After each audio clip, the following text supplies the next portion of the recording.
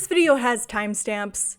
Please use them. This video is for you. Whether your main association with the show is the "could I be the green ninja" meme, or whether you regularly forget that that's most people's main association with the show. Wherever you're at, I promise you, this will be interesting. Because this isn't just a story about female characters in a male-oriented show. This isn't just my personal gripes about certain characters' hairpieces. This is a cautionary tale. It's a story about how the best of intentions can turn unseemingly sour. This is a story about how wanting to do better and trying to do better are two very separate things. This is a story about very many women, but mainly, this is the story of the girl ninja.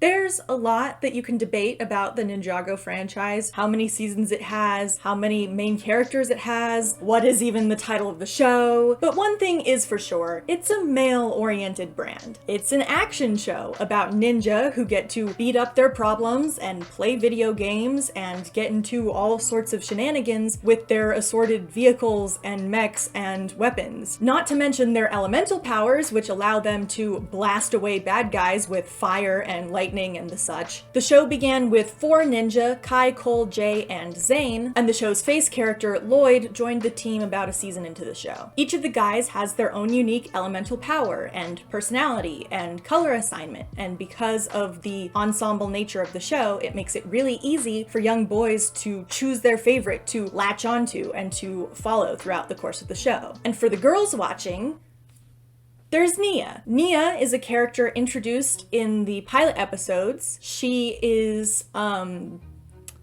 Kai's sister and a love interest for Jay. That is the most accurate description I can give you of her in those opening episodes. She sticks around, she does a lot, but she only officially joins the team about 5 seasons in. Of course, she's not the only female character. There's my favorite character who gets introduced as a love interest and then disappears for 4 seasons.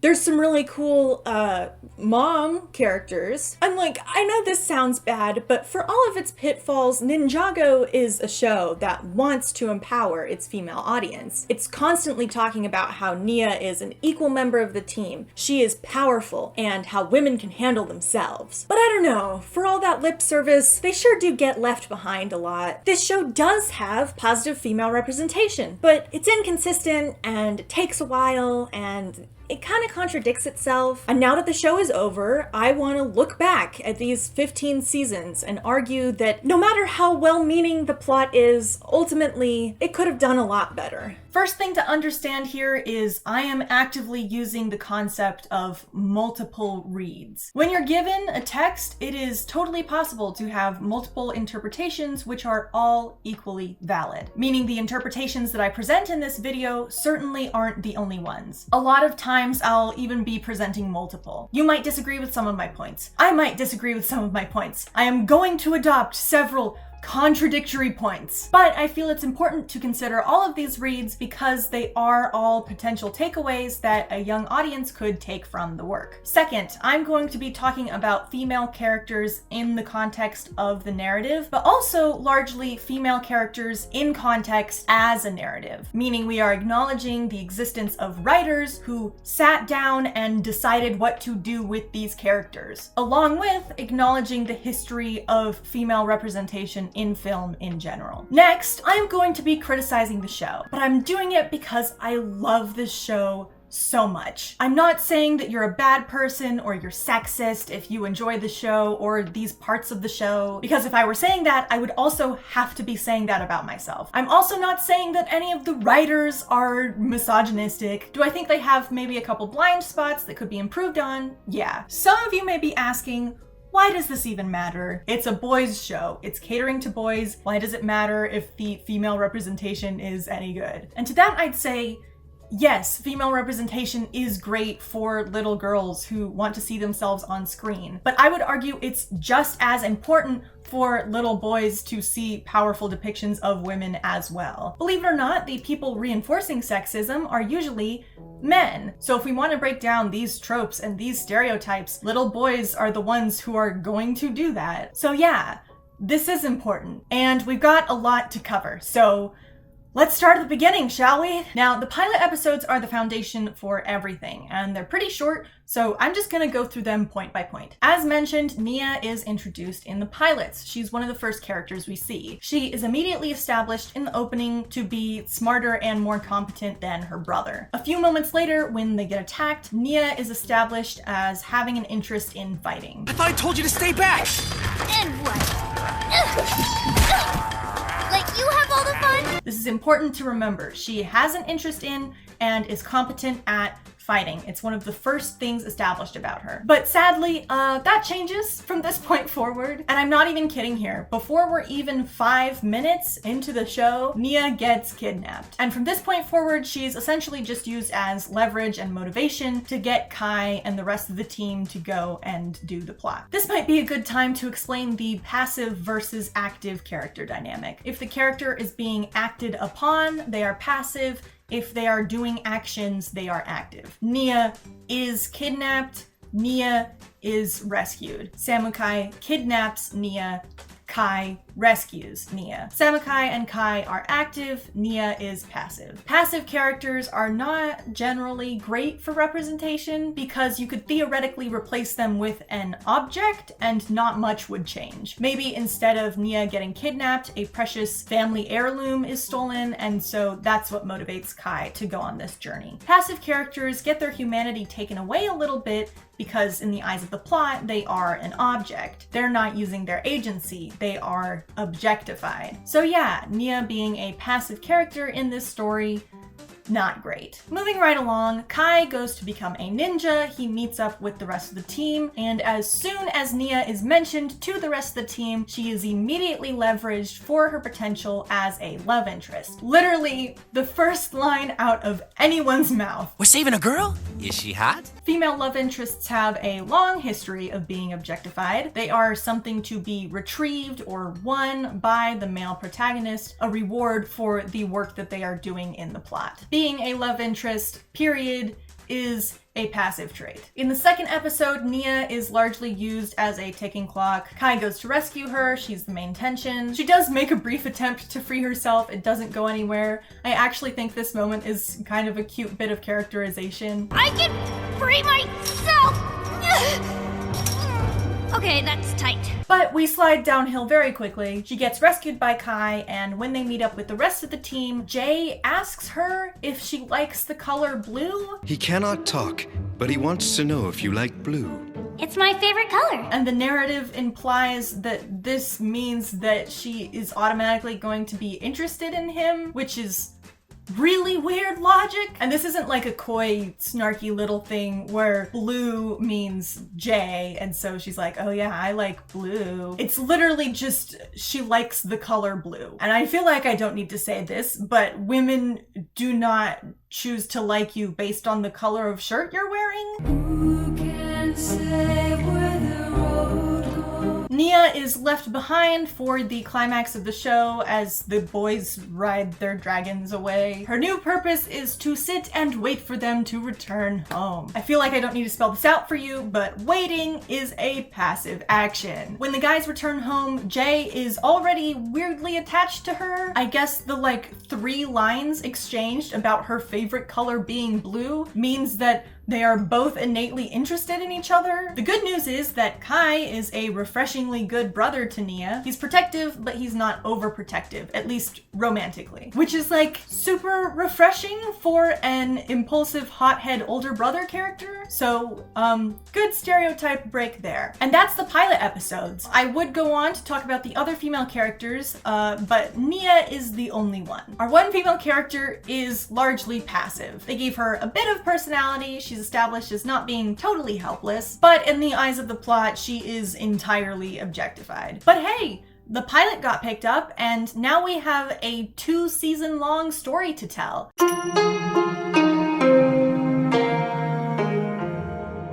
the writers caught on to how dirty they did Nia in the pilot episodes, so Season 1 shows great improvement. She keeps that initial interest in fighting and longs to be on an equal level as the rest of the team, which Sensei assures her she will in the first episode. When am I gonna get my own dragon? Patience, Nia. But she says screw that and makes Samurai X an alter ego identity that she builds herself in order to participate on the team. Wu never actually delivers on the whole your time will come thing, at least not in this 2-season run. So what was up with that? Your time will come. Nia wanted to be involved, and so she made herself a way to be involved. And while doing so, she actively outperforms her male counterparts. You want us to compete with the samurai? He's got all the cool gadgets. We don't stand a chance. Samurai X as a concept is awesome, but it's not without flaws. The narrative frames the Samurai X conflict as a sort of versus scenario. Who is better? Samurai X or the ninja, which maybe isn't the best approach to take. Additionally, Nia initially keeps her Samurai X identity a secret. Nobody knows that it's her underneath the mask. When they first encounter Samurai X, they largely use gender-neutral language. This huge mechanical robot who— Samurai. It was samurai. But it makes a hard switch to male pronouns in the following episode. Who is this guy? But when her identity is revealed to Kai, she insists that he still keep it a secret. Why? Why does she still need to keep it hidden? Why did she need to hide her face to begin with? If she's worried about people accepting her, the acceptance of Kai should break her out of that, right? This could be commentary on how women feel they need to change themselves in order to pass in male-dominated environments. Alternatively, though, this might just be perpetuating the idea that women need to change themselves in order to pass in male-dominated environments. Without clear commentary designating that this is something harmful, it might be doing harm itself. The inclusion of Nia in the narrative as a whole is definitely a step up this season. There's even a joke about it in the first episode. You can be our honorary member. Gee, thanks. But after that point, it sort of seems to lose all sense of self-awareness. Nia gets left behind a lot. She is literally left behind when the ninja find their own forms of transportation. She's not there for the pink ninja incident, and she's not included in episode 10 in one of the biggest missions of the whole show. After having episodes of establishing her credibility as a fighter, she is just not here. One of Nia's main roles this season is to give exposition, because I guess she's smart and she does research. Really, they just have exposition that needs to get said, and because it's implied Nia has free time, she is able to give it. It makes up a pretty good chunk of her dialogue, and it's not exactly character developing dialogue. Break it down for me, sis. Lloyd and a Serpentine have overtaken Darkley's boarding school for bad boys. The romance this season is handled pretty okay. Both Jay and Nia awkwardly, clumsily like each other. It's cute. When it's in the background, it's done well. But we do have one episode explicitly focusing on it, and I don't know, it gets a little shaky. The initial Jay asking out Nia is done fine. I have to go now before the perfume toxins enter my bloodstream and I go into shock. See you tonight! But afterwards, Jay immediately jumps into the idea that he needs to lie to Nia in order to impress her. In this episode, he is slowly turning into a snake, which he obviously wants to hide from Nia while they're on a date together. But before he even realizes this, he is actively preparing to lie to her. And of course, Nia's identity as Samurai X hasn't even been revealed yet, so all through their first date, they're just lying to each other. They're not really making any meaningful connections, and by the end of the episode, after everything has gone crazy, they eventually come clean to each other. And yeah, them lying is obviously bad, but that's kind of also the moral of the episode. It's important to be yourself. Yeah, that's cute. But on the other hand, it's also sort of starting their relationship off on a lie, and that doesn't feel great. But also this season, we have more than one female character. Our second most prominent one is Edna, Jay's mother. She has a very sweet and supportive relationship with her husband, Ed. I'm all down with that, but most of her dialogue is there to reinforce the inevitable relationship between Jay and Nia. I can see why you like her. And that feels less great. Other than Edna, we have this old tea woman who sells magic teas. She is not yet named. She plays a very minor role. But other than that, There's no one else. In this season, it definitely felt like the default for every character was male. They introduce an entire new race of people. The Serpentine are serpent people who are also antagonists for this season, and female Serpentine just don't seem to exist. With all this being said, it should not surprise you that this entire season does not pass the Bechdel test. For those of you who don't know, the Bechdel test asks if in your piece of work there are at least 2 female characters who talk to each other about something other than a guy. And this season barely even has any scenes with 2 women in it, period. There are 3 female characters, and if they interact, they are talking about guys. Actually, there is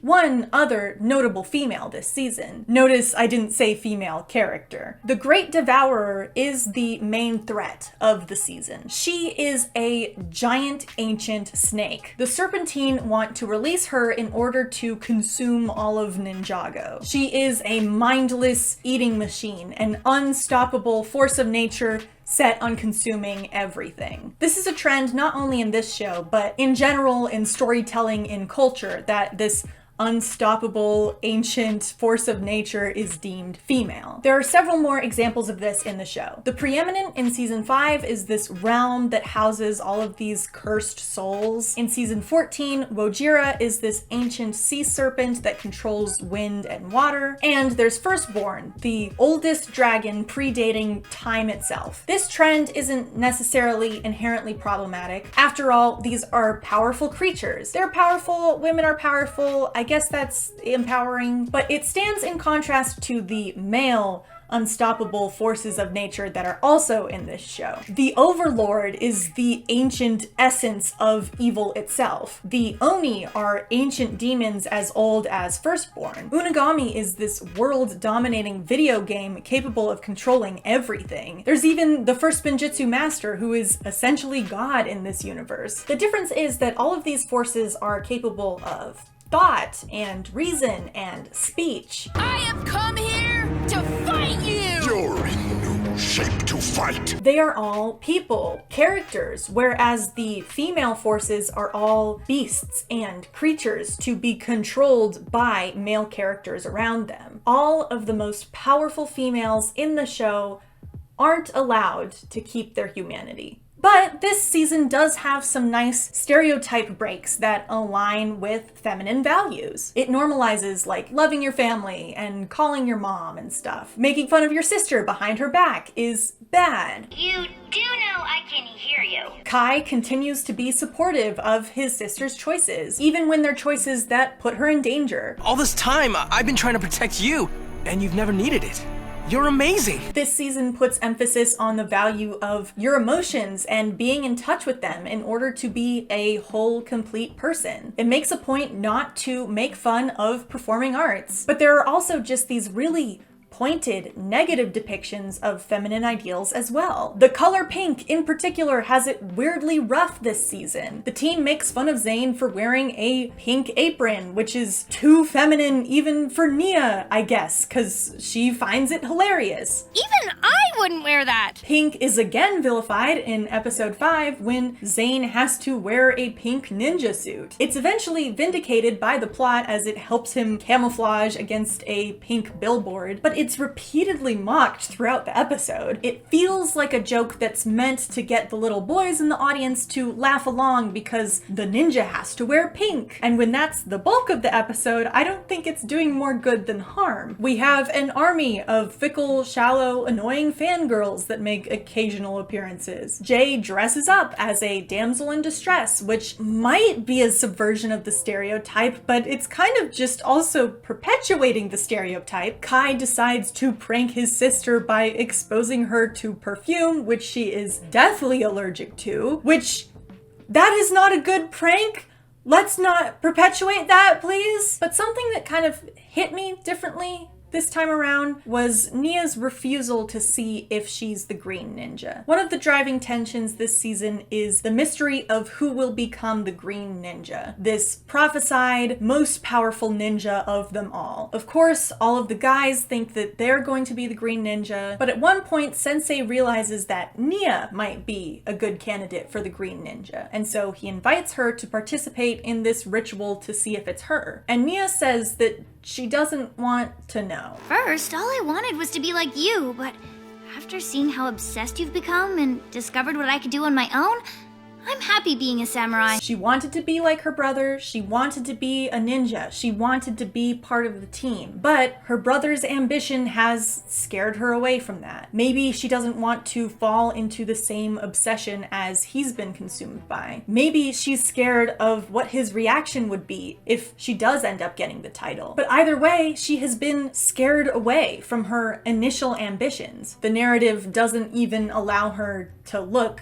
to see if she could be a ninja. And you know what? Maybe this is justified this season. Nia has created her own way onto the team. Maybe she's justified in feeling like an equal part and member of the team, but sadly, it doesn't last long.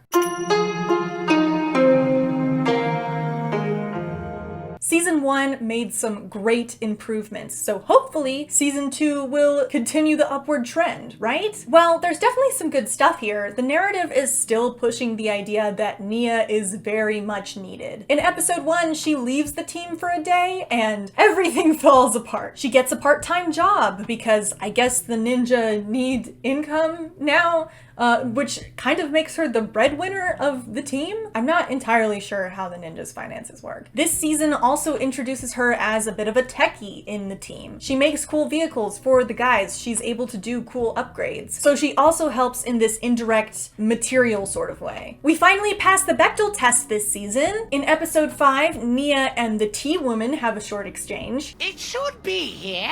It's gone? Just misplaced. Clearly, groundbreaking feminist cinema. And the show doubles down on Nia's knack for fighting when they explore an alternate timeline. In the scenario in which Nia doesn't get kidnapped, she has much greater ambitions to become a ninja than her brother does. If you want to become a ninja, fine by me. But sadly, Nia is largely overlooked this season, especially in her role as Samurai X. Throughout season 2, the intro sequence gets changed to reflect the changes in Lloyd, our main character. He is the little kid who ended up being the Green Ninja. And as I was watching, I was wondering why they didn't update it to also show Nia as Samurai X, because that's her new role in the team. But that quickly became clear. Samurai X kind of doesn't exist this season. In episode 2, it's the punchline to the title of the episode. Who wins between pirates and ninja? It's samurai! Nia barges in last minute and ends the conflict, which kind of raises the question, where was she in the first place? Nia has a habit of leaving the narrative for no good reason in general. As mentioned in episode 1, she leaves to go on a trip. In Ninja Ball Run, it's a joke that everybody under the sun is entering this race, Ninja Ball Run, which begs the question, why didn't Nia enter? Couldn't she have raced with her mech, seeing as there aren't really any vehicle restrictions? But no, she just makes the vehicles that the boys use. It also seems like this season that Samurai X acting as a solo mission is off the table. There are several times in the season where Nia bursts into the room like, guys, we have a problem. Somebody needs to go help these people. Situations which last season she probably would have just handled herself. But during these missions, she deploys the guys and doesn't even tag along. In episode 6, when they're gearing up for what they think is the final battle, Nia doesn't even show up in her Samurai X mech. Why? That makes no sense. She stays behind when the boys go time traveling. And for the second half of the season, dubbed the Dark Island episodes, I guess Nia just didn't bring her mech to the island. Throughout all these episodes, she is in full builder mode. She's just making stuff for the boys to use. And at the end of episode 11, Nia once again gets kidnapped. And she is out of the picture for the climax of the show. She is forcibly turned evil by the villain, and so has no agency for the rest of the season. That is no longer Nia. What did he do to my sister? She has once again been reduced to a passive character being used only as leverage for the male cast. We are exactly where we started in the pilot episodes. She doesn't even get a line of dialogue after she's unevilized. It seems like the writers thought that they got a good enough handle on her character last season, and so they got comfortable and they slipped back into these misogynistic stereotypes. But you know what? That's just Nia. We have new female characters this season. We have Patty Keys. She is a real estate agent who shows up in the first episode. There's Gail Gossip, a news reporter and similarly driven woman in the workforce with a slightly more misogynistic name. Us girls do be gossiping. And lastly, there's Misako, the mother of the main character of the show, Lloyd. First off, it is kind of strange that she isn't mentioned until now, especially considering how Lloyd's dad is established in the very first episode. I thought we were gonna face Lord Garmadon.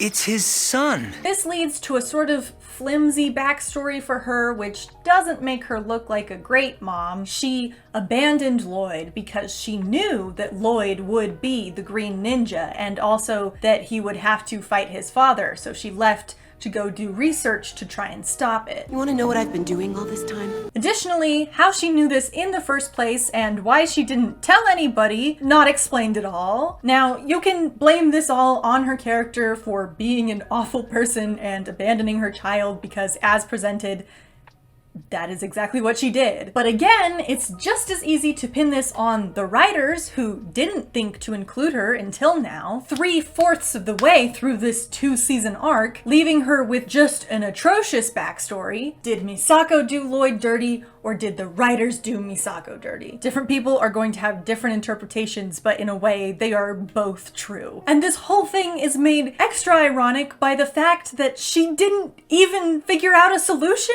Her entire lifetime of research has yielded 0 results on how to prevent this battle. She abandoned her child for nothing. Misako's backstory of having a lifetime of research also lends her to the role of exposition giver, which was previously held by Nia. It's just as loose a characterization here as it was for Nia, and I think ultimately it's the reason why they had to shift Nia into being the tech girl. Making vehicles is her new passive way to contribute to the team. On top of all of this, Misako is at the center of her own love triangle featuring her husband Garmadon and his brother Sensei Wu. Not only is this kind of sexist, but it's also poorly written and extremely uncomfortable. She is actively harboring feelings for Wu, which she occasionally expresses in front of her child. What is happening? They make some very limp attempts to try and establish that she can take care of herself by she slides down this thing, so independent! In fairness, when Misako isn't thinking about Wu, her relationship with Lloyd grows to be quite sweet, and there are some moments that I really do like. And unlike Nia, Misako does participate in the climax a little bit, but again, it's only really giving exposition, so And on top of all of this, we are still perpetuating stereotypes this season. There's this really awkward, melon visual gag. What are we doing? There's this one-off naggy mom character. Grandma crosses the street slow. Another appearance of screamy fangirls. Moms are annoying. Yes! Mom! They established that Nia getting kidnapped is essential to the fabric of the universe, which is just funny. The only way to save our future, we have to kidnap Nia. Cole calls Nia sweetheart. Not so fast, sweetheart! Come on, dude. And last but not least, girls go crazy for bad boys and also like being sexually assaulted by them? Cody! Yeah, that person, that's not Jay. And that kiss was unprompted. How do you mess up this bad? What kind of writers? Male writers would be the kind to do that. And you know what? Let's take a step back. Let's step out of the narrative Let's look at our writing team. Now, Ninjago is technically 2 separate shows, so I'll be breaking the stats in half. Looking at all the writing credits for the first half of the show, which lasts until season 10, there are a total of 30 writing credits, one of which is a woman. She contributed to 16 episodes out of the 100 total, and only joined the crew in Season 8. So, just keep in mind, for the first 7 seasons of this show, there was exactly 0 female input in the writer's room. That does make sense given what we've seen so far. The second installment of the show, spanning the last 5 seasons, has 14 writing credits, 4 of those being women. However, they only have a combined 14 writing credits over the 112 episode run. Let's look at the director breakdown. Maybe that's better. The original run has 14 credited directors, one of those being female. She worked on 17 episodes of the, again, 100 episode total, and those are scattered across the run of the show. So let's just look at the second half of the show and 0 female directors. I think it's fair to say at this point that these stories are being created by men. For the first 7 seasons, there isn't even a debate to be had. There were only men in the writer's room. And there's nothing inherently wrong with male writers. These ones certainly seem like they want to do justice by their female characters, at least a little bit, but they just aren't equipped to. They try and put overt feminist stuff on the surface of the show, but they end up with this sexist subtext underneath because they're relying on these decades-old tropes. And as much as the dialogue might want to empower these women, But I can look after myself! they're utilizing plot structures that trap them in passive roles and cannot empower them in terms of the story. Season 2 was originally supposed to be the end of the show. This might have been where the legacy of these characters ended, but it's not. Surely, given yet another shot, they can nail it this time, right? Right? Before we get into this season, I'd just like to read you verbatim 2 notes that I wrote down while watching this season. The first one says, Cryptor, he flirty. And then the second one, and the only note that I wrote down for all of episode 7, is there are no women in space. So they go to space this season, by the way. This season is a lot. It's an absolute mess. But I would like to start with our new primary female character for the season, Pixel. Pixel is by far my favorite character in the whole show. Do you like my makeup that I did for this episode? Pixel is a robotic assistant character introduced pretty transparently to be a love interest for Zane, who, if you don't know, is also a robot. She starts out essentially without free will and also under the control of the Overlord, who's the big bad for the season, so her agency is limited in a couple of ways. Eventually, she's reprogrammed or deprogrammed not to be evil by the Technoblades, which are these hacking weapons that they have this season. It doesn't seem to give her emotions, but it does give her a level of free will. This is just one of my primary functions. Gratitude is not required. Like, at first, she's unequivocally unable to return Zane's affections, but by the end of the same episode, they're like giving heartfelt goodbyes as she powers off, so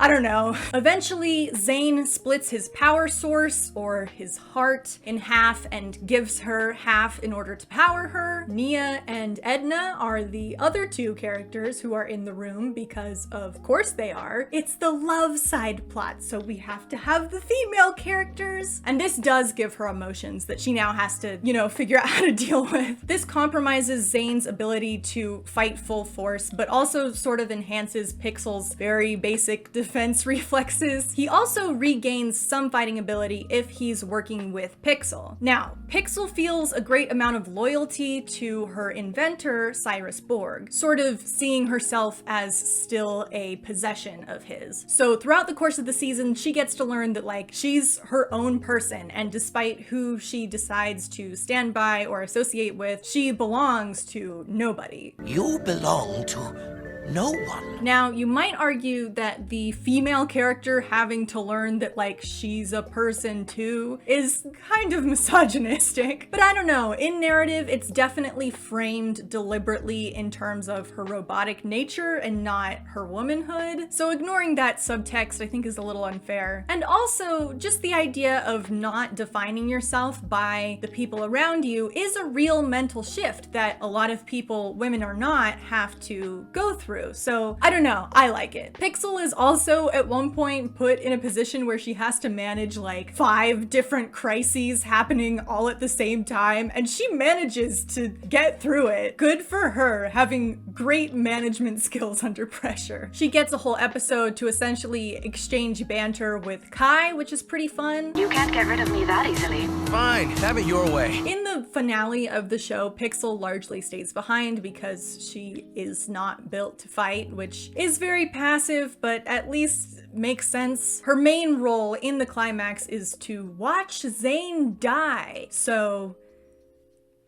progressive. Which, let's talk about her relationship with Zane. The first time we see Pixel, Zane is completely entranced by her. Very original, I know. Of course, there is an alternate read where Zane is entranced by her because she's a robot, like him. But you know, the romance subtext is pretty heavy. Zane has an admirer. After their first meeting, Zane is willing to defend Pixel even when he knows that she is unable to return his feelings. I don't feel so different around you. I am not different. He gets pretty defensive of her, which is kind of cliched, but also kind of cute depending on who you are. I don't know, I always liked this line. We barely fixed you up the last time you fought them. You didn't fix me. She did. But ultimately, Zane's passion for Pixel comes off a little bit weird because in order to make Zane feel like he cares a lot about Pixel, they kind of make it seem like nobody else cares about Pixel at all. The only person who cares about this new character is the person who's romantically interested in them. And generally speaking, that's a sign that you've created a character that's only defined by their romantic relationship. Analyzing their relationship in a vacuum is kind of hard because it's mirrored by Pixel's progression in realizing that she is her own person, deserving of free will and emotions and love. There's also this line that comes up repeatedly throughout the season about them being compatible. We are compatible? Yes. And outside of being just insanely cute, these guys, I love these guys so much. It's also a way to acknowledge that Pixel has another person who understands her and sees her completely as a person. Their relationship is also pretty explicitly asexual. The most they do this season is hold hands. And if you squint, like a lot, their relationship doesn't even necessarily have to be romantic. The rest of the world around them, along with the narrative itself, definitely interprets it as romantic. Very quickly, by the way, I might add. Oh, robot love. But if you ignore all that, the explicit dialogue between them has no mention of romantic feeling. At the end of the season, Zane dies in a final battle with the Overlord, and the show has a funeral scene. Pixel isn't there, implying that she's too grief-stricken to attend, but this is mainly so that she can be in the building when Zane rebuilds himself. The season ends with Pixel realizing what's going on and running off to go and find him. His rebuilt form remains implied off-screen, and we once again hear the compatibility line. Are we compatible now? This is a pretty passive action on Pixel's part, but the story takes her perspective as being the most important one, and that's nice. And the sequence is just, it's so good. I love it so much. When I was doing this watch through, I like stopped and went back and rewatched it multiple times. So yeah, on the one hand, this is a pretty progressive relationship that's focused on human understanding rather than any sort of sexual attraction. And on the other hand, Zane instantly falls in love with her, gives her half his heart, and Pixel is there to have him worry about her and watch him die at the end of the season. So mixed bag. I'd say she's for sure better than Nia's starting point in the pilots, but you know, that isn't a particularly high bar to clear. Actually, on that note, what's Nia up to this season?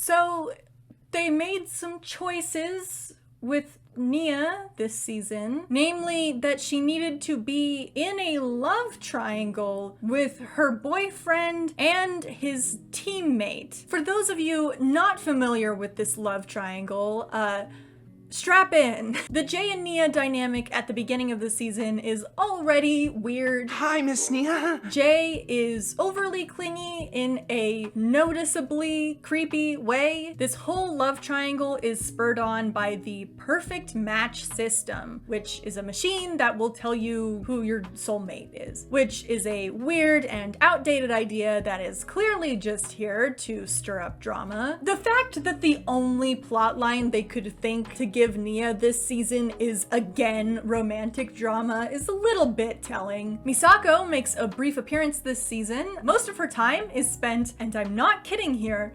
bonding with Nia over being in a love triangle. 2 boys, 1 heart? Am I that obvious? And also, they seem incapable of giving Nia tangible opinions on her current predicament. Nia has no justification for liking Cole aside from Cole's not Jay. Cole's not Jay. Which just kind of proves that the writers themselves don't even know why this drama is happening. If they actually cared about Nia as a character, they would have her actually describing meaningful things about each of these guys. And this keeps up in future seasons, where the distinction that the writers latch onto is that Jay is the funny one and Cole is serious. Characterizing Jay as funny is fair, if not a little one-dimensional, but calling Cole the serious one is just not true. Everything's so serious with him, you know what I mean? Both of these guys have actual pros and cons to latch onto. Jay is funny, and yes, women often say that they like funny men, but a lot of that is going to depend on if your senses of humor are compatible. Do you like corny humor, dark humor, sarcastic humor, self-deprecating humor? All of this is going to make a difference. Jay is also very open about his thoughts and emotions. This guy is an open book. You always know what's on his mind, which might be a relief for some people, or it might be emotionally burdening for others. Jay has a very fragile ego, which can get annoying. Jay is also a dork, and though that might sound like a con, if you yourself are a dork, that's gonna be a comforting quality. Cole is definitely a little bit cooler. He has a sense of self-awareness that Jay lacks, and yes, an increased sense of maturity, but maturity and seriousness are not the same thing. Cole is still able to goof off and get hyperfixated, but you know, he also knows when to shut up. He's pretty solid in high-pressure situations. He's flexible, as opposed to Jay, who is a mess, but he also has a habit of suppressing emotions that might make him vulnerable. Also, he can be a bit judgy in his humor, especially towards Jay. Jay, how did you ever become a ninja? Seriously. There, look at that. I put more thought into the logic of this love triangle in 2 minutes than the writers did this entire season. The starting point for this love triangle doesn't make any sense, but the execution across the board is just so clunky. At first, only Nia knows about the perfect match results, and so she starts exploring Cole as a possibility. She starts flirting with Cole a little bit, and instead of being like put off or confused or even just oblivious, Cole instead flirts back. Why? He seems to realize that what he's doing on one level or another is wrong. Don't tell Jay. He has never expressed interest in Nia before. He doesn't know about the perfect match results. Why is this happening?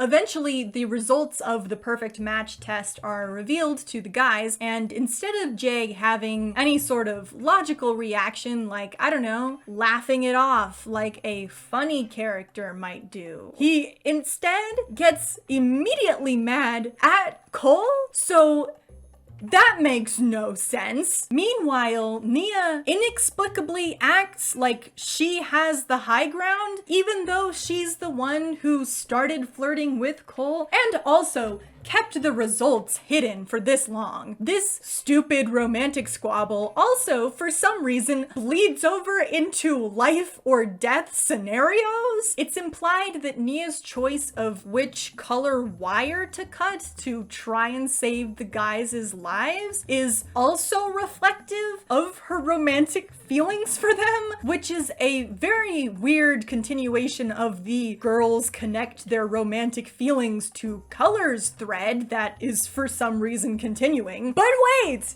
It gets weirder. Obviously, the next step is to go on a double date with both of the guys in order to decide between them. It wasn't my idea to go on a double date to decide between you. In theory, Nia deciding that she's unfulfilled in her current relationship and deciding to leave it is a perfectly fine and even empowering plotline. But the execution botches everything. It's not framed as a personal decision that Nia has to make, it's framed as a competition between the two guys, in which Nia will eventually have to choose between them. It escalates to the point of not even having anything to do with Nia anymore. It's just a rivalry between these two guys. And Nia, after seeing and enduring how immature everybody is acting in this scenario, including her, she does not drop them. Instead, she tries to string them both along, despite, at this point, not really seeming interested in either of them. She refuses to either choose one of them or let them go. And the worst part is the narrative doesn't really frame it as toxic. It's played for drama and it's played for laughs, and it's framed as Nia being like an epic girl boss. Like all boys, you can be reprogrammed. And that doesn't make any sense, especially when this plotline should end with everybody involved refusing to engage with everybody else involved because everybody's been a horrible person through this whole process. And the most idiotic thing is that this is all kind of pointless. The writers want Nia to end up with Jay. That has always been the plan, and that will always be the plan. This is just pointless drama that they threw in so they could have conflict. Well, congratulations, you did it. And you ruined the relationship you were trying to make interesting. This season is also really trying hard to empower Nia. When you get on the perfect match machine, it gives you a brief little summary about yourself. The defining characteristics it gives Nia is that she is independent, confident, and does not want to be in a boys' club. That last point really rubs me the wrong way. Refuses to be in a boys' club. The very essence of Nia's character is now defined as not wanting to do something, despite, again, that not really fitting her past characterization at all. As we have talked about before, Nia, from the very beginning, has wanted to be included, and she is still working with the boys. The narrative continues to insist that Nia, as Samurai X, is a equal role that is separate from the boys' club. Just like in season 2, when you separate Nia from the rest of the group, even in a supposedly equal role, it becomes really easy to leave her behind. Yes, Samurai X does a lot of really cool stuff, but it's mostly in the B or C or D plots. Rarely does she get to come along on big missions anymore. And I can prove that this is how the writers are thinking because one of the writers literally tweeted about how they wouldn't consider a non-ninja character worthy of significant focus. The ninja label is a real status changer in this show, and this season doesn't really make up that deficit very well. She's given her own secret cave to have her own mechs and weapons because she's an independent person with a life and secrets, so... Secret cave? I thought we knew everything about each other. Well, a girl's gotta have her secrets.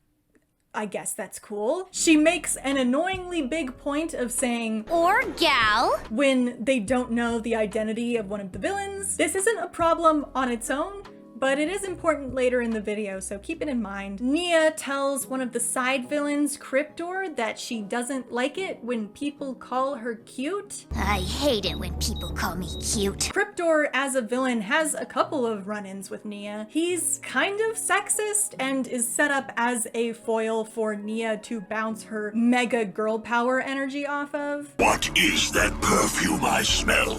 Fear? Actually, it's called Damsel in Distress, but I don't think it suits me. It's all very over the top and cringy and poorly written and yeah. A lot of Nia's role this season, outside of dealing with the love triangle, is spent with Pixel kind of sharing the role of the technology guru. As the guys are off on adventures and goofing off, the girls are at the hub. They're the smart, responsible ones who are getting stuff done. And in theory, this is a good thing. You're defining women as being smart and responsible and mature. But it also has this adverse side effect of not letting them do any of the fun stuff and forcing them into exposition roles, which, as we've covered in the past, isn't especially fulfilling. But despite all of this lean-in, super girl power stuff, Nia is still almost immediately knocked out in the final battle and then used as a sympathy leverage point for the guys. Even after she gets back up, she doesn't really help in the final push. Nia goes back to hang out with Pixel. Her abilities in the climax are put on par with a droid who we've established cannot fight. We cannot seem to break away from leaving this girl out of the finale. This season, Nia is empowered in the worst ways possible. The dialogue tries to make her strong by constantly asserting that she is, which, aside from getting annoying, also isn't backed up a ton by the actions. The narrative tries to make her stronger by refusing to acknowledge any of her mistakes, because mistakes make you weak. But she does make mistakes this season, so it just kind of makes her look like a hypocrite. And the character dynamics want to make her stronger by insisting she doesn't need a romantic relationship. But this doesn't really work because she's both the one who initiates the love triangle and also already in a relationship with one of them. The show leaned into the whole I don't need no man stereotype, which, while better than the damsel stereotype, is still a stereotype. Damsels need a man to save them. Girl bosses don't need a man to save them. Both of these definitions define women in reference to men. Nia doesn't want to be in a boys' club. Cool. What does she want then? Now, it's not all bad. They actually address a gripe I had from past seasons. You remember how I was saying that there aren't any female Serpentine? Well, they fixed that this season. There's at least one now. This season, the Serpentine as a whole are like getting redeemed. And so to help in this process, they give one of the main Serpentine scales a family, including a son and this abomination of a wife. What is this? What was the thought process here? Was it literally just, oh, we need a female snake, let's make it pink? And this raises questions because, like, are all female Serpentine pink? If so, is she the only female Serpentine? Because we never see another pink one. Could you not get any more obvious and lazy? Why not give her hair? Have her carry around a purse? After all, women do be shopping. Why? I hate this. All right, season 4, let's just jump into our new female character for the season. Her name is Skylar, and the first thing we know about Skylar is that Kai has fallen in love with her. Woo, haven't seen that one before. And I think it's time that we address this because it has become a pattern. Every relationship in this show starts with the guy seeing the girl and instantly falling in love. It happened with Jay, it happened with Zane, it's happening with Kai, and it's gonna happen in the future. You know, the romance genre has a lot of variety to it. You've got girl likes guy, enemies to lovers, flirty rivals, friends to lovers, forbidden love, mutual pining, cosmic soulmates, a complex love square in which you're in love with your classmate, but he's in love with your secret superhero identity, all the while insisting that you're only friends. She's just a friend. There's a variety to be had, but these writers have only ever chosen to use the one romantic plotline that's solely focused on the male perspective. I wonder why that might be. Anyway, later in that first episode, Kai has like a defending her honor moment, which the narrative even acknowledges is a bad idea. Kai started this.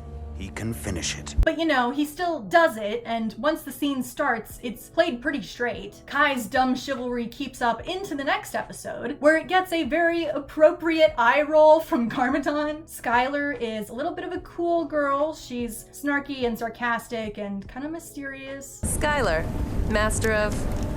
wouldn't you like to know? She makes for a pretty meaningful ally to the ninja as she helps them out in the first couple episodes, but it's eventually revealed that she's actually the daughter of the main villain of the season and has been secretly helping him this whole time. When this information is revealed to the rest of the team, it's sort of framed as like I had to because he was my dad. I didn't realize that I couldn't until I met you guys because you guys are awesome. And by you guys, I mean Kai, because Kai's the one she's been spending time with, and it's immediately followed by a confirmation that, yes, she does have feelings for him, because of course. This also results in her getting kidnapped by her own father so she can be used as leverage, so that's great. Skylar does get the chance to like fully rebel against her father on her own, which is really nice. But ultimately, she's still being used as a point of tension so that the rest of the ninja can come and save her. We'll find her. The good news is that her story ends quite nicely. Her and Kai's relationship ends pretty open-ended, with them almost kissing, but not quite, leaving both of them kind of liking each other with room to grow in future seasons. Additionally, despite her father being like a mega super secret crime boss, he also ran a very successful chain of noodle houses essentially for cover. But she decides at the end of the season that it's her calling to continue the food empire. Don't worry, no more underground crime, just noodles. She is a very chill and successful businesswoman, and she runs the place until the end of the show. I think that's pretty cool. Overall, despite her being yet another love interest and kind of falling into being plot leverage at the end, she has a real level of independence and personality about her. And most importantly, they stuck the landing. Congrats, writers, you made a pretty okay female character. Yay! So, how about our other female characters this season? Well, when we first see Nia, she is handling Zane's death from the previous season pretty well, which is either a testament to how well this character handles grief or a sign that the writers forgot to think about how the grief might affect her. Take your pick. She has a pretty fun B-plot where she's tracking down and then covertly trying to help the ninja. This is mainly devoid of any romance shenanigans, so that's nice. She feels well utilized as a strong side character, even if she's not on the team this season. I mean, she even gets a pretty big solo fight with the secondary villain of the season, so that's pretty cool. And they actually fixed the love triangle. That's a lie. They tried to fix the love triangle. They tried to fix 2 points of the love triangle. Both of the guys are at each other's throats for the first few episodes before it culminating in a big fight between the two in which they realize that friendship is more important than any girl. I was more upset about losing you. Aww. And they stop fighting, and Cole even ends up sacrificing himself for Jay. And that's really cool. I like that. I like strong male friendships, but the writers seem to think that this means that all of the drama and fallout from the love triangle has been settled, despite it not having anything to do with Nia. And what's this about me and Jay still fighting over Nia? That's old news. Nia never gets to talk to Cole about her feelings or vice versa, and Jay and Nia never talk about the events of the love triangle or how it might affect their dynamic going forward. The whole situation from this point forward is kind of just treated like it was a standard breakup. But you know what? That's not all. They decided to expand on the other love triangle. So, turns out Wu wrote a letter to Misako, which he, for some reason, neglected to sign. And so Garmadon decided to sign it himself and send it as if it was his love letter. And it's implied that this is the main reason that Misako decided to marry Garmadon over Wu. Which, like, let's just break this down because there's levels of misogyny here. First off, there's obviously the assumption that women are easily manipulated. Second, there's the idea that Misako would choose her husband based on writing ability, which on top of being just ridiculous, also implies that Misako isn't smart enough to think for herself and judge these guys based on, like, you know, their qualities and their actions. And then third, there's the implication that she now doesn't love her husband in any sort of thing resembling reality. This shouldn't have been a big deal. It might have been if they found out, like, at the time when it happened, but now this should be the sort of thing that they all just kind of laugh off together. At the end of the day, I assume that the words that Wu wrote accurately reflected Garmadon's own feelings, or else he wouldn't have sent it. And while yes, plagiarism is bad and he should not have done that, it doesn't mean that his feelings were invalid. I don't think it should put their relationship into question at all. And the way the truth about the letter gets out, oh gosh. So the villain of the season hops on a video call with all of the people involved and drops the truth bomb. He then leaves after admitting that the only reason he showed up was to stir up drama. I actually only wanted to drop that delicious little bombshell. It's an open admission from the writers that they could not find a natural way to work this into the plot and that it's just here to stir up romantic drama. Okay. Let's get back to my favorite character. What's Pixel up to this season? Well, the first we hear of Pixel, Borg is saying that he hasn't talked to her in a while, since Zane's death. So a week, a month, it's a little unclear. But once we catch up to her, her story for the first couple episodes is actually, like, quite heart-wrenching. Zane and Pixel are being held hostage by the antagonists. Zane is newly rebuilt and his memories are a little out of whack, so Pixel has to essentially coach him through regaining his memory and trying to escape. Only when he makes it over to her cell to break out, it's revealed that she has been scrapped for parts. She exists only as computer code at this point. You're scrapped. I know, but I couldn't tell you. Not when you needed to get out of here. Sadly, this is where my journey ends. And the handhold and the screen touch. You guys!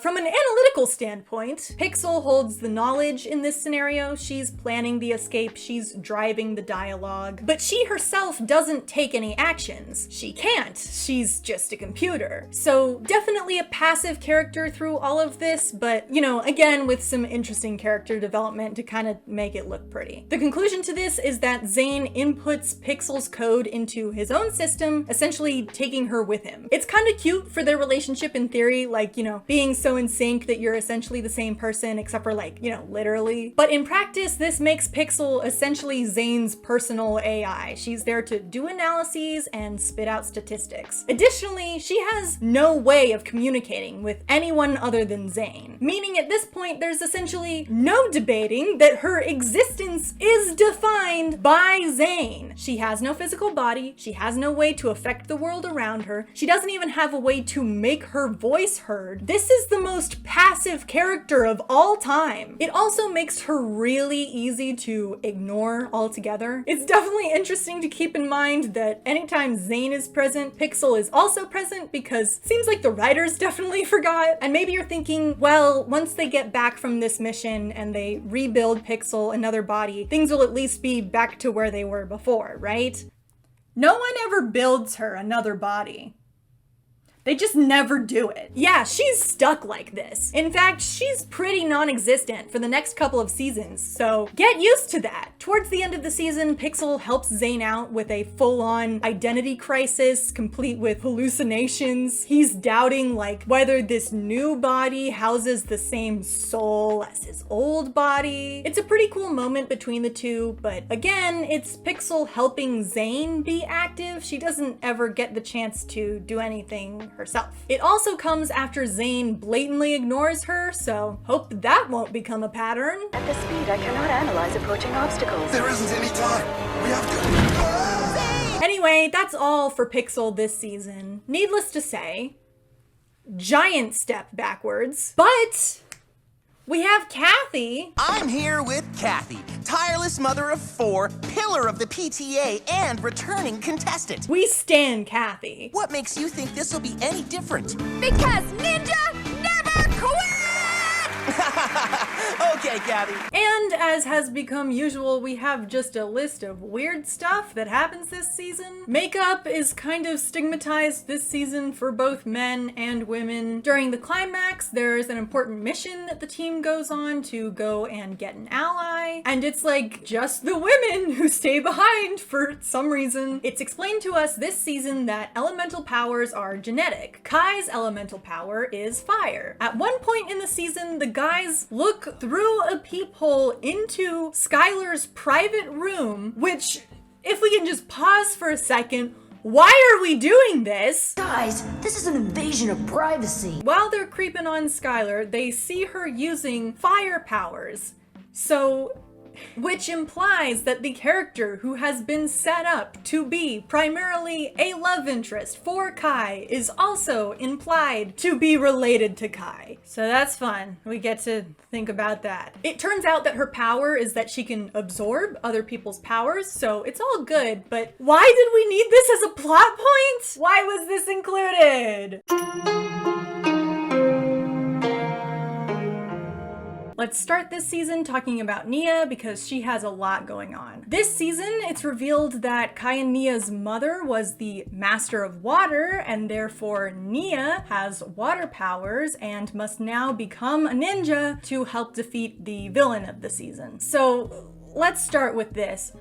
It's taken us 5 seasons to get to this point. It's been established since day 1 that Nia likes fighting. She wants to be on the team, she wants to be seen as an equal, and she's only now getting that chance 5 seasons into the show. The way this information is presented also implies that Sensei Wu knew that she was the water ninja this whole time and just never told her, which in narrative is pretty messed up of him not to tell her. On the other hand, this is obviously just a new addition from the writers who just thought up the idea of other elements existing last season. So like, maybe this is on the writers that they took this long to give Nia a legitimate shot. But regardless, the way Nia's progression plays out this season is a little weird. Nia has some initial resistance to the idea of elemental powers as she's never connected with them before, and she's already comfortable in her role as Samurai X. But Sensei assures her that the powers are in her and that her powers are necessary for defeating the villain of the season. Apparently, the only thing that can defeat ghosts is water. Nia quickly gets frustrated with her water training because she's not making any progress. Wu determines pretty quickly that Nia is having a hard time training because she's afraid of feeling weak and so is complacent about all of this. Nia sneaks off to try and go help as Samurai X despite knowing that they're going to be fighting ghosts and the only thing that can defeat ghosts is water. Surprise, her armor does nothing and she ends up subconsciously summoning rain to defeat the ghosts. After this, Nia has now embraced her water training despite us not really seeing any of her water training from this point forward. There's a new character, Ronin. He's sort of this morally gray wild card. He tells her that her problem is she just needs to stop caring so much. Don't try so hard.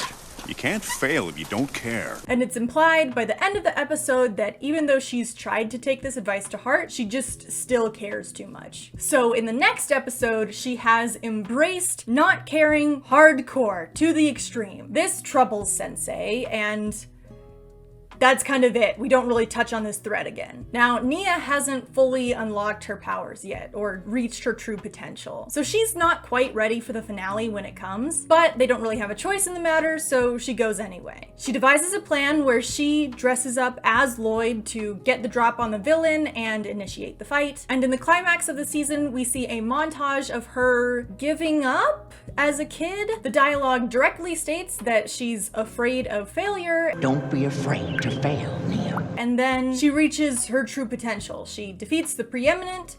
The end. So that's the arc for Nia this season, and there's a couple of ways people have read this. The first interpretation is that Nia is being given the chance to become a ninja, an equal with her male counterparts. So this plotline is inherently progressive. I think this interpretation is technically true, especially in the long term, but it ignores a lot of the stuff going on around it. The alternate read being that Nia is being forced out of her preferred position as samurai in favor of what the male authority figure wants her to do. That plotline is inherently about suppressing a female-made identity and so is problematic. The solution to this that I often see offered is that Nia should have integrated this new tool into her previous identity, becoming the water samurai. And to that, I would argue that the piece that Nia seems to have a problem with is the water part and not the ninja part. Everyone is waiting for me to discover I'm some sort of water ninja! And once she does unlock her powers, I'm not sure how useful her giant mech would be. I do agree that the overall move of forcing her into the water ninja position does feel a little scummy, but I'm not sure the water samurai is the perfect answer either. I'd say this is a fair reading, but not one that I personally adopt. Because for me, this arc isn't so much sexist or empowering as much as it's just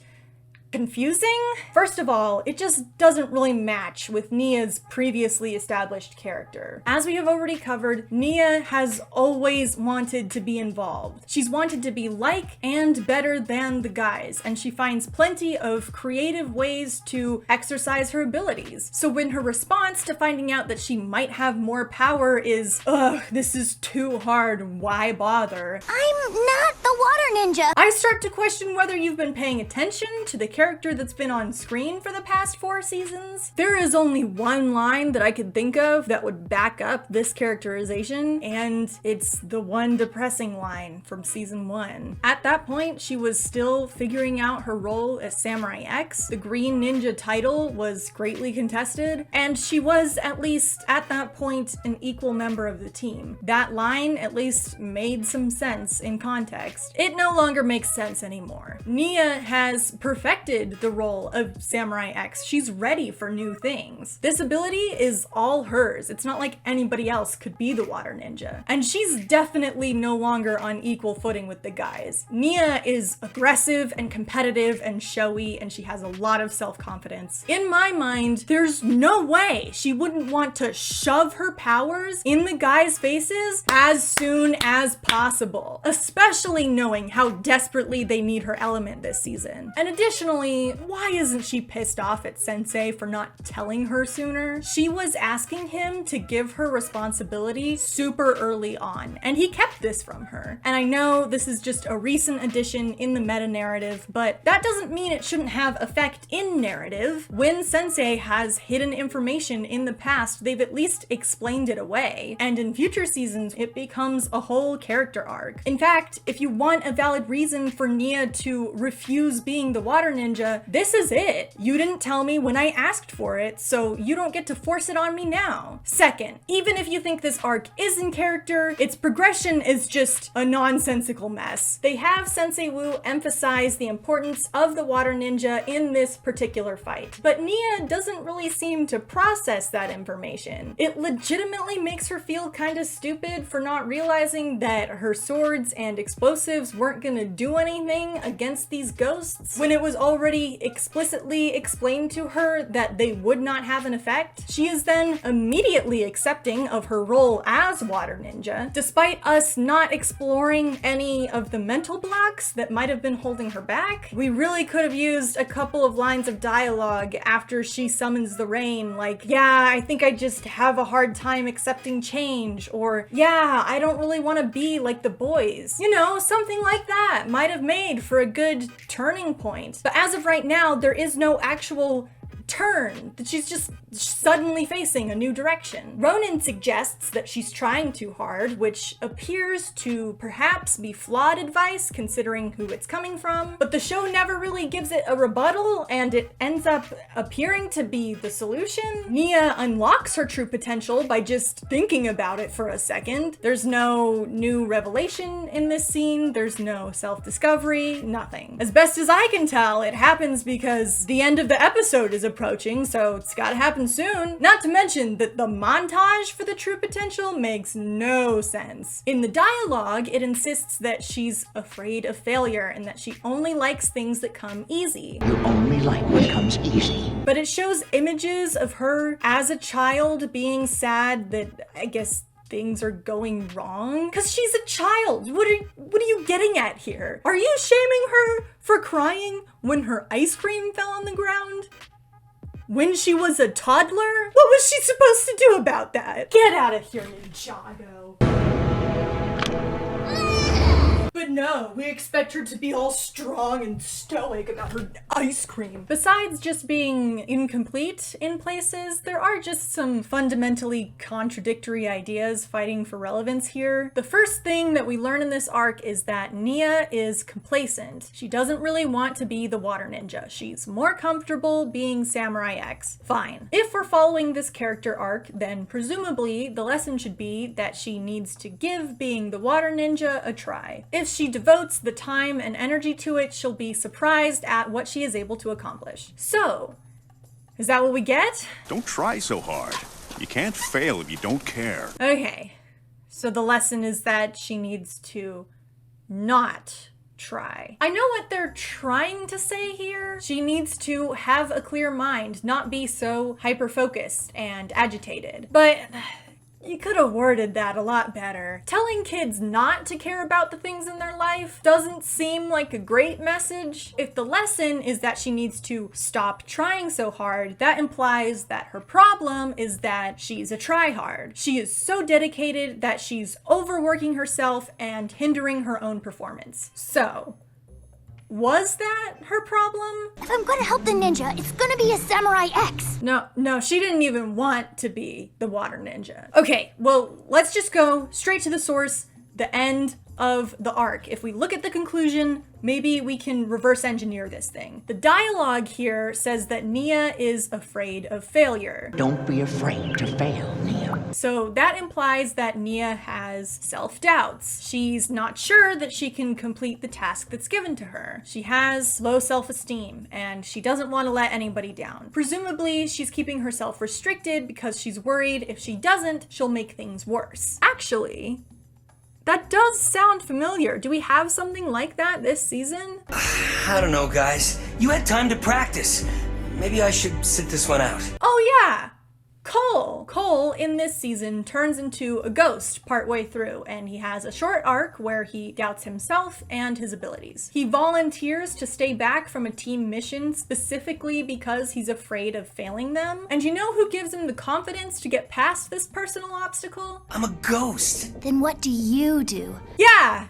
It's Nia. Nia at no point expresses any similar sentiments to Cole. Again, the main characterization of her arc is that she's being stubborn and complacent and kinda lazy. You essentially have 3 different character arcs all happening in bits and pieces. There's the complacency arc, the try-hard arc, and the fear of failure arc. And all of these have pieces that are very contradictory. And on top of all of this, the complacency arc, which is the most vocal one, especially in early episodes, leans into some troublesome stereotypes about women. If we are to assume that in this show the ninja title represents equality, as we've previously discussed, then Nia not wanting that title sort of implies that women don't want equality. Just for kicks, here's how I'd handle this arc. Go with the try-hard arc. It makes sense with Nia's previously established character that she would like having these new abilities and be excited excited to contribute more to the team and maybe finally show up the boys at their own game. And it also eliminates that sort of troubling side layer of forcing Nia to do something she doesn't want to do. So she wants to do it, but she's not making any progress. So she's trying harder and harder. And so Ronan's advice actually makes some level of sense here. Really lean into that missing the forest for the trees angle, or, you know, the ocean for the water drop. At the end of the season, have Nia be the one who gets the idea to drop the preeminent into the water, leaning into that whole, you know, big picture angle. It's not that hard. You just choose one thing that you want your character to learn, and then you have everything point back to that theme.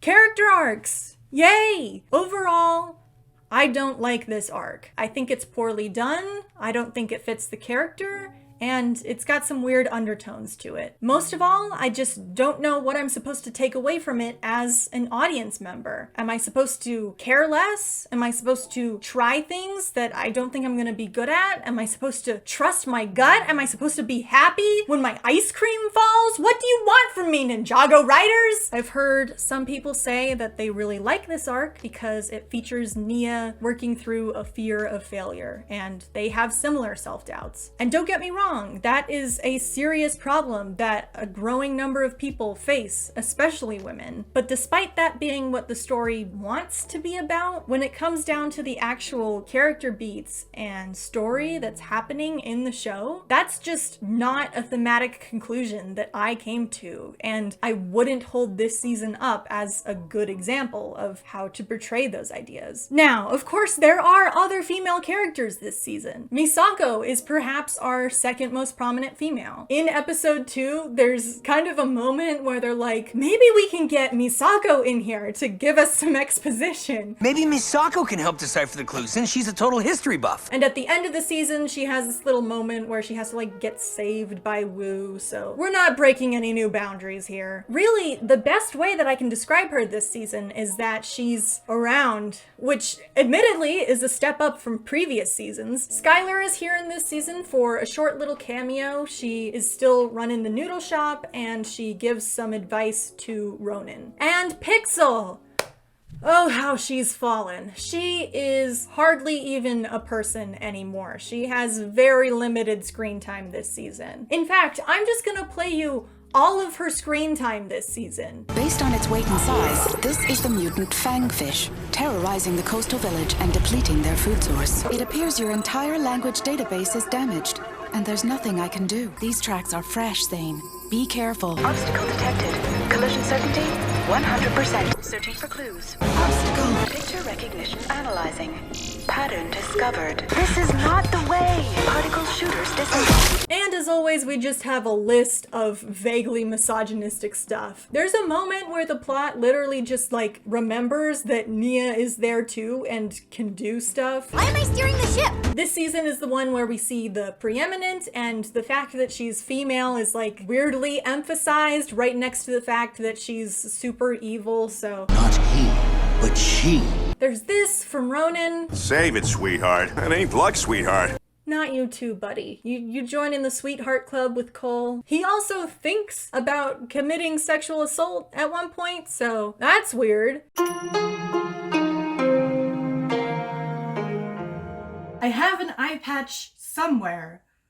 I forgot where I put it. So, the first thing to know is that this is a Jaya season. So all of the romance nonsense that's usually a side plot that we've been focusing on, it's just the main plot of this season. Jay wants to get back together with Nia, except he can't because Nia is such a strong, independent woman. We've established this. I cannot stress enough, Jay is utterly obsessed. He's still going after her even after she's like, no, that will not be happening. We're friends. Good friends. But that's all we are. In terms of story, we've got essentially the plot of Aladdin going on if the genie were evil. There's this magic djinn who grants wishes, and Jay is using his 3 wishes to try and impress the girl, which the villain also happens to want. He wishes to be rich, he essentially wastes his 2nd wish, and then there's a lot of pressure on his 3rd wish because he's the only character who hasn't wasted all of his wishes. And let me tell you, that final wish is definitely a letdown. As mentioned, Nia is primarily clearly characterized as the most independent girl boss ever this season. Her independent streak in particular seems to be overcompensating more than normal. I'm nobody's girl. I can stick up for myself. She's annoyed that the existence of this new character, Echo, is like unfeminist or something. Great. Another knight in rusted armor. And this all culminates in her feeling very bitter and unlikable. In some instances, it does make sense. There is some definite sexism going on this season, but for the most part, it just makes her seem like an annoying brat who hates everyone, and that's not feminism. Can we please stop imagining that that's what feminism is? Jay sucks equally, if not worse, than Nia. Quick thing about last season that I figured would fit better here. In Possession, there's this brief scene where all the ninja end up in these ice caves that show you your future. And while down there, Jay sees his reflection with Nia. So the implication is that Jaya is long-term going to happen. All of this means that this season, Jay knows that he's going to end up with Nia eventually and sort of feels entitled to her. Including this plot device is inherently problematic, unless the point that you're going to make with it is, even if you do know, you don't know, step away, respect people's choices. And spoiler alert, but that's not what this season is doing. In a lot of ways, he's still treating them like they are in a relationship, even when they're clearly not. Right now, we're just having our first fight. One of the primary inciting incidents is that Jay realizes that he can use magic to get Nia to fall in love with him. Maybe a wish is what it takes. Maybe this is how she falls for me. Meaning he feels totally okay with completely overriding her autonomy on this matter. The way he laughs about Nia someday being with him is very creepy. It's not like I'd expect anything to suddenly change between her and I. In general, he's just unable to let go of this idea that he needs Nia. This dynamic seems like a bad combination of people to be thrust into a love plot at this moment, but the writers are set on this season solving all of their relationship problems. So the first few episodes are made up of this awful toxic tension as Jay tries to take increasingly misogynistic advice to try and impress Nia. Like, he literally finds this book about how lying to women is great and dating is largely about manipulation, and he takes it to heart and tries to use it, and it even seems to work at one point, which... Women love mystery. When talking to them, less is more. I never would have guessed. Is really weird messaging. The first real development is when Jay reveals that he saw the future in the cave. We don't really see Nia react to Jay knowing the future, except for just with like generic anger, like the rest of the team at Jay having kept information from them. He's kept other stuff from them too. This is new knowledge that should take some time to process and maybe give Nia some new perspective and dread. But no. Well, I know who just nominated themselves to extract the Tiger Widow's venom. And to make things worse, it seems like she forgives him by the end of the episode, even though he's done nothing but complain this whole time. Sure, Jay is getting the short end of the stick here, but he hasn't apologized for any of his actions. He doesn't see that what he's done to Nia is wrong. He doesn't get that he needs to move on from her. And yet Nia's here at the end of the episode like, aw, I kind of miss him. I'm worried about him. He actually isn't that bad a guy. I was so hard on him, but now he's captured and all alone. That is not character progression. Cole also seems to defend Jay's behavior as just wanting something bad enough. Sure, Jay made some bad choices, but it's like Lloyd said, if you want something bad enough, you find a way to make it happen. I think that's supposed to be like one of the themes of the season. If you want something bad enough, you can make it happen. Which is a weird message to have when your protagonist's main goal is to get the girl. If you want a girl bad enough,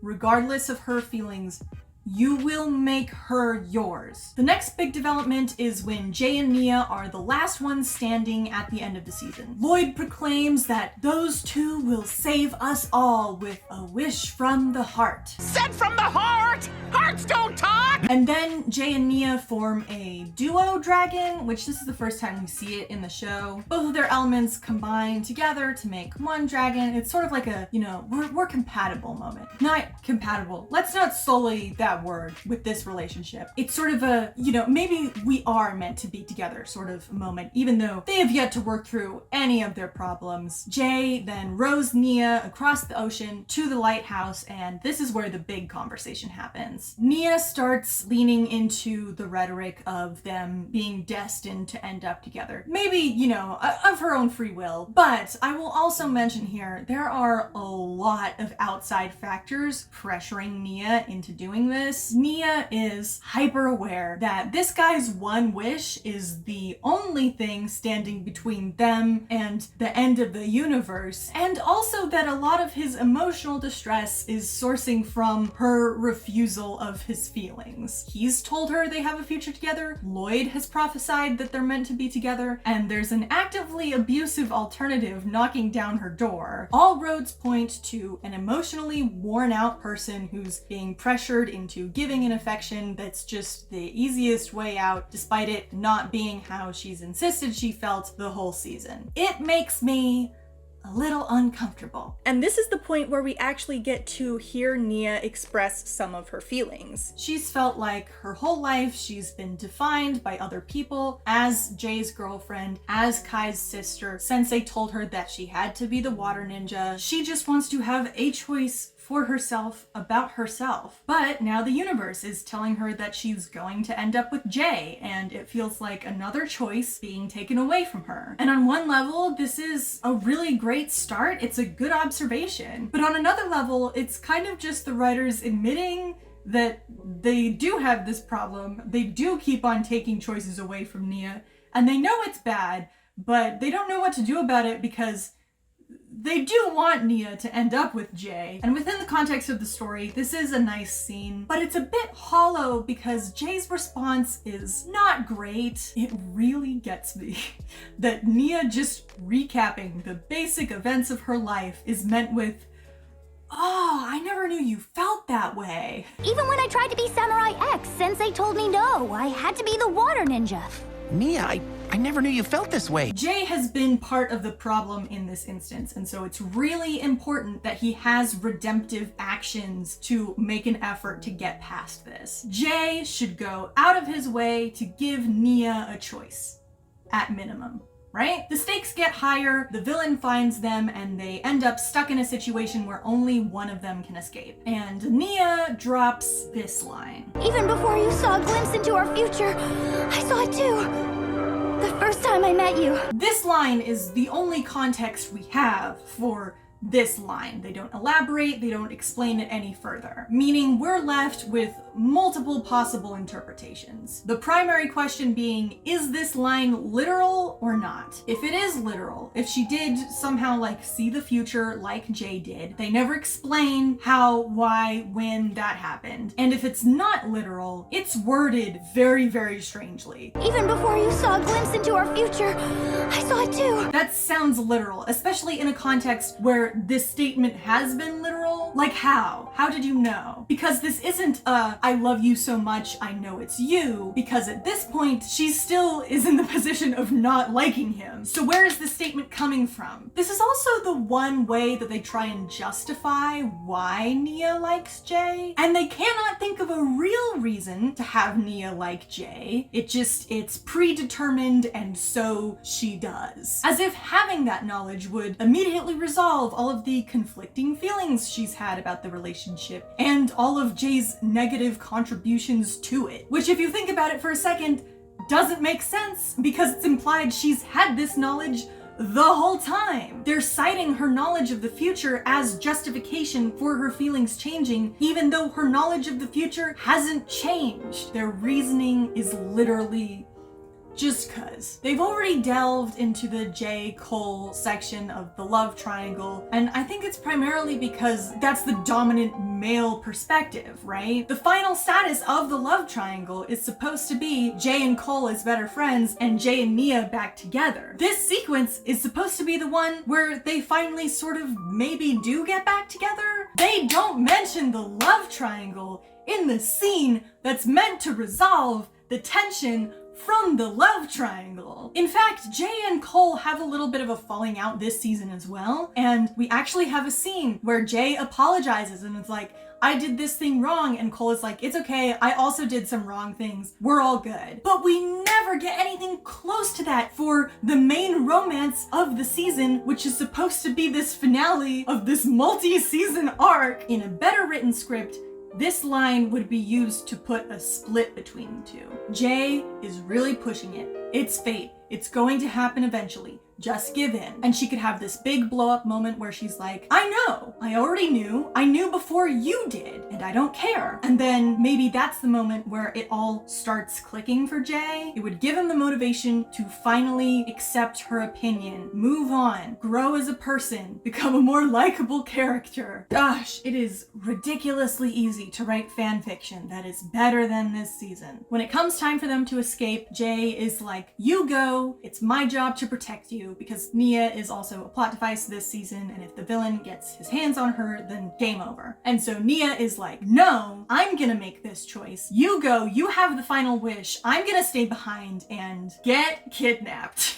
First of all, stupidest move possible. The villain needs Nia in order to marry her and get ultimate power. And Jay needs to get close enough to the villain that the villain can hear him and he can utilize his final wish against him. So having the person who makes the villain all powerful stay behind and the person who needs to be within earshot of the villain teleport to the other side of the planet is just objectively the wrong move here. Even if you want to argue that Jay needed his alternate team in order to defeat Nauticon, they don't know that at this point. And there's zero reason why Nia couldn't have built the alternate team and gone to rescue Jay. Additionally, if you'll remember how I said that Jay giving Nia any kind of choice would be the bare minimum you would expect, he doesn't even do that here. That isn't big enough for both of us! But it is big enough for you! He forms a plan without consulting her. Granted, it is objectively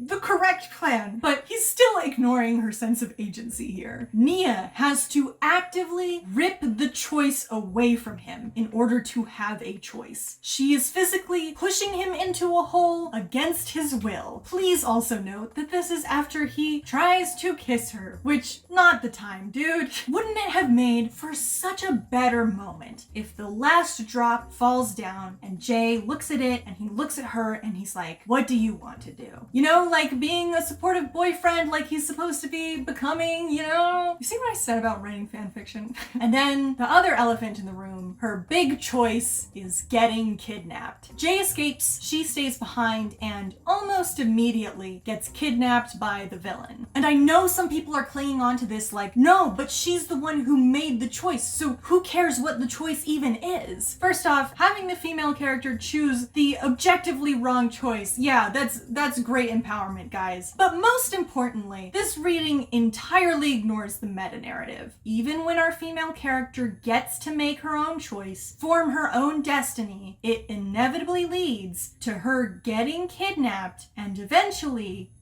killed. That is not an empowering message. That is borderline a cautionary tale that women inevitably lead to their own destruction. Whatever women end up choosing, they definitely end up kidnapped. Then we get to the final climax of the season. Nia's kidnapped, Jay comes to rescue her and defeat the villain. We have a full-on balcony scene, super cliche and everything, even though the last interaction these two had was Nia pushing him into a hole to avoid being kissed. Just saying. But then, the big twist. Jay has the lethal plot device and it gets shot at the villain, but it also hits Nia. First off, accidental death, not a great way of empowering your female character. You could have made this like a choice thing, you know, like that theme it seems like you want to do. Like, I know at this point in the story she's hypnotized, but she doesn't have to be. Like, if this was an active move on her part to maybe like protect Jay, it'd be less contrived than it is currently. But also, this puts emphasis on the idea that Nia is Jay's sole motivation. This is a light fridging at best. Jay finds his deepest power and meaning and purpose in Nia, and so Nia dying is his ultimate motivation. The purpose of this season really shouldn't have been to get Nia and Jay back together. It should have been to get Jay over Nia and learn that he has value outside of this relationship. Jay should not be allowed to get the girl until he stops seeing her as an object that he's entitled to and that will fix him because fate. It should be about Jay finding self-confidence not within the girl, but within himself. Jay Walker don't need no woman! This awful impending death is what inspires Jay to make his final wish from the heart, which is, and I quote, "I wish you had taken my hand and no one ever found that teapot in the first place." For context, this interaction from the beginning of the season is what that first half is in reference to. You need to hide too! Ugh, forget what I said, just take my hand! First off, this sucks plot-wise, writing-wise, logic-wise, as a climax. That's not what we're talking about. More importantly, Jay's final wish is essentially to have Nia. I wish you had taken my hand. He still hasn't gotten over it. You might say, Kit, that part of the wish is obviously not literal. And while that is a perfectly valid interpretation of that line, I would argue the literal version is also an equally valid interpretation. But like, even if it's not literal, it still proves that Jay is still hung up on her. He hasn't made any progress the whole season. When this scene first happens, Jay wants Nia to take his hand. And now, at the end of the season, Jay still wants her to take his hand that one time that he offered it. There is zero progression here, even if Nia is okay with him now, which is debatable. She definitely wasn't okay with him back then, so wishing that she was okay with him back then is an equal amount of yikes. I know people largely see this line as kind of poetic after years of just kind of living with it, but taking out our nonchalance about it now, in context, this is such a petty little thing. This dude is watching the woman he loves die. And his mind is still on, man, I really wish you took my hand that one time. Maybe if you had, we wouldn't be in this whole situation. It was too heated, my hair was falling apart. Got it fixed now. Like, I can see this line actually functioning really well as a joke. Jay is there comforting his dying teammate, knowing that at this point, the chances of his wish fixing everything are pretty low. And Nia's like, so what do you wish? And he thinks for a moment and a smile creeps onto his face and he's like, well, I wish you would have took my hand that one time. And both of them kind of chuckle in between tears, and it's this bittersweet moment. The joke being how idiotically possessive and self-centered you would have to be to bring that up in this context. But no, it's supposed to be this genuine, dramatic, romantic linchpin, and I don't buy it. It feels like something that was kind of written backwards. Like, they had the idea that at the beginning of the season, Nia refuses his hand, and at the end of the season, Nia accepts his hand, and that puts an end to the conflict. And you have like these sort of thematic visual parallels. I can see that being a thought process. The wish has to come from his heart because it's not wanting to save the world that will save the world.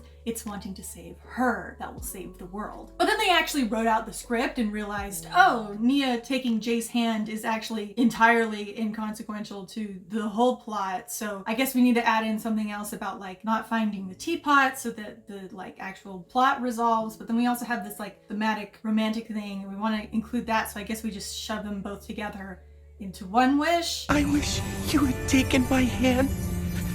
and no one ever found that teapot in the first place. But even if it did all play out as originally intended, the "all I need in the whole world is you" line really only plays well if the relationship we're talking about is actually, you know, definitely in love and not in a weird gray area after an intense breakup and subsequent identity crisis. Also, it usually plays a lot better if the protagonist is only risking everything they have for love and not everything in the universe. Jay being so distracted by romantic drama that he can't follow through on the plan to save everybody from being killed or enslaved doesn't really make him extra romantic. It just makes him bad at his job. Time shenanigans, Nia finally takes Jay's hand. Whether or not it's of her own free will is up to you. And that's it. That's the season. I think the main problem lies in the contradiction that the writers have invented for themselves. The point of the season is to get Jay and Nia back together, but they've fallen into this trap of thinking that relationships are seen as inherently weak for women, and so they have Nia object to the relationship and insist she doesn't need it. And while this is designed to make Nia come off as stronger, it just ends up making the whole relationship feel really forced and awkward when they do get together, because like, wasn't this something that Nia didn't want? But relationships don't have to be disempowering. The key to making a healthy fictional relationship is the same to making a healthy real life relationship. It should be equal! If they spent as much time exploring Nia's emotions and justifying her flippant feelings as they did hammering home Jay's emotions, this relationship would be a lot better. Honestly, her half of the arc is way more interesting than Jay's one-note obsession with her. Honestly, I think it'd be really funny if we did have equal time spent on each of their feelings on the relationship, and like Cole was the one point of confidence between the two. So he's stuck in the middle of this love triangle again, but like this time as a relationship counselor. Look at that, I'm making fan fiction again. That's the like relationship stuff, but there's plenty to talk about that's just Nia-centric. Once again, Nia is building stuff for the team, so that role is back in force. There's also this line that Nia has about hating dresses. I hate dresses! In context, for that dress specifically, it does make sense that she wouldn't like it. Forced marriage, I would agree, is unpleasant. But this line in particular implies that she hates all dresses, despite wearing dress-like attire earlier in the show.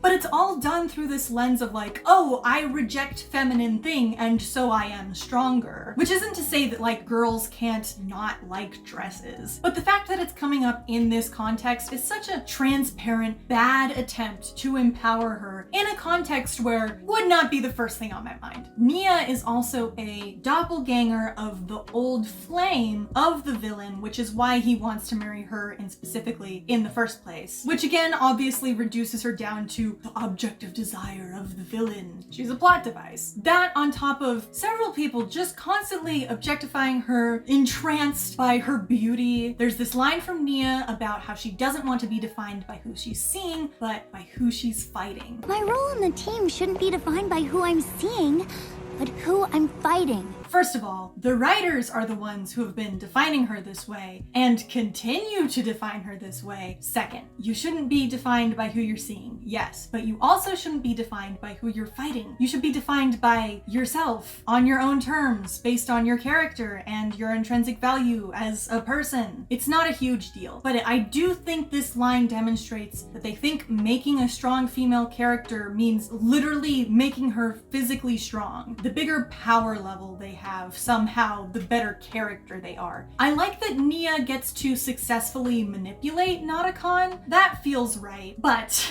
before the finale really begins, Nauticon resurrects the soul of his long-lost love into Nia's body, and so she is possessed for the entire climax up into the point where she gets hit by the lethal plot device thing, and then she has her big death scene. This whole order of events really puts a damper on the agency thing. She has no ability to contribute to the climax at all, again, because her agency is literally being taken away from her because she's hypnotized or almost dead. It's like they purposely went out of their way to make sure that she had no agency, which again is the opposite of what the dialogue is trying to tell us. All right, time for the speedrun sexism round, right? Dareth's joining the Sweetheart Club. Hey, sweetheart. He's also our resident sexist. Great, they ruined Dareth. Nia's one of us now. There's no reason she should be treated differently. No reason? You added a girl to the group! Throughout the season, the ninja always say like, you know, we're here to support Nia and they're on their side and stuff, but they never actually do anything to help like fight against the blatant sexism that they've written into the script. Like, I think this was meant to make Nia look even more empowering, like she doesn't need anybody else to come to her defense for her. But the fact that nobody else even attempts to try just makes it seem like the whole team doesn't care. For example, like there's this awful joke that Cole makes about makeup. Why is it all sea vessels or she's? I don't know. Because it takes a lot of paint to make them look good? He also teases Nia, calling her the name of the dead love interest. Thanks, Delara. Oh, I mean, Nia. And it doesn't feel great. It doesn't feel like a supportive community for Nia. There's also a literal magical horde of crazy women. I won't bother to explain it. Just know that it's there. Misako has this interesting line about like sexism and oppression. I just want to be given a fair shot. Why? To make things easier? The harder it is, the more you will excel. Which on its face, like, you know, woman talking to women, this is like an empowering sentiment of like, you're so strong, you don't need it anyway. But when you remember that this season had a writer's room of entirely men, a guy wrote this line, it takes on a much more yikes tone of oppression is actually good for you because it makes you work harder. Like, what do you mean you want things easier? You're not willing to work to get the results you want? I'm just saying, doesn't leave a great taste in my mouth. Ronan corrects the police commissioner like, Catch all 5 of them, Mr. Ronan. You can have anything you want. It's 6. There's 6 of them now. And she's probably the toughest one to catch. and that felt very genuine. Like, that felt natural and earned. But the immediate creepy How's Nia? Boy, I missed her. definitely cancels it out. Dogshank is a female villain we have this season. She ain't no lady, and she's like, you know, big and bulky, which like, heck yeah. But on the other hand, there's this entire like girl fight between her and Nia filled with a bunch of cliches, and it's like, Cute haircut, but you could use a trim! Skylar's back and she's here, she's fine. Pixel is largely blatantly ignored by Zane this season, so not great. Misako also disappears pretty early on. So, is this season an improvement on— No, have you been watching? No! Day of the Departed. This is a 40-minute special, but any complete review of Ninjago would not feel complete without it. There are 2 things that are worth mentioning here. First off, we've got this throwaway gag that Dareth has been sending Gale marriage proposals. Not because Gale keeps turning down my marriage proposals. That's weird. And second is that the whole premise of this short is that all of the villains come back to life for a single night because plot reasons, it's not important. And it is worth mentioning, we are 6 seasons and several specials deep, and we have 0 female villains. We've had some side villains, but even then, they are far and few between. So here's this thing about the show that I don't think I've mentioned yet. Ninjago has what we like to call focus seasons. Essentially, because it's an ensemble show, sometimes you'll get a character who's like the clear face of the season. They have the A-plot, they have all the interesting stuff going on. They're on all the promotional material, stuff like that. So this season is supposed to be a joint season between Kai and Nia. And I do mean in that order. The A-plot is definitely about Kai, and though Nia eventually does interact with it, she she's mostly just doing her own thing in the B-plot. That being said, this is a nice change of pace for Nia, especially coming off the heels of season 6. We've stepped away from the J drama and instead we're focusing on a sibling relationship, which to me feels a lot better. It is still a relationship that she specifically name dropped, not wanting to be defined by. All my life, my identity has been defined by someone else. First I was Kai's sister, then I was your horrible girlfriend. You know, at least it's not the romantic one anymore. However, for a sibling-focused season, the sibling writing definitely sucks. Like, my only explanation is that the writers must not have siblings. At minimum, they can't have been very close with them because, as everyone under the sun has already pointed out, this writing is just bizarre. I could really use a hand, brother! I'm here for you, sister! I could really use a hand, brother! I'm here for you, sister! They give Kai and Nia a fusion dragon, which, side note, why is Nia the only one who gets fusion dragons? And why are the 2 fusion dragons that we do have the 2 relationships that Nia says specifically that she doesn't want to be defined by? Like, there's this whole buddy sibling adventure that they go on that's supposed to be like kind of quirky and endearing, and I don't know, it's just not as fun as it should be. But then you get scenes where Kai is like purposefully withholding important personal information from Nia for no discernible reason other than, well, we're not ready for Nia in the A-plot yet, while simultaneously tripping over the bad writing. When this is all over, there's something I need to tell you. Something important. Okay, big brother. You say these are supposed to be siblings? The main thrust of the season that Kai is dealing with and that he's keeping from Nia here is that he's discovered that their parents are actually secretly still alive and maybe working for the bad guys. You see why this line is so weird to me now? When this is all over, there's something I need to tell you. It's also weird how uninvolved Nia is after finding out this information because, you know, they're her parents too. Kai's mom and Nia's mom. Wow. She doesn't appear to have any feelings on the matter. She doesn't really get involved. She has to restrain Kai's emotions over the whole matter and keep him from killing his dad. And maybe it's because they needed all of her energy pointed towards the B-plot. Samurai X! Samurai X has been a defining feature for Nia throughout her existence and a complicated point within this analysis thus far. And now that Nia is officially past that stage in her existence, the show is attempting to address the Samurai X legacy head on. And you know what? I like this idea. And I think they actually pulled it off okay. Ninjago doing female introspection good? Where are we? Crazy Town? So early on, we see Nia reminiscing about Samurai X, saying that, you know, she wishes she was still Samurai X so she wouldn't get hurt so easily. And then we get another affirmation that Nia is proud of Samurai X because it's something she made herself. And as we go deeper into the season, we see she still has this irrational emotional attachment that she just can't let go of, which comes to a head when partway through the season, it's revealed that there's a new Samurai X. Someone found the cave full of all her old gear and has started using it, and Nia is pissed. You owe me an explanation!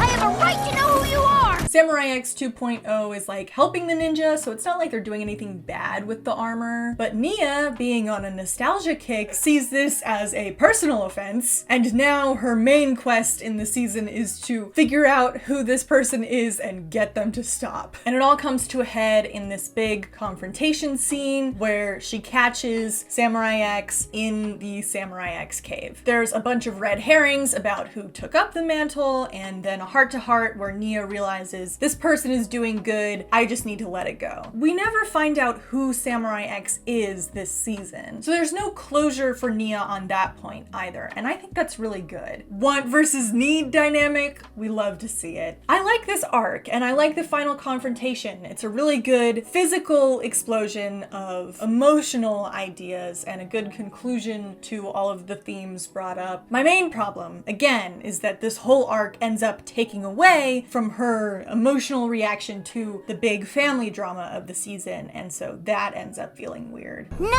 I am not obsessed with the Samurai X suit. I just need to know. Jaya. We left them on a very strange note in season 6, so where are they now? Well, there's this little bit where Jay asks his girlfriend if she wants to hang out. There's this thing where they're maybe having a moment, but then Kai walks in, and that's it. Comparatively, step up, most improved. You get a gold star. This is the best scenario we could have gotten for season 7. An acknowledgement that they are together, and then nothing else. Hey, Nia, wanna hang out? All right, but we got some new female characters this season. Let's talk about them. First up, we have Commander Makia. She is a side villain. She is the head of the main villain's army. She is literally made by the villains to be extra aggressive. You will tell them the plan, or I will eat the two of you for breakfast, bones and all! By the way, she's made of lots of little snakes. We don't have time to get into that here, but that does mean we have 2 female snakes now. So, of course, one of the main villains has a crush on the pile of snakes, so. I like her. She's mean. I don't know where that lands in this discussion. And at the end of the season, she is used in sort of a reverse fridging. She's killed by the lead villains in order to assert dominance. And that's Makia. Next up, Maya. We got a mom! I don't believe it. That makes 2 of us. Ray, their dad, was explicitly depicted in the pilot episode, but here we are, 7 seasons later, mom confirmed. So Maya is Kai's mom and Mia's mom. She's pretty basic, nothing groundbreaking. She loves her kids, and she's kind, and she's caring. She gets better in later seasons, but for this one, she exists. To be fair, Ray is not much better on this front. Point being, not a lot of effort was put in here. As evidence of this, the reason that they've been missing for all of these years is that during a final battle sort of scenario, they were busy blacksmithing, and they blacksmithed so hard that they were so exhausted that they couldn't do anything else after they were done blacksmithing, and so they were kidnapped by the villains for their blacksmithing ability, and so that's why they've been missing. So very relatable backstory there. Also, Ninja in the swamp. Ninja in the swamp! Seamless transition. Let's talk about Jay's mom. So Jay's biological mom.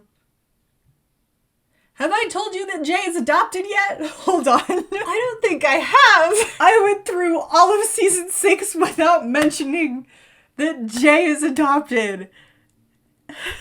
The short version is, in season 6, Jay finds out he's adopted. He learns that his biological father is this actor guy, Cliff Gordon. He's the one who wrote the misogyny book, so he sucks. But we don't know anything about his mother, and it's assumed that his mother had the elemental powers because obviously Cliff Gordon didn't. And so we see Jay's mom in a time travel scenario. This season's about time travel, by the way. She's got a big drama personality, and I'm here for it. Am I seeing things, or are those the guys we just beat? Returning female characters we have this season. Jay's adopted mother, Edna. She's here for an episode. She gets kidnapped, and Jay and Ed, his dad, have to go and rescue her. Misako, Lloyd's mom. We got all the moms this season. So Sensei Wu this season essentially gets a terminal illness, and so Misako's main role is to be his nurse. She does get to fight in this one episode. T. Oh, and there's this scene that I do really like with her and Dareth and Ronan, and they're talking about Nia. It feels like a natural conversation that would happen, and I like to see her interacting with these other characters. Skylar's back, very briefly. She's one of the Samurai X red herrings. We actually end the big confrontation scene thinking that it is Skylar, but then we get an immediate cut disproving that it could be. But I think the idea that it is so plausible that she would be the next Samurai Samurai X says some good things about her character. Kai also goes to talk to her about having evil parents, so... Kai, you can't let this news get you down. There's that. Honestly, I'm like very happy for Skylar in this like chill noodle shop owner position. It's just this brief cameo, but it feels so good. Like, she feels so good as a character here. But I've thought about this for way too long now, and let me see if I can try and explain. Because this is a male-oriented show, it's an action show. Women have to participate in the action in order to be like empowered and validated, because that's the majority of what's happening. That's why enjoying fighting is one of the first things established about Nia's character. That's why characters like Misako have to at least be able to throw a punch a couple times. And while this isn't necessarily like a problem on its face, it just cascades into these other problems pretty easily, like Nia actively validating herself by who she fights in season 6. They are conforming to this male understanding of empowerment, and I think in order to even things out a bit, you also need to validate the more feminine versions of empowerment. Skylar, she does help people occasionally with her fighting skills, but she's got a lot of facets going on, and the thing that she chooses to actively define herself by is not by her action accolades, but by her cooking accolades. And she's happy with it, and no one looks down on her for it. She retains her feminine notions and also is able to contribute and be validated without having to punch people.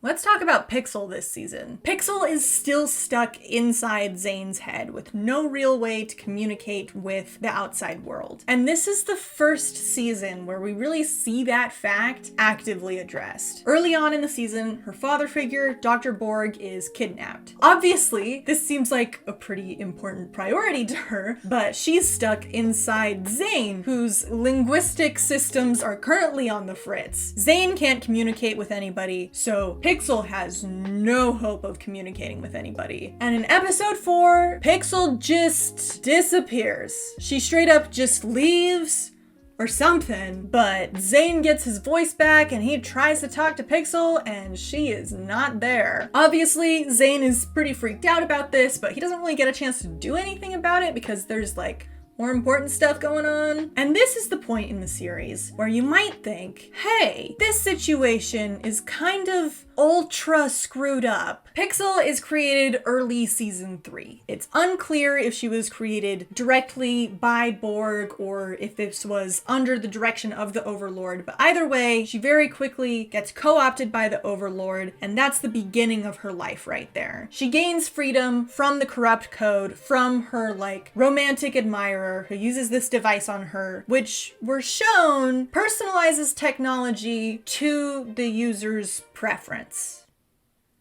So, but then he essentially donates a magical organ to her, one which is heavily implied to be the key to forming personality. So that's 2 instances now in which the protagonist could have inadvertently imbued the object of his affection with feelings for him. Even putting all of that aside, Zane is immediately romantically forward with her, even when she has little to no social experience at this point. You could argue that her only social experience begins after the Technoblade frees her from the corrupt code. So you have this older, experienced male thrusting his emotions on this very innocent, romantically inept female to the point where she's still figuring out like how agency works. So maybe it makes sense why her integration with Zane's systems was never questioned after season 4. She really doesn't know anything else, let alone anyone else. It's not like she had time to bond with the rest of the team. Why would you not immediately attempt to build her a new body after getting home from Chen's Island in season 4? Did Zane not think that she might want that autonomy? More importantly, did she not think that she might want that autonomy? At this point in the series, she has spent more time as digital code than she has as an actual physical person. Can we be sure that she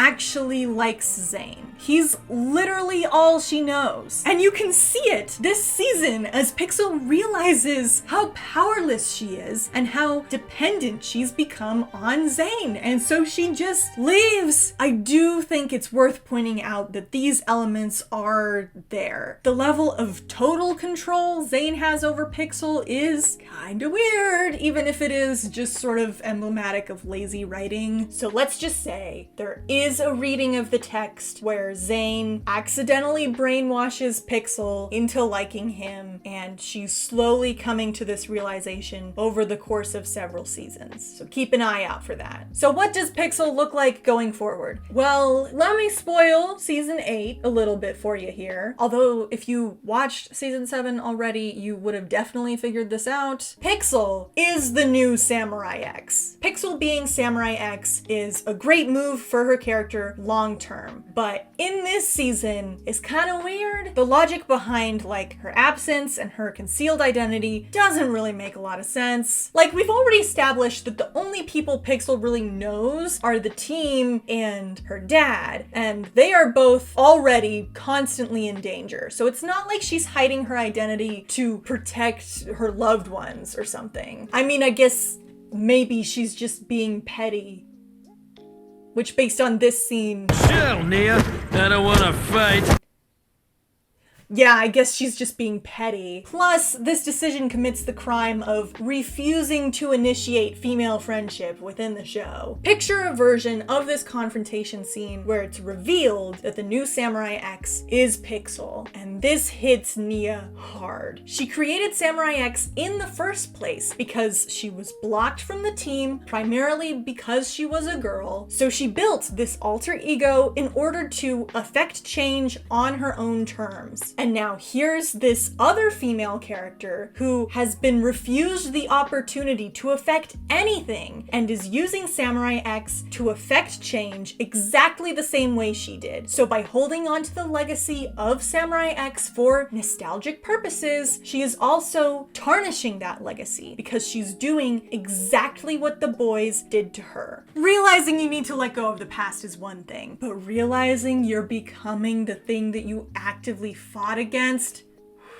that's good stuff. But they wanted Pixel to be like a twist reveal next season, so...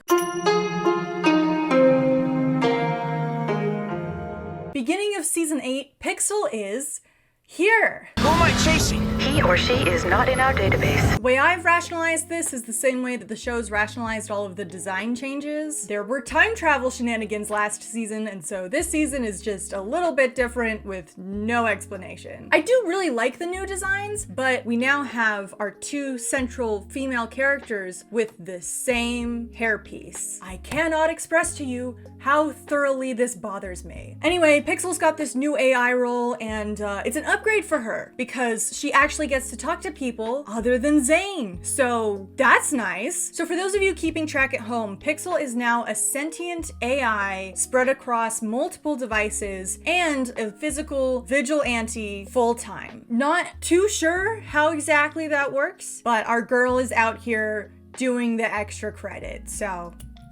Oh gosh, snapping with these rings is difficult. But we really don't see too much of her until midway through the season. Because remember, as an insanely unobservant audience member, you don't know that Pixel is actually Samurai X yet. And halfway through the season is when we get the reveal that yes, Pixel is Samurai X. And the reveal episode is... interesting. Pixel's systems get hacked by the villain of the season, the Quiet One. So Samurai X, the physical version of Pixel, is coming to attack the ninja, and Pixel decides as the AI that warning them about her coming is more important than like concealing her identity. So we get this big fight scene between the corrupted Samurai X and the ninja, while the AI Pixel is like trying to reset her consciousness. So big fight scene, and then she does get reset, and then And then that's it. Yeah, we don't really have a ton of time to dedicate to the whole Pixel reveal because, well, there's this B-plot going on where like Zane is almost killed, and then part of the group gets separated during the fight, so we're following them. And then Nia has to solve all the problems that the corrupted Samurai X caused. Honestly, Pixel is barely even a presence in her own reveal episode. With Nia's Samurai X reveal, we had like several episodes of build-up and different layers of knowledge between the audience and the characters. And the reveal episode itself, while not entirely focused on Nia, did focus on one of her most important relationships as a whole. Meanwhile, in Pixel's episode, she doesn't have control of her body for the majority of the episode, and the AI version of her is resetting, so she doesn't even get to talk while any of this is happening. Also, Zane is unconscious, so he doesn't get to react to any of this, and when Pixel finally does reset, she doesn't even have a line of dialogue until the plot of the episode has already concluded itself. If this episode cared at all about Pixel, Pixel would be the one to clean up the mess made by the corrupted Samurai X. But Samurai X is revealed now, so maybe we can get some more information. Why did the writers even think she needed to conceal her identity in the first place? I had to keep my identity a secret to protect those I cared about. So they don't have any justification for it. Cool. For as much as I am complaining about this episode, it is like a well done episode, just like structurally in the course of the season. And this move is definitely a step up for Pixel long term, and she definitively has a physical presence now, so it's gonna be a lot harder for the writers to just forget about her like they have in the past. This is her entry point into the main character tab on the wiki, and let's not undersell how important that is. It also gives her a designated way to participate in the action, which, as we've talked about, you need to get involved in if you want any sort of presence on this show. There's this moment in the following episode where Nia like officially gives Pixel her blessing to like keep on being Samurai X. Women supporting women. I use this thing, it helped me, I'm gonna pass it on to this other woman to empower her, right? Alternatively, it is very possible that the writers just like needed a way to empower the other girl character, and they were like, well, it worked for our first one, let's just throw it at this one and see if it works again. And let me tell ya, the second time around, it does not stick nearly as well. But overall, things are looking up, as evidenced by perhaps the best scene in the whole show. I'm not even kidding here. Pixel is feeling insecure about being physically back, and Zane notices this. You can see there's a block in their communication because they're physically divided by the wall in between them. It's like symbolism. And Pixel expresses that she wants to be useful to the team above all else, and so if she was more useful as an AI, then maybe she should go back to being an AI in the computer. You can be honest with me, because I want to be a useful member of the team. The computer that they're working to fix right now while they're talking, do you see the connection? And Zane tells her, no, it doesn't matter what we think, it's what you want. If you want to be here, you should be here. Also, I like having you here. So like, this whole conversation plays directly into that insane ramble that I had about Pixel not understanding that she has agency, and the fact that the show is even flirting with ideas as deep as that is insane to me. But this scene also seems primed to directly refute the darkest interpretation of that ramble, in that their entire relationship is a sham, because this is so wholesome it hurts. Zane picks up on the distress that she's having. She opens up about it and talks about her feelings. Zane corrects her line of questioning, but also answers the question that she asked in the first place. But if you require my assistance in your headset... The choice has always been yours, Pixel.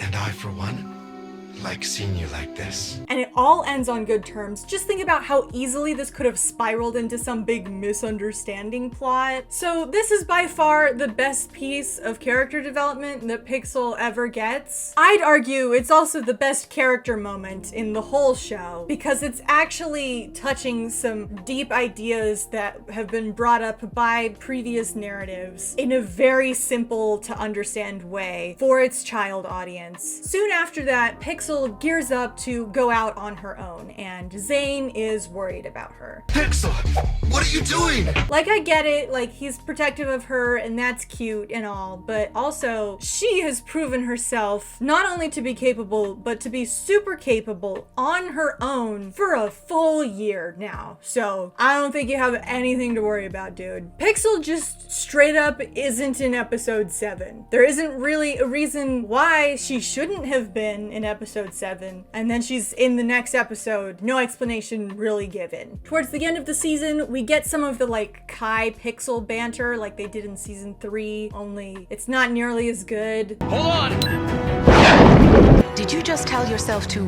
hold on? It felt like the moment needed it. No, Pixel, he wasn't telling himself. He was telling you, cause he's talking to you, as in, wait a minute while I do this thing. It's not hard. The last thing she does this season is babysitting while the rest of the team is on the end of the world mission. You take care of a little Master Wu. Yeah, there's a baby in the plot this season. Also, the baby is actually Master Wu. Don't worry about it too much. She does get to help out in the last episode, but that doesn't go too well. This season does not end well. And that's Pixel. I would say definite upgrade for her. I guess it's not saying much that her involvement this season is better than her non-existence in the past couple of seasons, but upward movement here. We're trying to celebrate the successes. Let's move on to the other character with this hairpiece, Nia. She doesn't have like any big arcs going on this season. She's not doing too much, but on the upside, she is finally like a fully integrated member of the core cast. For the first time, it actually feels like she is part of the team dynamic in a fully integrated way. And maybe that's why she doesn't have too much to do, because she's involved in everything, and so they don't need like a, oh, how do we get Nia involved? She just is involved by default because she's a member of the team. Of course, they have her doing her classic rejecting feminine things bit that we know Nia for at this point. This season, she does not like shiny things.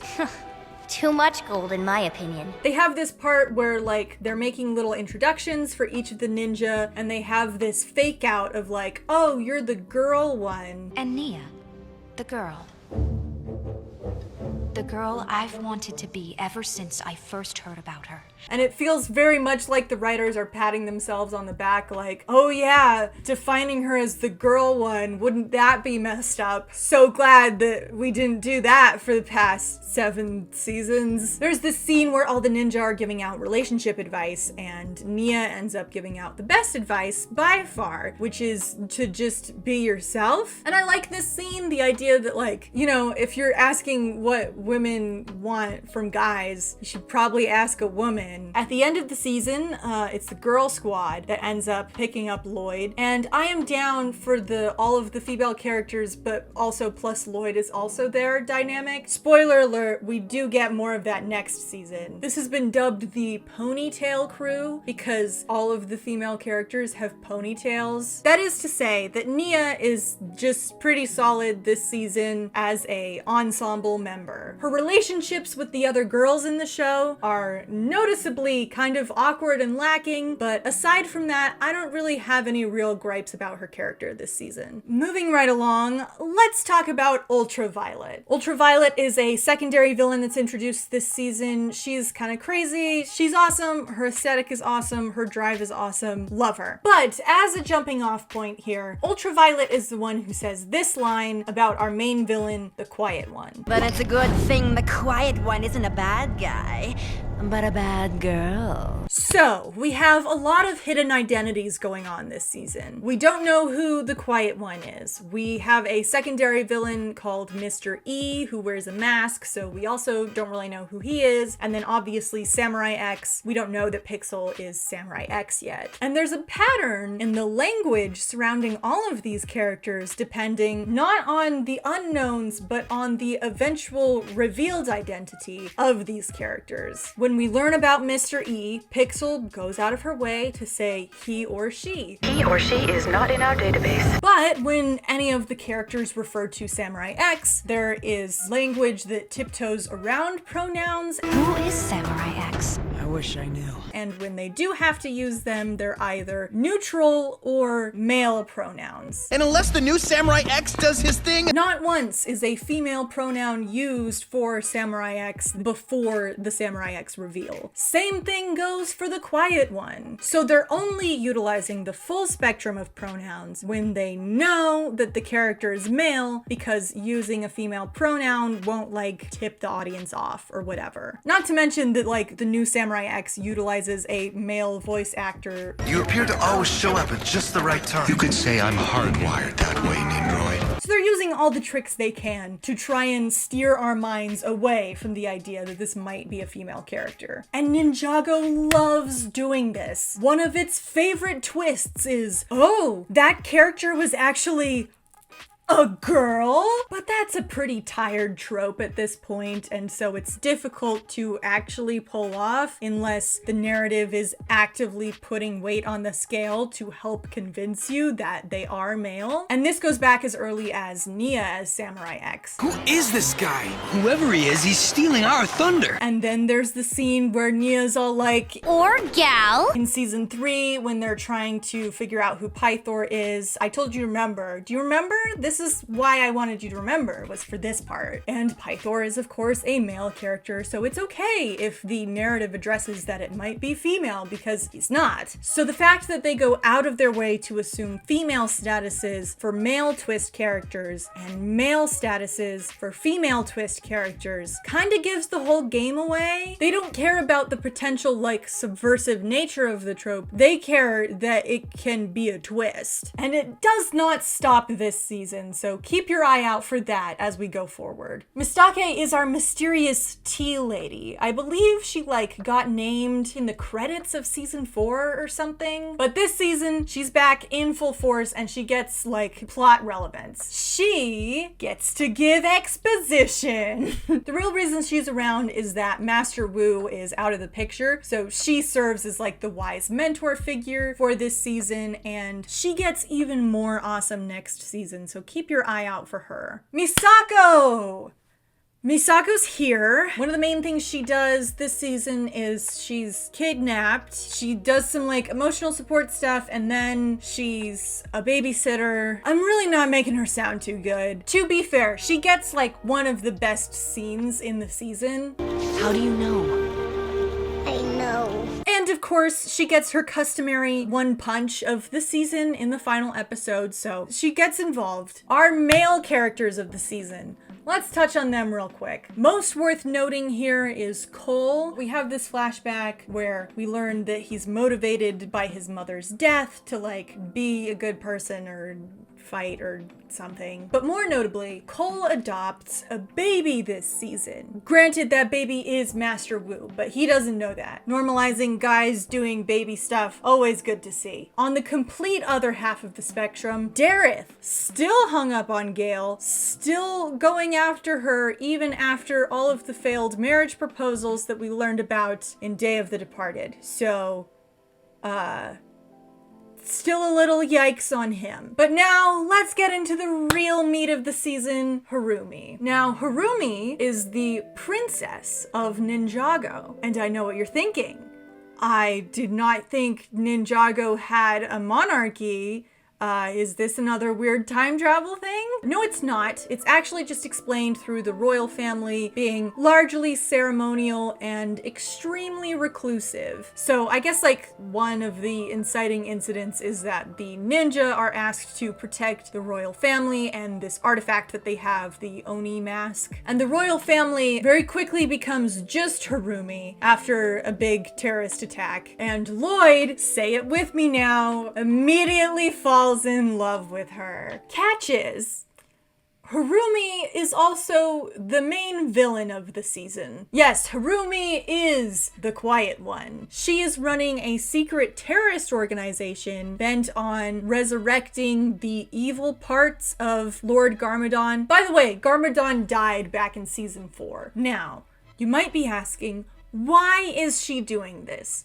Well, Harumi lost her biological family in the Great Devourer incident towards the beginning of the show before getting adopted by the royal family. And so she blames the ninja, but like Lloyd specifically, for not being able to save her parents. And she celebrates evil Garmadon because it was him who eventually was able to end the Great Devourer attack. Don't worry, we'll talk about how little that makes sense later, but first let's just dive into the premise. We have our damsel princess love interest being our secret twist villain. On its face, this seems like a really interesting concept. You take the damsel stereotype and you flip it on its head. That's a fresh take, at least for this show. Or I guess it would be if they hadn't already done this. Skylar, if I remember correctly, was a very blatant love interest character who it turns out was secretly a villain the whole time. But you know what? Like, Skylar got redeemed, and really quickly too. The difference with Harumi is that they're going to commit all the way, no redemption. That's the whole bit. And that's exactly what we get this season. There's this big betrayal scene where Harumi is like, I'm evil, and I never loved you, and I can't believe you fell for this, and she's in complete control.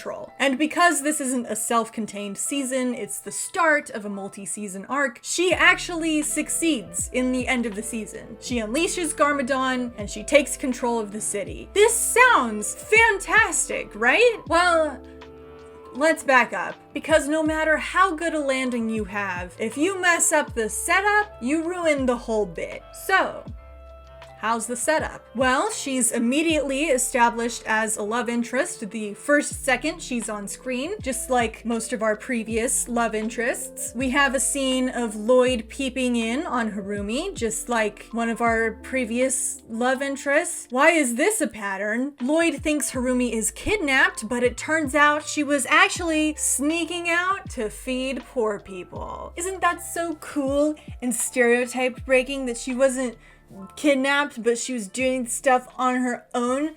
Okay, now we're gonna shove this romance down your throat. In my defense, it was my first day.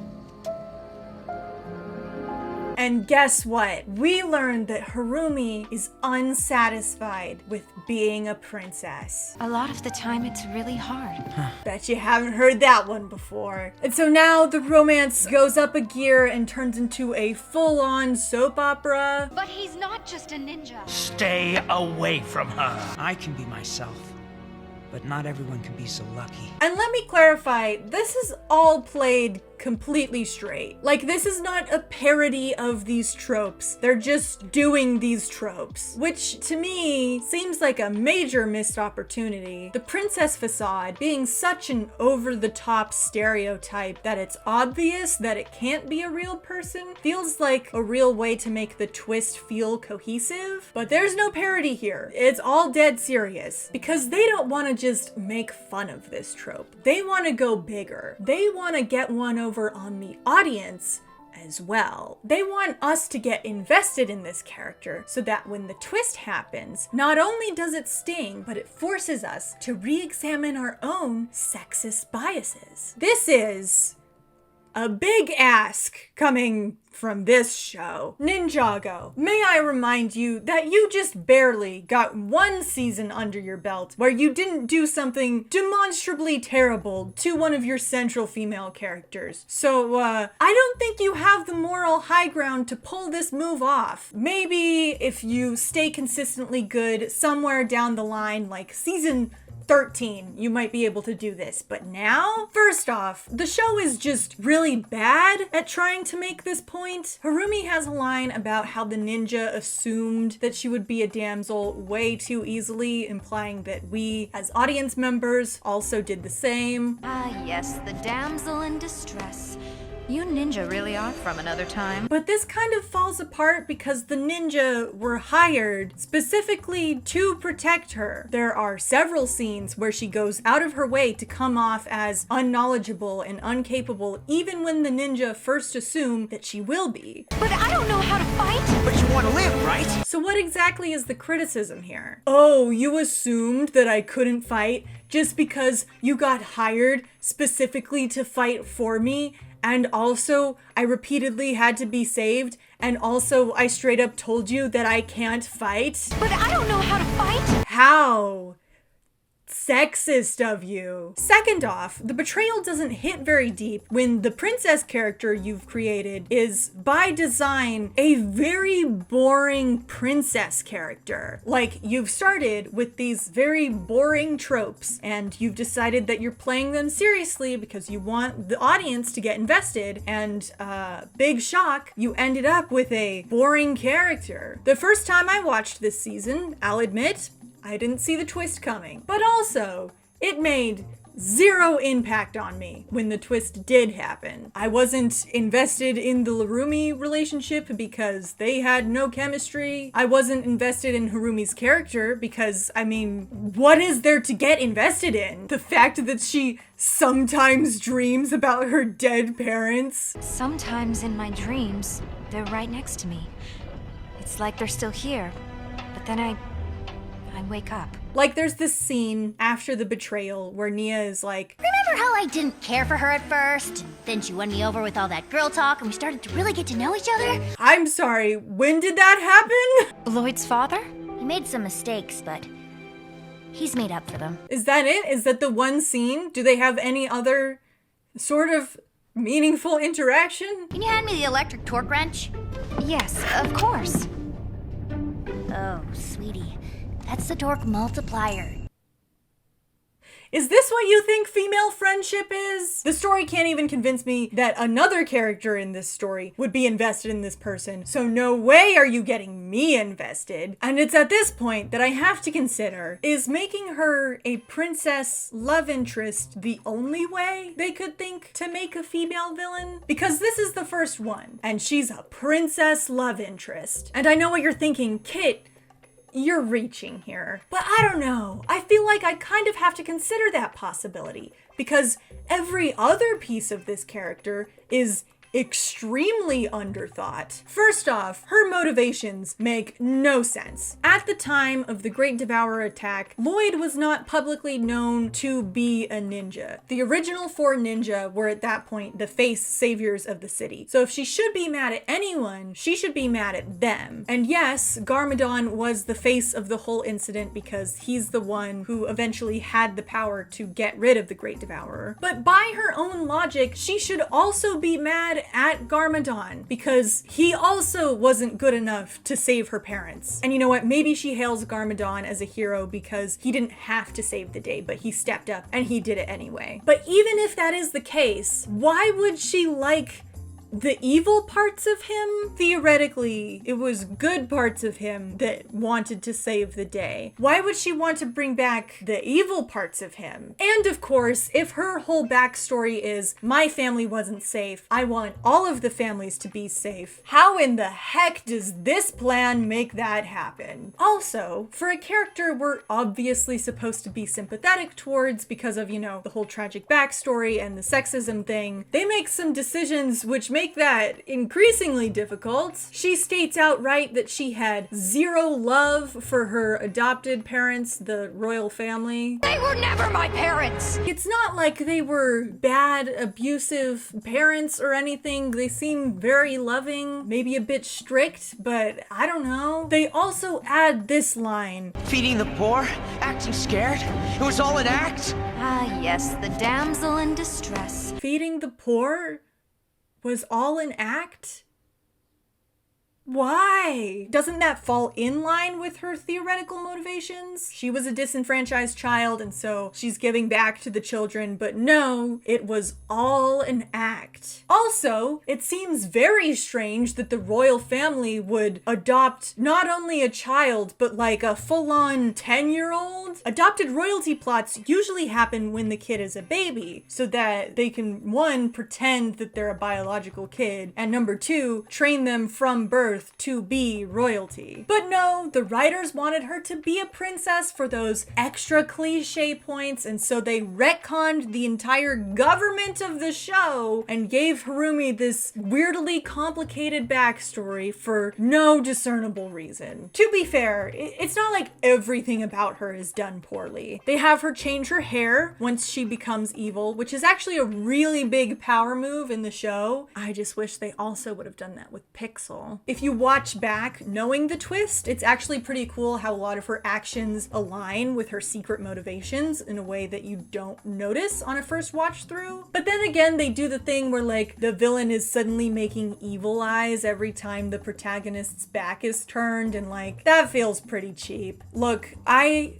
personally do not care for this character, but I cannot deny that she is a fan favorite, especially among women in the fandom. And I think a lot of people gravitate to her primarily because her aesthetic as a villain is really solid. I too even enjoy myself some Harumi style vibes, but even though she might be aesthetically really solid, she's just not a well-written villain, which I'll admit, Ninjago has a lot of messy characters, even outside of women, but they are specifically bringing her womanhood into her character, and they failed that aspect of her character in particular. And it's not necessarily like actively bad or harmful representation. It's just the fact that the show obviously thinks it's doing way better than it actually is. And that's the story of the whole show, really.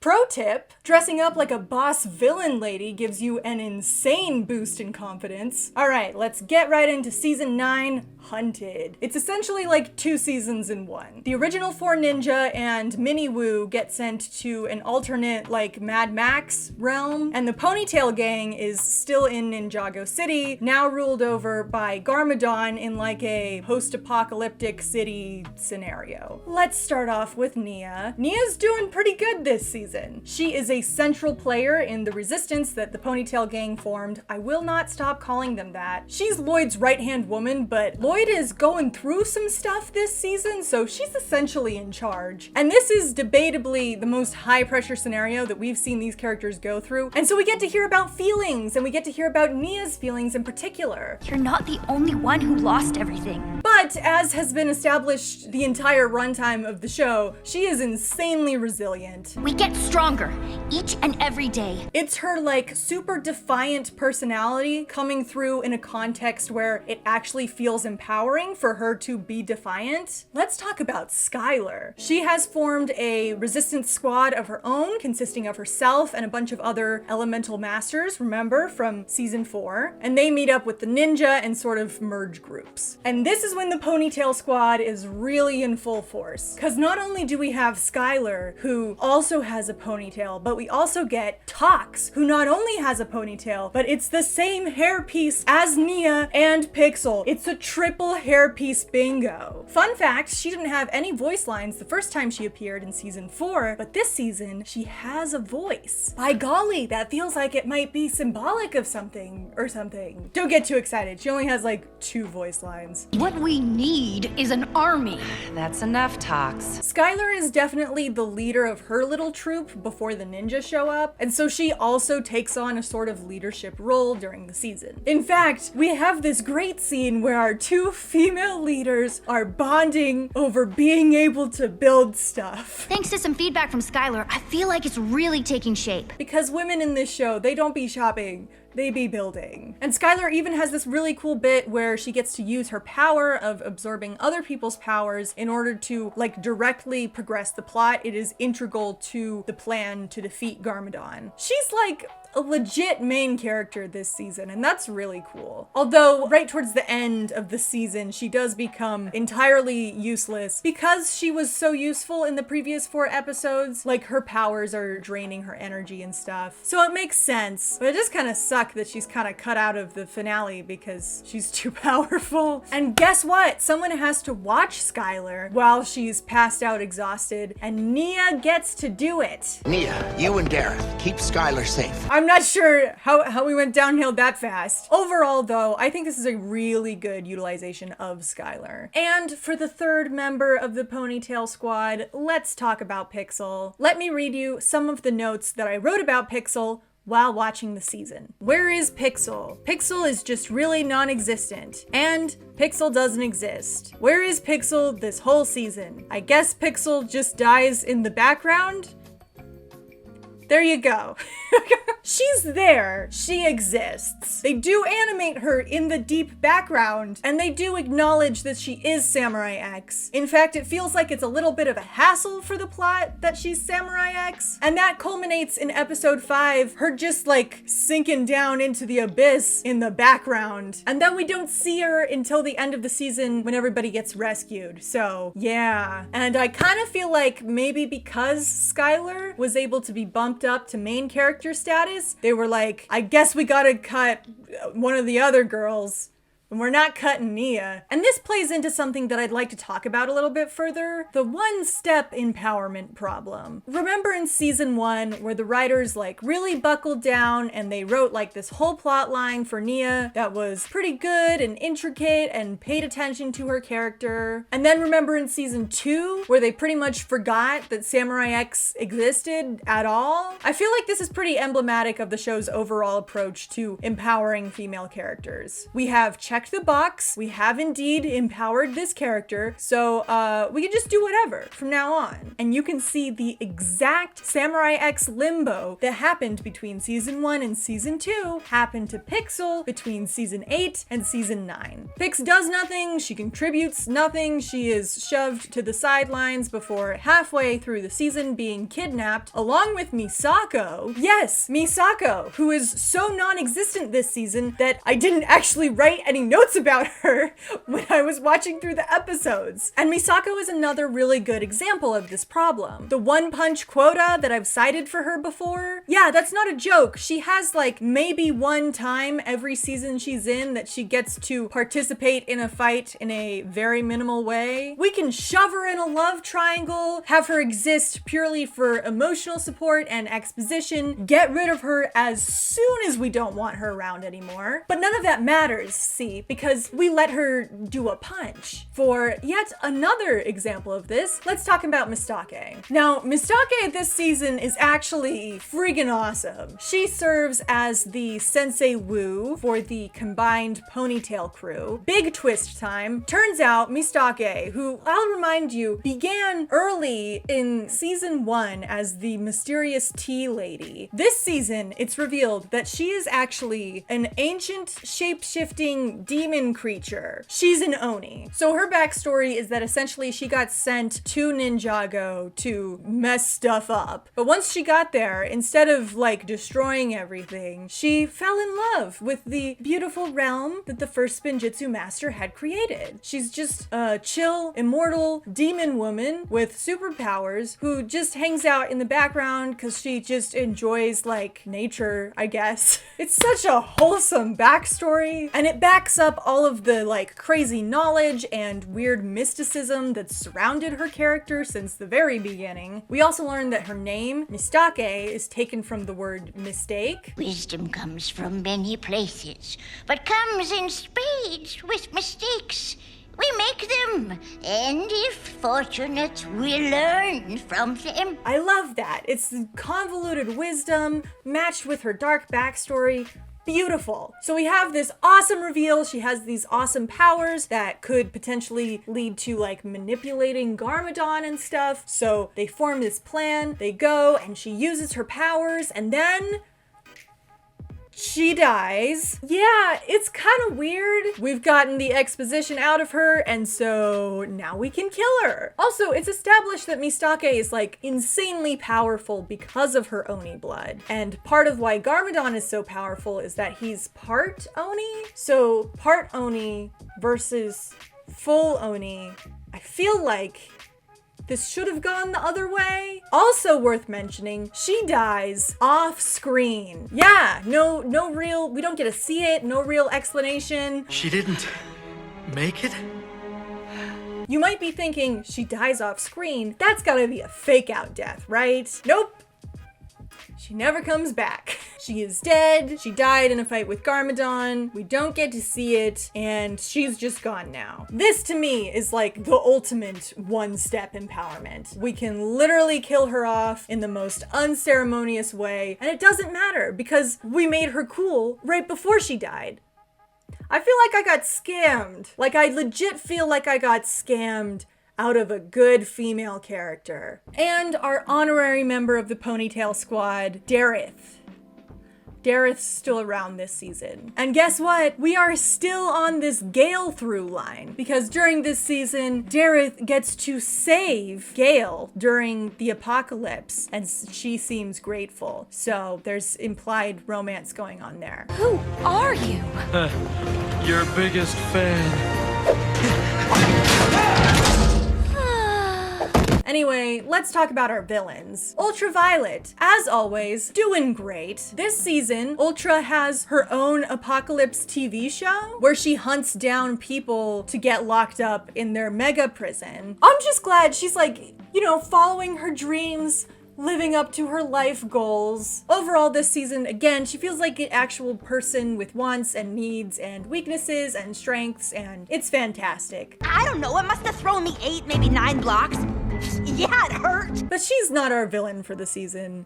Harumi is our villain for the season. And the main shift for Harumi from last season to this one is that now Garmadon is resurrected, and so she's no longer in charge. I don't really like the switch in that dynamic. Like, it is cool to have her in full force evil mode this season, but last season it was more fun because she was in charge. But this season it's all like, yes master, we will do your bidding, blah blah blah. It's not fun. It's not interesting. I don't care. And Garmadon is like really abusive to Harumi as well. There's literally this scene where he is Darth Vader force choking her. There are insanely unreasonable expectations put on her to avoid this punishment. Like, even Ultraviolet and the other General Kilo, they know this is messed up. But like, after this scene, she decides to pledge herself as Garmadon's adopted daughter. Take me.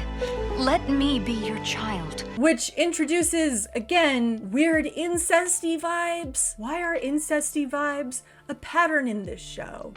The last thing of note for Harumi's character is that they give her a redemption. So Garmadon is super evil and he's collapsing buildings, right? And Harumi ends up on one of these buildings as it's collapsing, and, you know, flashback to her backstory where her parents were killed in a collapsing building. And so she has this moment of, oh crap, I'm doing this terrible thing to other people. And she actually helps a family escape the building together at the price of her own life. From across the city, I guess, she and Lloyd make eye contact right before she dies, and there's this mutual connection. They both know she's gonna die, but it also seems like he realizes what she's done because she now has like honest regret in her eyes. And at the very least, what this twist does is let us know that yes, her motivation was actually sourced in something good. She was doing this for the kids, which was a point of confusion for me last season. Maybe she went insane, or maybe she was just so overtaken by her pursuit for revenge specifically. Who knows? But there was a good person in there somewhere. But wait, back when I was talking about the initial twist, I said that committing all the way would be the key to getting the twist to have impact, right? So doesn't having a redemption sort of invalidate that? I don't know. I still think this works. And I think the reason that it works is that she dies immediately after making her realization. Because we have this solemn death of the character, it reads as a tragedy rather than anything else. And I think that retroactively does make commentary on the whole damsel through line. Damsels are tragic characters. Much like Harumi isn't in control this season, damsels also aren't in control of their own story. They don't get to participate participate. And often when they do, they die. It's a very poetic way to end her story, and I think it was the right way to go. This doesn't like retroactively fix any of the problems with season 8, but I do think they stuck the landing. They got half a good character here. You know, these writers are so indefinitely attached to romance that there was a part of me that's like, they're gonna go full redemption on her, which kind of negates everything. But they didn't. They got redemption and then they killed her. I think it works. Now that's half the season. Now let's talk about the other half. Remember, other ninja, mini-woo, they're in the other realm. The main villain of this half of the season is Iron Baron. He's this evil dragon hunter guy, and in his crew, there's this character called Jet Jack, and she is pretty good, pretty high up in his ranks. We also have Firstborn, who is an important dragon in the plot. She's like the first dragon. And then finally, let's talk about Heavy Metal. Heavy Metal is the mysterious second hand to Iron Baron. He wears a mask and has like a distorted voice filter, and if you'll remember from last season, you'll notice I used an explicitly male pronoun there, so you know this character is definitely a woman. And she is. Her name is Faith, and she was hiding her gender because Iron Baron forced her to. I guess he didn't want people knowing that his second in command was a woman, but then after Faith betrays him, Jet Jack gets bumped up to second in command, and she is definitely outwardly a female. So what, is he just not sexist anymore? If you're gonna build sexism into your narrative, at least be consistent about it. But when she's working with the ninja, she's a lot of fun. She is very annoyed by the ninja. How you have survived this long is beyond me. Faith kind of has to act as a mentor for the ninja to kind of like teach them the ways of the realm, but not in like a typical mentoring sort of way, but in a passive aggressive, we're gonna move fast and you better pick everything up sort of way. It's a very fresh energy and I like it. At one point, Faith is kidnapped and the villains utilize her as a trap, but again, she doesn't really feel like a damsel in the situation. Like when the ninja fall for the trap, she's like, guys, obviously this was a trap. Why the heck did you do that? And then at the end of the season, I guess like Jet Jack also comes and teams up with her. Women helping women. But overall, I really, really like Faith. Her whole aesthetic really carries her. Like she's not like tough. She is tough, but like there's a gruffness to her, and she asks for help, but not in a way that comes off as like super needy. Then we must go.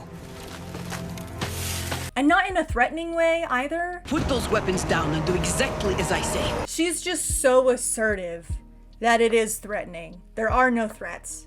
Does that make sense? There's these notably unfeminine qualities about her, paired with feminine qualities. Like her appearance is generally still very feminine, without being sexualized, I'll note. Like she has this really thick accent. How could I have been so stupid? But also her hair is in this perfect updo. Ponytail! Is that another ponytail? Ponytail gang! So season 10 is not really a season. It is a TV movie divided up into 4 20-minute episodes, but everybody just calls it season 10. It's a shorter season and there's less to talk about, so I'm just gonna go through it chronologically, which we haven't done like, what, since the pilot episodes? Basically, the conceit of this season is that there's evil fog, and so everybody's trying to deal with, escape, and stop the evil fog. This is also an end to the Ninjago Masters of Spinjitzu TV show before next season takes us into the Ninjago TV show. Point being, this season is supposed to be kind of a finale for the show, so they make extra effort to give everybody something to do this season, which is interesting for us. They released posters with all of the characters hyping up the finale, and guess what? Pixel got a poster! First notable thing this season, we have Pixel doing backflips. She's got a short temper, I guess, and is done with traffic, and backflips out of it. We learned that the mayor of Ninjago City is apparently female. Not really sure why the mayor couldn't do this herself. We don't see her, but I look forward to meeting her. And then you insert the title card of she never shows up.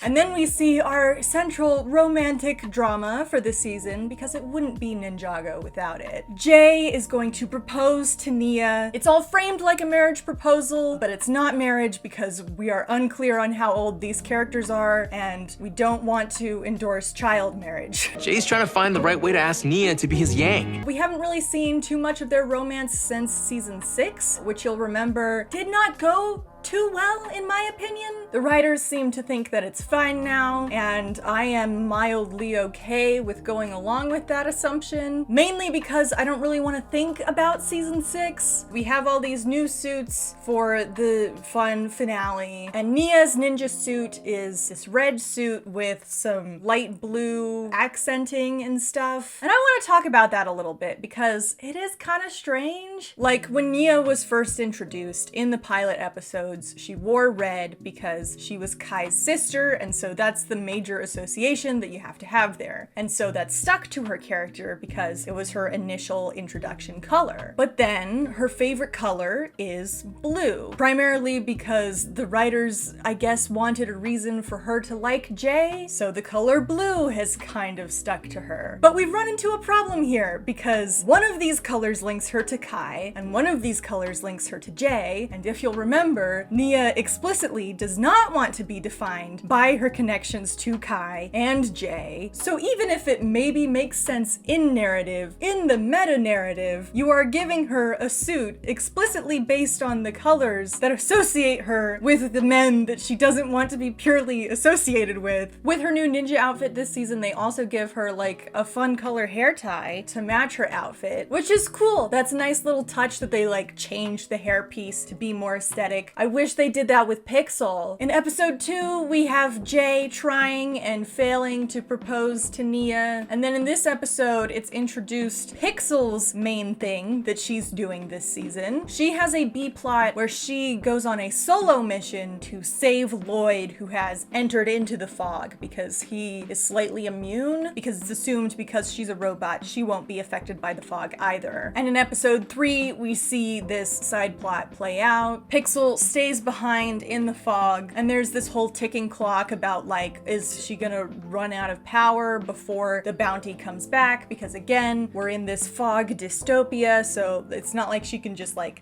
I guess she could have landed somewhere and waited, because if she's gonna be in the fog, plot hole? Anyway, but she's floating above the clouds until she goes down to get Lloyd, and then they're out of there. We see Gale gossip. You should know, you just ruined a heck of a broadcast. And then Nia's main thing this season. So in a big dramatic turn, Nia's driving the bounty or whatever to escape this stressful scenario, and she accidentally does something that bumps Cole overboard, and so Cole falls into the fog, and so it's assumed that like he died or turned into stone or both. Don't worry, he's fine. But Nia thinks she just killed her friend, and that's the main thing going on for her this season. She made this big mistake, she feels guilty about it, which is an interesting thing to do and some cool emotions to explore for any character, especially a female character. So good job. I like the I feel guilty for killing my friend side plot. Cut back to Pixel. She has saved Lloyd and Garmadon. He's here, by the way. It's not important. And she's waiting for the bounty to come back, and she's running low on fuel, but the bounty is racing back to go and save her, and this is where the two subplots collide. Pixel is like, I think I may have failed you. All I can do now is like try and fall in the correct direction. And Pixel is like, I am not losing another friend today, and so she like super speeds it, and she just barely catches them, and so Pixel succeeds in her solo mission, and Nia redeems herself, and so the two female subplots actually like intersect and resolve each other, which I think is kind of cool. They resolve each other in a very physical sense, and there's no emotional connection between our two female characters, but there is intersection, and I'll take what I can get. Nia has this nice bonding moment with Kai at the end of the episode, and it's a nice sibling moment moment. Way better than anything that we get in season 7. I'm here for you, sister! In the finale episode, you'll remember Cole is still gone. He's doing his side plot of trying to get back to the team. But that means that the Scythe of Quakes, which is Cole's golden weapon, doesn't have anybody to wield it, and so they give it to Nia. Obviously, it isn't like responsive at all because she doesn't have the power of Earth, but it is cool that she gets to feel connected to this person who she thinks she's maybe killed. Misako! Misako is here, and she's given explicit directions to sit out the fight. Those inside need your protection. At the height of the climax, of course, Jay finally decides, I have to propose to Nia because the world might end. Now you're asking? I think it's kind of cute. I think the way Jay proposes is like very in character. It doesn't like retroactively fix all of the mess that previous seasons have made, but if you're going to ignore the mess anyway, at least you're not continuing to make it feel weird. It's also worth noting at the very end of the season, they have a shot where like all of our characters are in the foreground and then all the supporting characters come up behind them. And Pixel and Skylar are like kind of in the middle ground and walk forward like, yes, I support my boy. Which seems really weird because, well, first of all, Skylar was not at all a part of this season, but Pixel definitely was. She had a poster, she had a subplot, but she's farther back in the background than Misako? Anyway, I disagree with their framing decisions here.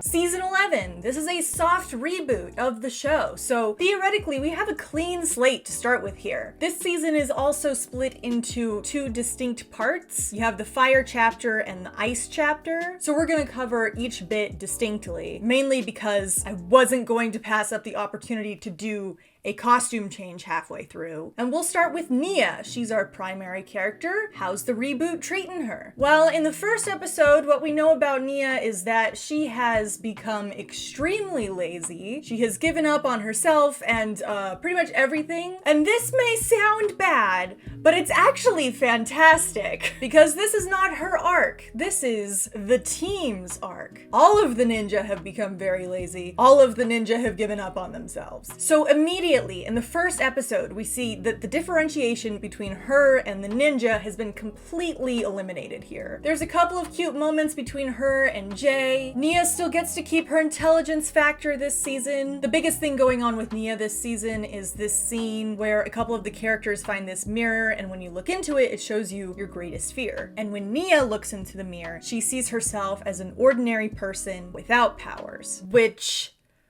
I'm not sure how I feel about. It implies that she sees herself as worthless without her powers, despite not having powers for like, you know, half the show at this point. What's the message here?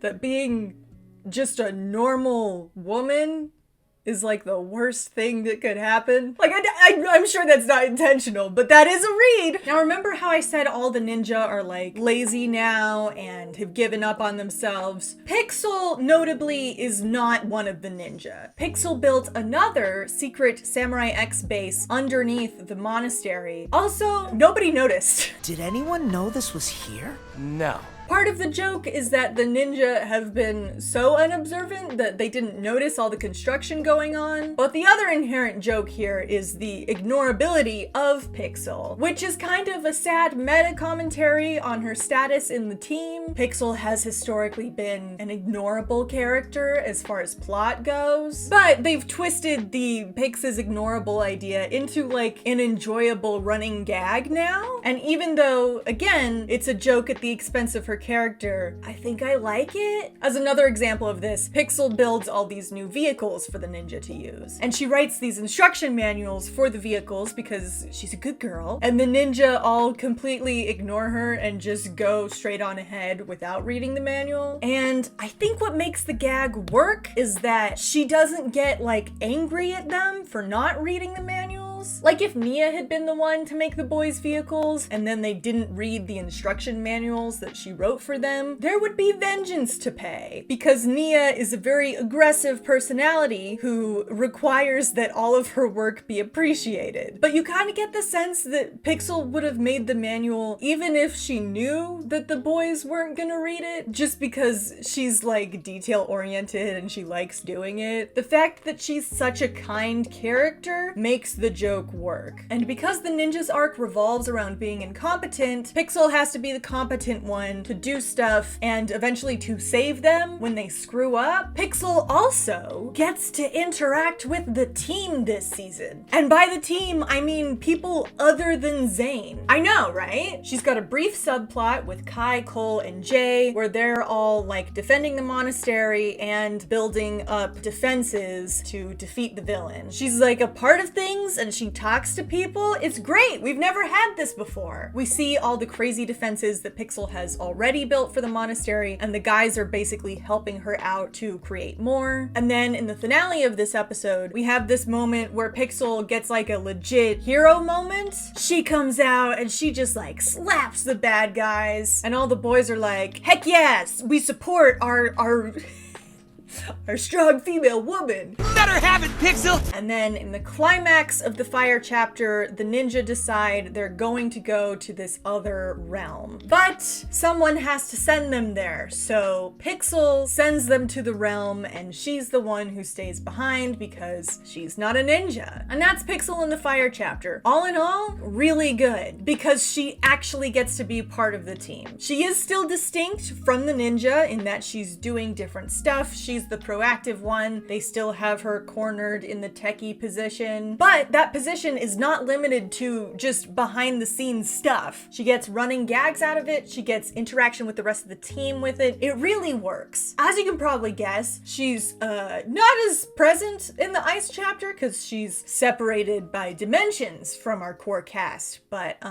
we'll get to that. Now, one thing that the soft reboot introduces is standalone episodes. Most of the show is serialized. You have episodes that progress one to the next, but because of a number of factors, including the shorter episode length, the writing team has decided to give us standalone episodes that can be taken out of the plot largely and focus on side characters that otherwise would not get attention. And the first one we get of these is The News Never Sleeps. This episode follows Nelson, aka the honorary purple ninja. He's a very small side character from season 6 who is now slightly aged up and is starting his job as a paperboy. And he's paired up with this new character, Antonia, who shows him the ropes on his first day. Nelson's got a lot of enthusiasm for his new job, but Antonia's like, Ninjago City is constantly under attack and everything sucks. We just gotta get through the day. They go on this little mission to give information to the ninja, and that's all we see of him this season. It's a cute little self-contained episode, and it introduces a female character with a lot going for her. Good job doing a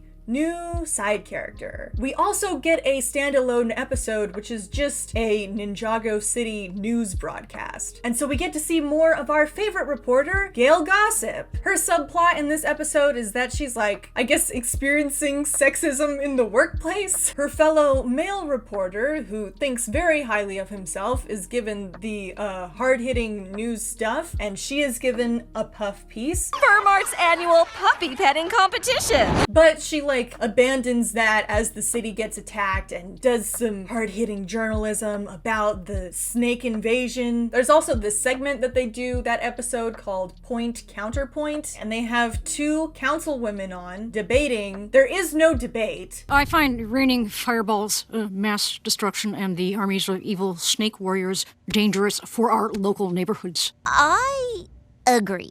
It was a good joke, and they had two women that didn't necessarily need to be women that they featured in like political positions, which is cool. And to top everything else off, we've got our second central female villain. This is Asphira. She is a vengeful snake woman who has been trapped in a Egyptian tomb for thousands of years. Thousands of years. She wants revenge. You will pick up on this very quickly. Revenge.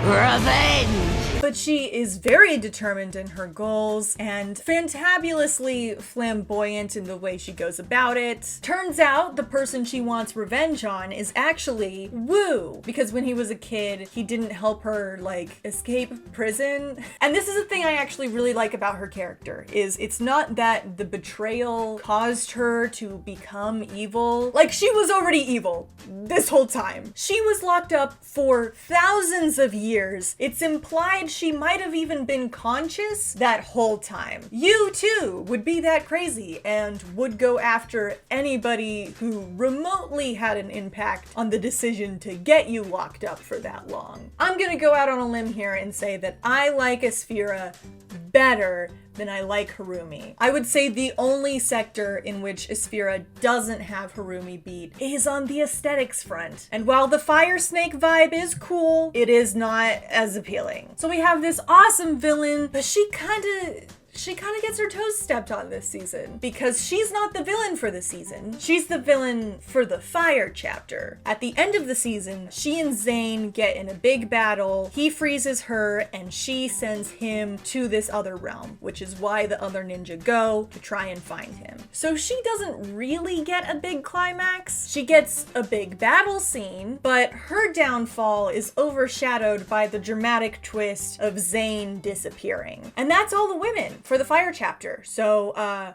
let's see what they're up to in the ice chapter. So the ice chapter gets its very own cryptic opening. We have this mysterious female voice that we've never heard from before, giving us a little bit of vague narration. But I believe one day someone will stand up against him. Season goes on, the ninja are in this different realm. It's like an ice realm. At one point, Lloyd decides to go off on a solo mission. Along the way, he comes across a very good doggo, and this dog has a little bit of a personality. It hates listening to Lloyd's stories, mainly because Lloyd sucks at telling stories. There was this girl named Harumi, and I really thought she liked me, but I found out she was just pretending. Lloyd assumes that this friendly wolf is a boy, and that's how you know it's a woman. Assume male pronouns, make no mention of female pronouns, and you know that wolf has gotta be a girl. And it is. The wolf is not only female, but literally a human woman. You're a wolf? I mean, a girl? So yes, even after the soft reboot, we get our old favorite, I thought this was a male character, but actually it's a female character twist. So carrying on the tradition. Turns out this is Akita. She was the one doing the narration at the beginning of the season. She and Lloyd have a little bit of a spat after she reveals herself, but they forgive each other pretty quickly. And we get a whole episode dedicated just to Akita's backstory. It's this fun little 2D animated segment before the tragic twist, and in this story, her brother is the helpless pawn who gets taken away. She thinks he's dead. He's not actually, he's just being held prisoner. So we got another girl out for revenge. And this puts her goals at odds with Lloyd's goals. At first, it's just like a morals thing. Lloyd is like, are you sure you should be going after, like, to kill people just for revenge? And she's like, yes, that is what I am doing. But this conflict goes through the whole season and actually escalates at the end, because it turns out the person who kidnapped her brother was actually a corrupted evil Zane. Long story, stupidest twist in the whole show. We don't have time to get into it here. So because Zane is the one who kidnapped her brother, she wants to kill Zane, and obviously Lloyd does not want to do that. Eventually it all gets resolved and it's fine, but the fact that we have this tension between our protagonist and our supporting female character with like direct conflict and goals, with our female character having the more aggressive goals of the two, I think is really interesting and really cool. But then, this happens. Well, I guess this is... You had just as much context for that kiss as everybody else got. Yeah, there isn't really a romance built up this season, but they decide, oh, we had a male character and a female character in a solo plot. We should have them kiss before the end of the season. Why include this? There's no point. You're taking a perfectly fine, strong female character and just reducing her to love interest at the very last second. It sucks. But Akita does get to send us off with some closing narration. As for Lloyd, My brother thinks I will never see him again, but I think he is wrong. This is the last time we see her the whole show. So that's our new female character. How are our regulars doing? Nia, remember how she was afraid of losing her powers? Well, in this realm, she can't use her powers. I guess her powers depend on water being present, and because everything is ice and she can't control ice, then she can't like get any water. It's implied that she was pulling water out of the air before, but water vapor is a different state of matter as well, just like ice is a different state of matter. So, but it turns out, actually, she can control ice because ice is water. How ice can then also be a separate element that Zane has control over, I don't know. And here we are again, doing the same character arc for Nia that we did in season 5. She doesn't want to have to control ice. She just wants to stick with water, but that's not an option right now. So she does have to learn how to control ice, but it's frustrating. And so she rage quits. She doesn't think she's cut out to be the master of ice, but she should learn how to do it because that's the element that's most prevalent this season. I don't get why this is a recurring theme for this character. Every time she has to learn something new, it's this huge deal and she's like, why do I have to do this? This is too hard. I'm not cut out for it. One, like I've talked about, doesn't really make sense given her characterization. 2, we've already done it, so shouldn't she have learned this lesson already? So what's the conclusion to Nia's I need to learn how to control ice arc? She does it. And you will obey! Like, I don't know what we're supposed to get from this side plot. What's the lesson? What's the takeaway? What's the moral? What's the message? What's the theme? What was the purpose of this side plot? She just needed to try harder? Isn't that the conclusion that we came to the last time she did this arc? It was barely an explanation last time, and I think somehow it's even less of an explanation this time? Kai has a similar thing going on. He lost his powers, but he actually has like a fleshed out arc of like, do I have the fire inside me? I do have the fire inside me. I have to use it, you know, for the benefit of other people, and then his powers are sort of back. Anyway, so it's like this whole thing with multiple steps. I think it was handled better than Nia's whole thing, primarily because his ability to create fire actually affects the plot. That being said, they did bungle the resolution to that arc just as bad as they did with Nia, because 1 second after Nia uses the ice powers, Kai is like, I'm going rage mode too, and he gets his fire powers back. No explanation given for him either, but it does succeed in stepping on the heels of Nia's big moment that was supposed to be meaningful. You did it! I knew you could do it! And that's Nia. All in all, I don't know what the point was. They obviously tried to give her something to do, but they couldn't really come up with anything new, so we just get more kind of sucky Nia stuff. We have a second new character this season, Sorla. She is essentially Mistake Light. She is a female mentor figure for the ninja. She's the leader of the tribe of people that the ninja come across when they go to the Neverrealm. I am Sorla of the people of Great Lake.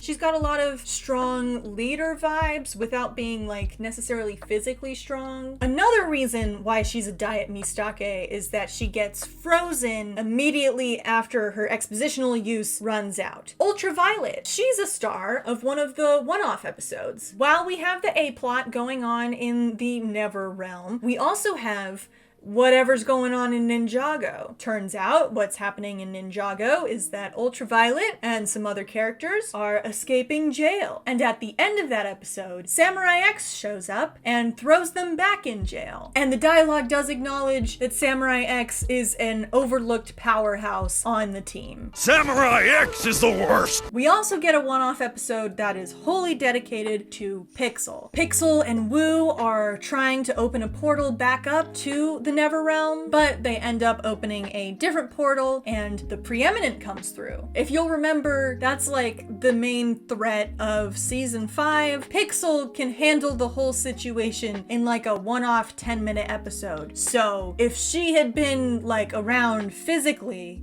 season 5, apparently it wouldn't have been a whole thing. She does get a fake out death in there, because it's just standard issue for robots when they do something heroic to have a fake out death in this show. But this does bring up an interesting point, which is the weird feminine power creep that exists in this show. We want to empower female women, but we're not good at like actively writing them into the plot at all. So to make up for that, we're just gonna like give them an artificial power boost so that it comes across like they are like really powerful and active, even when most of the time they're not doing anything. And this exists with a lot of our primary female characters. Skylar, if you'll remember, she has the ability to absorb everybody else's powers. So theoretically, she has all of the powers. They do kind of debuff her because they realize that's way too much power. But for the majority of the existence, she just has all the powers. She just runs a noodle shop, and that's chill, but also weird for the amount of power that she has. Mistake, crazy powerful. She has shape-shifting abilities. She has like full-out demon abilities that make her like super strong. In fact, she might have been so OP that they had to kill her off because otherwise it would have ruined the tension for the rest of the season. And then of course we have Pixel and Nia. When they are their respective Samurai X's, they are consistently proven to be better than the whole ninja team combined. But this is why they have to bench Samurai X whenever they want like a serious situation with tension, because if Samurai X is active and in commission, then the threat becomes a lot less dangerous. So it's not only that they're giving them power to sort of prove that they are powerful women because they don't know how to like involve them in the plot to make that happen, but the fact that they're giving them so much power actually kneecaps them, because then getting them involved in the larger conflicts kills the tension. The power creep for the female characters is actively making them less powerful. You have no idea how long I've been holding on to these exact glow sticks for this video. So, season 12, Prime Empire. This season is about like a sentient video game, which part of our cast goes into to try and find the bad guy. Turns out the bad guy is the video game. Also, the video game isn't a bad guy. It's complicated. Pixel has like a whole B-plot this season. Pixel and Zane, being robots, don't go into the video game because code going into code might mess with their code. So they're like, nope, peace out, you guys do that one, we'll do the detective work from the outside. And I do mean detective work because there's a whole subplot where Zane downloads a bunch of like film noir movies and decides that he needs to be a film noir detective in order to solve the mystery. And this results in one of the better episodes of the show called Ninjago Confidential. At first, Pixel is like vaguely supportive of Zane's decision to do this, but she gets annoyed very quickly. You are beginning to get on my nerves, circuits. Which feels very in character. And at the end of the episode, Zane gets kidnapped, and so Pixel degrades herself into using Zane's detective techniques to try and find him. And this is where the B-plot really kicks into high gear. Pixel finds the creator of the game, Milton Dyer, and he's like, I never even finished that game, there's no way it's like doing anything. And she's like, actually, it's causing big problems. And so she teams up with him to like go and find Zane and get to the bottom of everything. All the while, he is just in awe that she's a robot and it looks like she has emotions and everything. And she has to explain to him like, I am a sentient AI, I'm a real person, I'm not an object, please treat me like a person, thank you. Any sufficiently advanced program like Onagami, like myself, is no less real than you. And you have this pleasant little side plot about her trying to deal with this ignorant dude while also trying to save these other dumb dudes who got themselves kidnapped because they got woo too, which is kind of cute, and I do like this dynamic. Her eyes showed annoyance, but her heart revealed that she respected my unorthodox techniques. My heart did not reveal that. Every part of me is annoyed. But if you'll remember from earlier, this does open itself up to the interpretation where Pixel being annoyed at Zane is just her realizing that, do I actually like this guy? Not saying that that's definitely what this is or anything, but the pieces are all there. So yeah, I like this subplot. Pixel is active. She's actively advocating for herself and in a way like advocating for the rights of minorities in this world. Season 11 was a great stepping stone in which Pixel actually got acknowledged as like part of the team. And this season goes a step further, giving her total control of the primary B plot. Moving on to Nia. Nia does get to go into the video game. And there she is, a part of the team, like she's been for the last couple seasons. We do have this weird interaction that she has with this NPC shopkeep. How may I help you, Flower Nia? Just Nia is fine. I don't know about this, dude. There's this sort of side plot going on where Jay and Nia have been taking dance lessons, and it comes into the plot because there's like a dancing mini game, and that's fine, I guess. This show has taken repeated efforts to try and destigmatize like dancing and performing arts for guys. Like the fact that Jay is taking dancing lessons is not at all like a jokey thing. Like it's a thing, and it's a good and important skill for him to learn and to have this season. And I like that. But this season does the thing where people get slowly taken out of the plot, and then it's just Jay at the end. And the last one to go is Nia. She makes it with Jay all the way to the end, and then she is the ultimate fridge, which gives him the strength to go through the portal back to the real world and start the climax. Which kinda sucks. You were doing so good, especially with Pixel, and then you do the kill the girlfriend for the motivation thing. So like, there is like a cute little Jaya kiss at the end. Good animation, and that was fine. They bring back Harumi as a like NPC avatar. It feels really forced because it doesn't tell us anything new about Harumi because she's not real, and it doesn't really tell us anything new about Lloyd. It's just there for artificial drama, and I hate it. There's also just a ton of players in Prime Empire that we get to see. There is a female who is using a male skin, specifically of Jay. I thought that was cool. And we have our primary new female character for the season, Racer 7. She is an NPC, a non-player character, and her backstory is that she is programmed to do like this racing game and to do really well at it, but she's also programmed to always just barely lose the race. Like she always crashes out at the same spot just before the race finishes. And already I'm thinking this is a great setup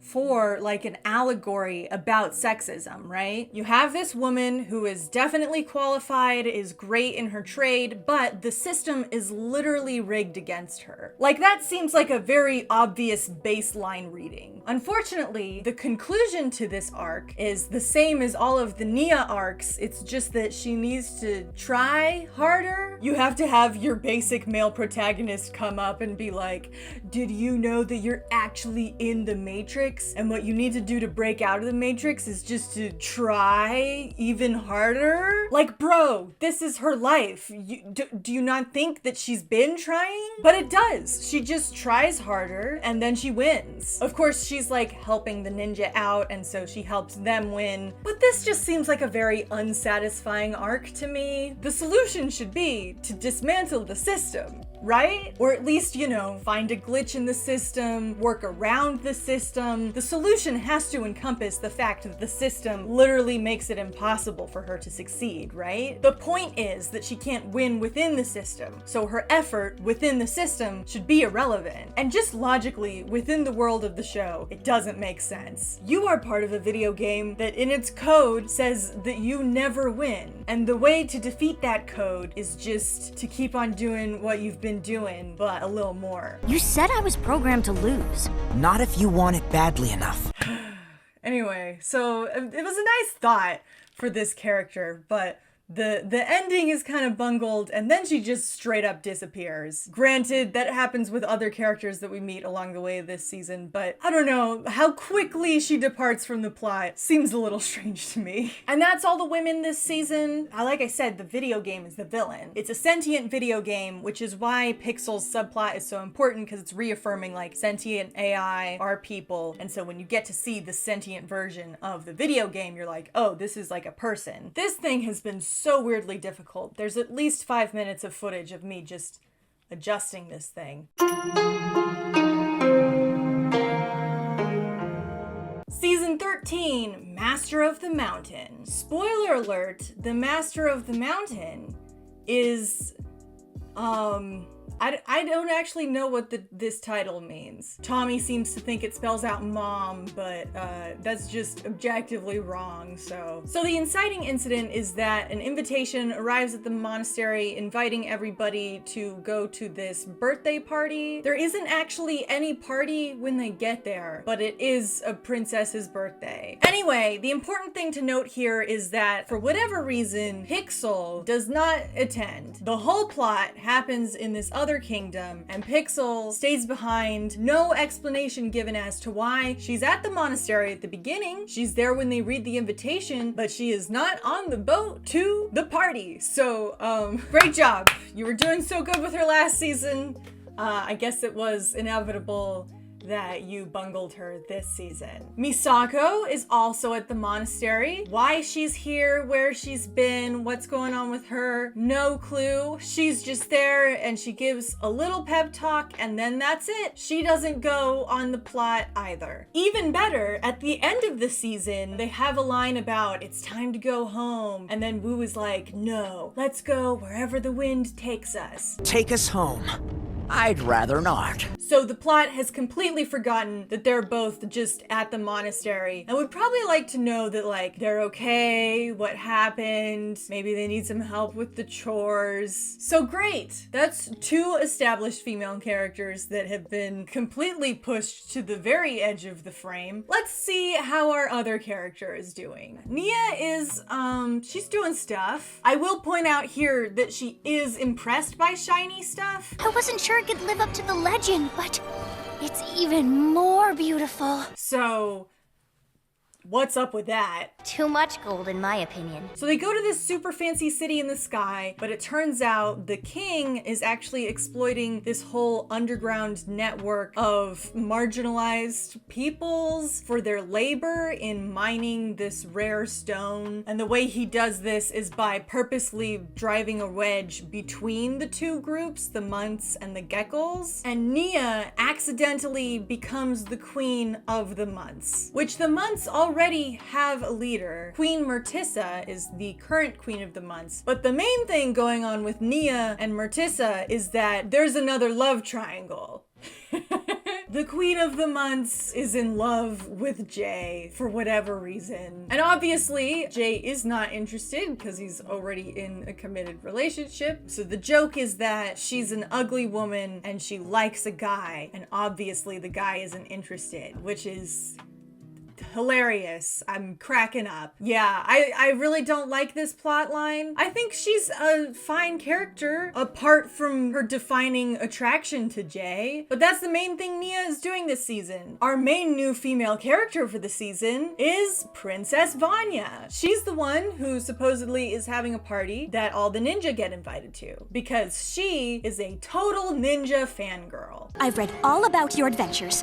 It was my idea to invite you to my birthday. It's very cute. She's like a very hyper positive, innocent kind of character. And I like that, especially in a show saturated with like world-weary, tough women who are so edgy because they're strong and empowered. Having just like straight up happy hyper princess character, I'm down for. When she's introduced, we also get introduced to the idea that Lloyd has princess baggage because of her Harumi. Is this because of Harumi? No. Which is great. That's cute. I like that. They don't ever do anything with this. It could have been its own little arc, but whatever. Also, this is a Cole season. It's the first Cole season, and so the impulse is that we have this new female character and they get paired up because that's how plots work. So you would think this is Cole's love interest, but no. They decide, for once in the show, not to go that route, and it's so refreshing, especially coming off season 11, in which they felt the compulsory need to include the fact that this perfectly fine standalone character is a love interest. The fact that we have this character who is visibly obsessed with this other character, but they avoid the romantic connotation is very nice. Lloyd also accuses Cole of like, hey, don't you dare fall in love with her. And Cole is like, what the heck are you talking about, man? Besides, I don't even like Vanya like that. We just met. Calm down, Lloyd. And I like that meta commentary. But the dynamic between the two, I think, really works. She is just lovably a lot, and Cole is a little weirded out by it, but it works. Vanya also stumbles her way into combat and succeeds, partially because of her overly positive attitude. I am a big fan of optimistic characters being validated and their positive outlook being seen as a strength. For example, Vanya also gets this empowerment moment with Wu, where Wu is feeling down, and Vanya's like, no, you have like responsibilities and you can do this and I believe in you, and also you have a responsibility to do this. Go and be your student's master because that's your whole thing. Vanya is right. So she, as probably the youngest character in this situation, gets to be the mentor figure to the oldest character in this situation. And she gets to like flex her royal power and her newly learned combat skills towards the end of the season. So it's a good time. In my opinion, she is the better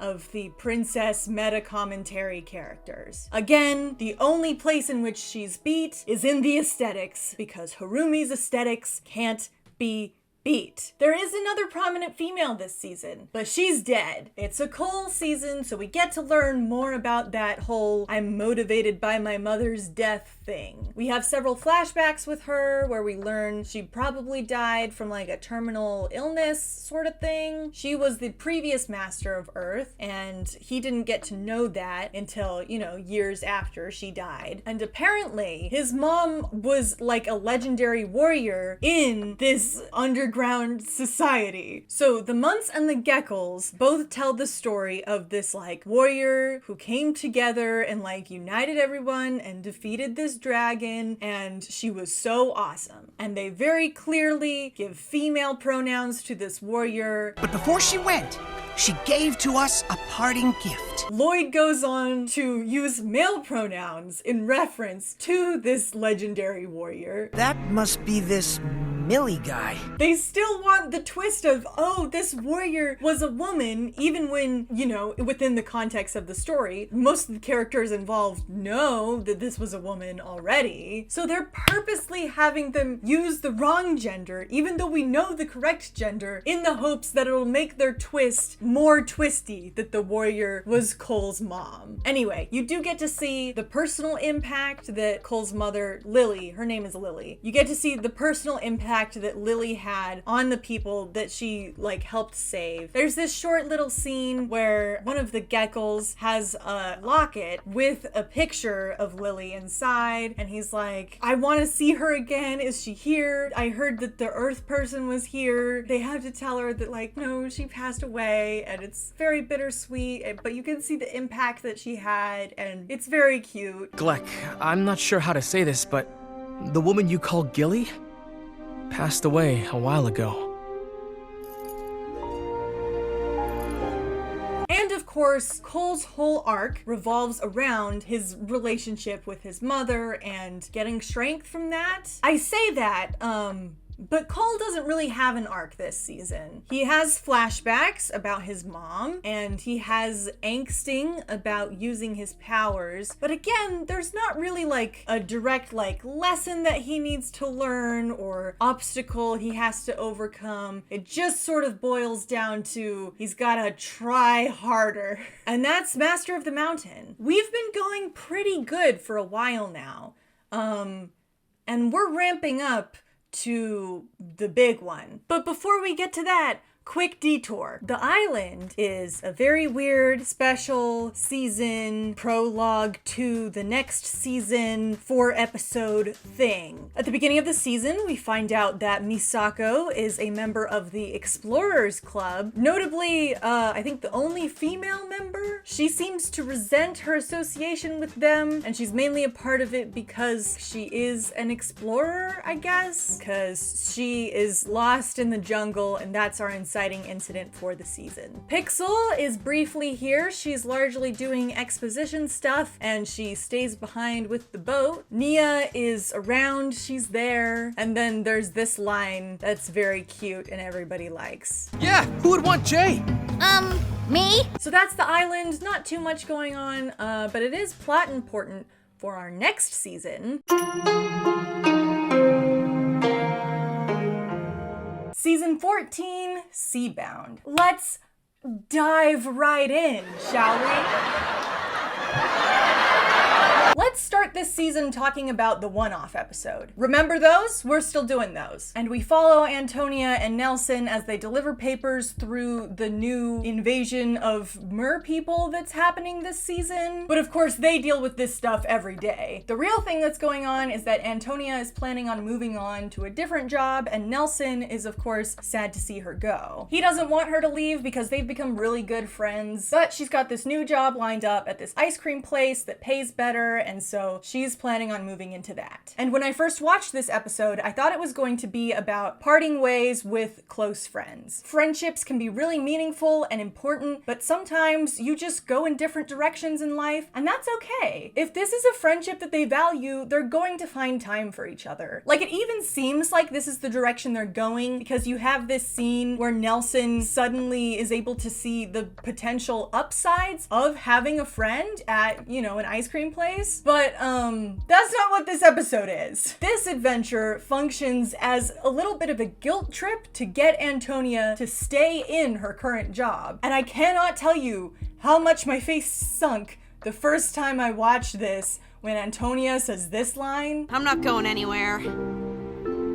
I changed my mind, okay? And it feels really weird, especially considering these are introductory minimum wage jobs. No one's gonna stay a paperboy forever. Upward mobility is the goal, and Antonia is talked out of it. Like, Nelson's the one who needs to change his mindset here, right? This episode made me sad, and it should not have made me sad. I am owed a cute background cameo where Antonia is behind the counter at the Dairy Dragon and Nelson is there ordering ice cream to show that, like, even though she got this new job, they're still keeping up their friendship, and it's great and it's cute, because that's what the moral of this episode should have been. Who else do we got this season? We got some new people this season. We get an addition to the creation myth of Ninjago, and it features a woman. Niad apparently was essential in the formation of Ninjago and actually predates the first Spinjitzu Master's contributions to things. She isn't in this season, but like Lily last season, her legend and her presence is very much felt. We have a new side villain, Misdemeanor. See, it's very clever because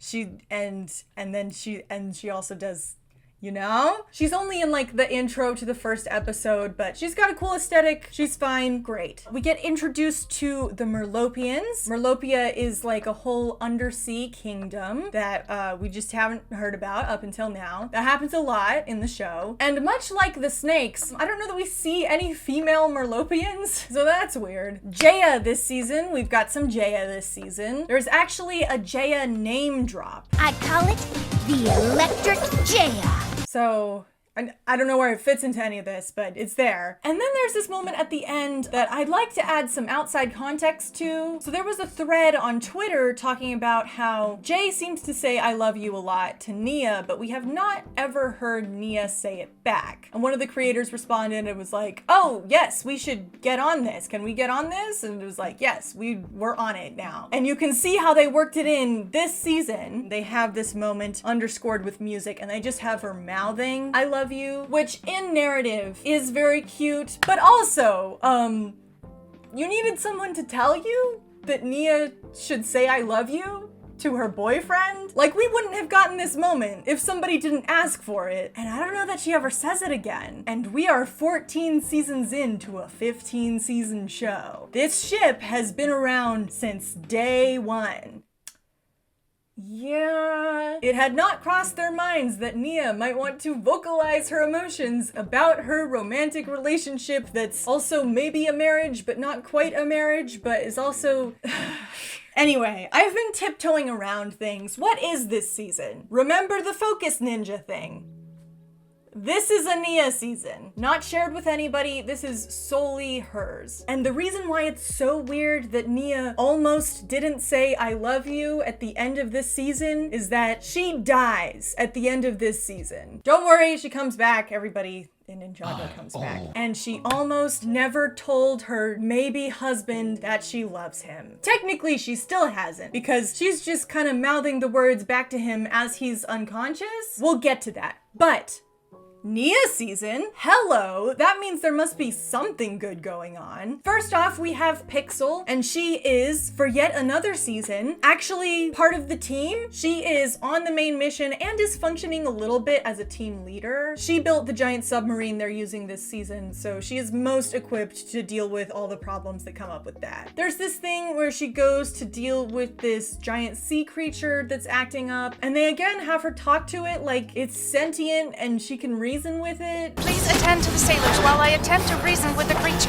But I guess it's a thread that we're rolling with now. Preeminent, please desist in this course of action. If you want to do a really deep reading, you can tie this back to the fact that she originally was not sentient, and so she wants to give everything the chance to be treated as human, like she was given the chance to be human. Because otherwise, it makes no sense, because she's a robot and should definitely know that giant kaiju creatures don't normally respond well to verbal negotiations. And yeah, she doesn't like have a huge side plot or anything, but she's just a present piece of the ensemble in the A-plot, and that's nice. The second female character we have is Maya. Yeah. You forgot about her, didn't you? Nia's mom is back this season, where she's been for the last 7 seasons, I'm not sure. And the tension between Maya and Nia is our main emotional conflict of the season. Now, Maya is noticeably different from the last time we've seen her. She has a personality now. Whatever it is, we're gonna figure it out. You and me, mother and daughter, working together. She's like an over-enthusiastic, supportive PTA mom. And while that is a stereotype, it's not one that the show has done yet. And it's way more interesting than the nothing character that she had before. So I'm here for it. And of course, that brings us to our third female character for the season, Nia. Our inciting incident at the beginning of the season is that her powers seem to be acting up and she's not able to control them. This frustrates her to no end, and it's why they call her mom up there, because she was the previous master of water, so maybe she might be able to help. And I really like that we get to see Nia a little more vulnerable this season. Like, her powers start acting up, and at first she's like, no, I can handle this, but eventually she just breaks down and has to admit, like, I don't know what's going on, I need help, which isn't really something we've seen her do before, and I really like it. So her mom comes in and she is not vibing with her upbeat energy at all, and so it's a mother-daughter tension plot. And I guess one of the big ideas that they're going for is that Maya had to make a big sacrifice in leaving Nia behind in order to protect her, and Nia has not had to make a similar level of big sacrifice, so she doesn't understand why she left. You've never had to make a big sacrifice like that. So I don't know how I feel about this plot line, because it's telling Nia, hey, you need to learn to like do hard things and give up things you care about. But if we're going on the show's logic, she didn't want to give up Samurai X and she gave that up. Again, I think it's crazy that she didn't want to be the water ninja, but that's the framing that they've established. That's a pretty big sacrifice, is it not? Nia has like been through multiple apocalypses. She's had to move on, having sacrificed her entire friend group that she thought was dead in season 9. This character is aware of the hard things that you have to do sometimes. Anyway, there's this amulet that is on the island of the island that they need in order to stop Great Devourer 2.0. And so they go to the island like, hey, we need this amulet thing. It's worth noting that this people, their sole purpose is to protect this amulet. It was a charge given to them by God. For thousands of years, we have upheld the oath bestowed upon us by the first Spinjitzu master himself. So taking the amulet from them does seem a little weird. I'm not a fan of the neo-colonialism side plot. And this would be really easy to fix too. Just have the ninja go, offering to help protect it because they know the villain is coming after it. And then you have more people defending it and the people who have sworn their lives to defend it, defending it. And also it turns out it's a fake and you can make that realization just as easily as you did when you were planning on taking it. The amulet is fake, there's a big ambush, and the sub stops working, so they need a way to go after the villain. And there's this idea that apparently the water master can communicate with whales. So if Nia gets some whales to help him out, then they got like a whale army chauffeuring them to the villain, and that'd be pretty sweet. Nia gets really angry and frustrated, and that's what ends up summoning the whales. I don't know. So Maya and Nia are actually like on really good terms before we get to the climax of the season. And I think this relationship actually worked out really well. And the reason I know this is that Nia is not at all my brand of femininity. In case you haven't noticed, I am not your stereotypical strong female. I like makeup and pretty clothing and the color pink and dresses. I am a girly girl. Nia is a tomboy. So with that being said, I do not particularly relate to Nia, but I did find myself relating to Nia this season. Mothers and daughters have conflict. They do not see eye to eye all the time. Feeling like your mother will not understand the emotions that are inside you, or that she's coming at your emotions with the wrong mindset. Very relatable. Wanting to be your own independent person and do things your own way. Your mom trying to comfort you by telling you that she's been there, but that being like more annoying than helpful in this exact moment. She's coming at you with good intentions, but you're just not in the headspace to meet her back with good intentions. And then of course, the underlying realization that your mom was right the whole time. I love you, Mom. I know you're probably watching this at some point while you're like folding laundry or something. Anyway, point is, I do not generally relate to Nia, but I do relate to Nia this season, and I really felt seen in the whole plot about her and her mother. Except for this one thing, they have this ongoing metaphor about cookies that's supposed to be about sacrifice. Sometimes there are no good choices, Nia. And that's just how the cookie crumbles. And Nia is like, I don't like crumbly cookies. I like chewy cookies. I like chewy cookies. This is the dumbest metaphor I think the show's ever done. I'm not really sure what it's supposed to mean. Like at its core, it's supposed to mean like life just happens and so you gotta deal with it. But also like, crumbly cookies. I don't like metaphors. The whole climax of the show is this big battle, and the end point is that Nia decides the only way to defeat the villain is that if she takes her powers to the extreme, merges with them, and becomes the essence of like the ocean. Her mom told her, you need to like make sacrifices in your life sometimes, and so she's like, this is my sacrifice. It's not framed that way very explicitly. I would have liked like a verbal confirmation that like, yes, I am thinking about what my mom told me. Because also, Maya isn't there for the climax. I don't know why. I definitely would have included her because the whole thing this season was the tension between Nia and Maya. So like, why wouldn't you include Maya? The only thing that matters to us here is that Nia makes a big sacrifice. And that's a good thing, right? Because like previous ninja seasons have had ninja sacrificing themselves at the end. So this just proves that Nia is like an equal main character.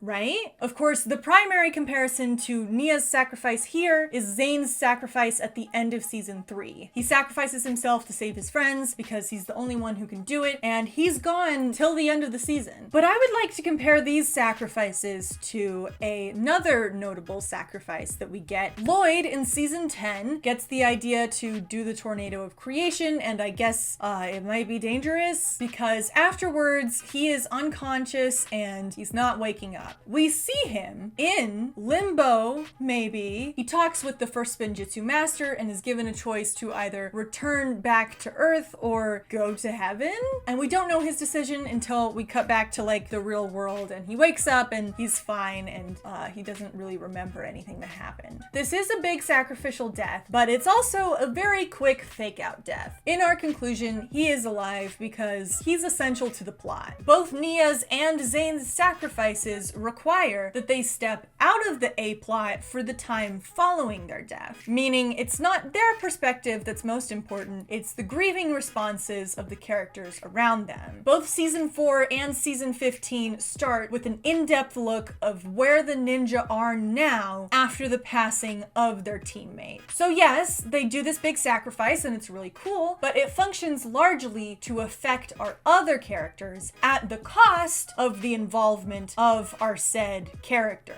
And this leads me into a bit of a conspiracy theory about Zane. Now, Zane by far has the highest fake out death count. And the reason for this is quite simple. It's because he's a robot. The writers can inflict pain and death and dismemberment on him, and he can totally recover no matter what. Violence against robots is not as violent as actual violence, so they can get away with more of it in a kid's show. His body is not a body in the way that all of the other characters have bodies. His body is an object, and so in terms of the plot, he is often objectified. So Zane, because of his roboticness, is often treated like a female character because it is just as easy to objectify him. And I think this is why a lot of female fans tend to gravitate towards Zane. But this is why his sacrificial moment functions the same as Nia's sacrificial moment, because these sacrifices treat them more like objects than something like Lloyd's sacrifice, which literally follows his perspective through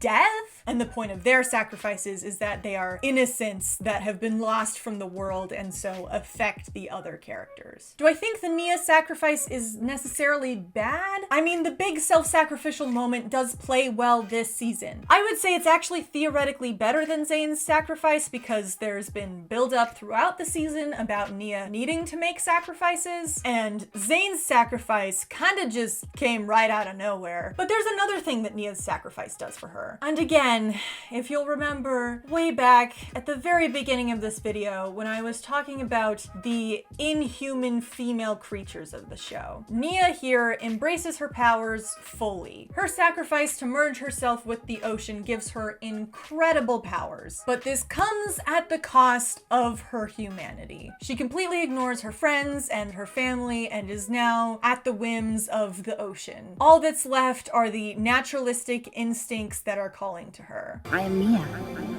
I am the sea.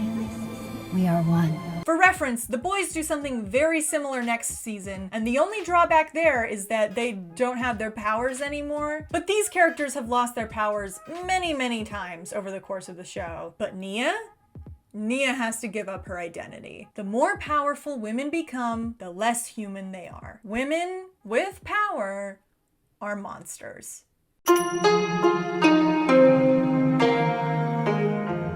So, season 15, Crystalized. The last season of the show, the finale. In case you aren't aware, Crystalized has widely been considered one of the worst, messiest, underthought, convoluted seasons of the series. And let me tell you, the female characters are no exception. And to get across just the vibe of this season, especially concerning its female characters, I'm just gonna walk you through one of its episodes. Episode 15, The Fall of the Monastery. We got Skylar, we got Pixel, Nia is back this season. It's episode 15 in a 30 episode season, so it's also the midpoint of the season. What's happening in the plot right now is that they're held up in the Samurai X cave underneath the monastery. A bunch of past villains have teamed up and they're going super evil mode because, you know, it's the finale. And so the Ponytail Squad has to defend against the villains. You have all of these competent female fighters facing up against these villains, and they they all get beat pretty easily. The only real competent fighting done in the episode is by Wu. Again, we are in the Samurai X cave. Pixel is there, and also Nia at this point has retaken the Samurai X title. We have 2 Samurai X's in the Samurai X cave, and neither of them think to use the Samurai X mechs. As all of our female characters are getting defeated, we get introduced to a new characters? Mini-Pix. Oh, how I hate the Mini-Pix. The Mini-Pix are little robots that Pixel has made to help her build things. This is a resolution to an ongoing joke this season that Pixel is able to build things unreasonably quickly. This will require 1,276 hours to complete. I will have it ready in the morning. That in itself being a continuation of the joke that Pixel is largely ignorable and accomplishes these huge feats while no one's looking. So the resolution to this ongoing joke is that Pixel wasn't actually the one doing any of the stuff. I'm not sure how I feel about that. She calls out all of the Mini-Pix in order to help fight the villains, even though they are explicitly not built to fight, they are built to build. And somehow they end up doing better than all of the trained fighters in the room combined. I can't get over how much the Mini-Pix are just functionally replacing Pixel. They're the ones doing the building stuff. They're the ones who end up doing the fighting stuff this episode. So what does Pixel do? And to make things even better, we've introduced this new character in our finale season. I can't stress how bad of an idea that is, especially in a show with as many side characters as Ninjago. But they're actually going through and giving Mini-Pix an arc this episode. You see, everybody gets knocked out and Mini-Pix ends up saving everybody. Cool plotline, bro. You should have given it to one of your already established female characters who are really in need of some development this season. Skylar is given her power retcon this season. Turns out her absorption powers only last so long before she needs like a refill. So if she hasn't touched an elemental master recently, she's not using any powers. This could have been a nice way to show that she can still contribute to the team even when she doesn't have her powers active. Nia's back as well, but she doesn't have her powers. You could have done the same thing for her. And Wu, who this season feels very self-conscious about not helping the team enough. You could have him do this and have him show that he is helping the team. All of which would have been a much better use of your time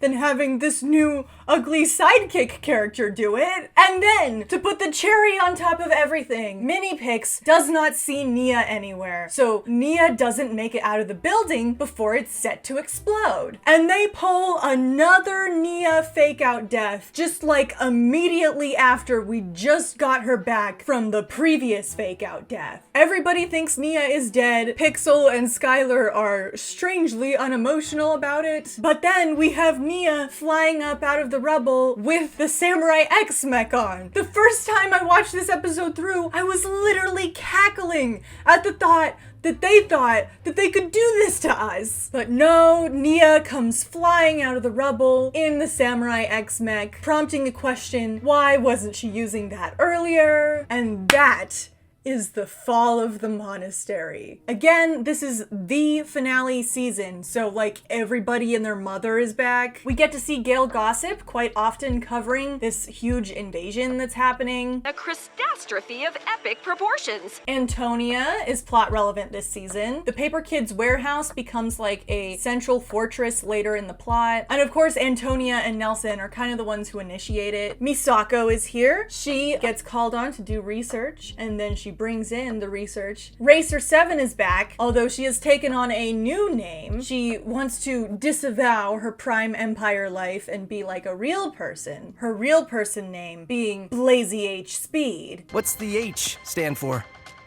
Hyper. That's a good joke. She's the designated stunt driver. She does do a little like plot thing to get them from point A to point B. Vanya is back. She doesn't have any voice lines, but she is plot important. Of course, it's the invasion to end all invasions, so the ninja are calling on all of their allies, and Cole has to call on Vanya to be like, hey, can you bring your army here and like help us out? There's also this line that everybody has pointed out where Cole corrects someone calling her a queen. Send it to distress call to some queen.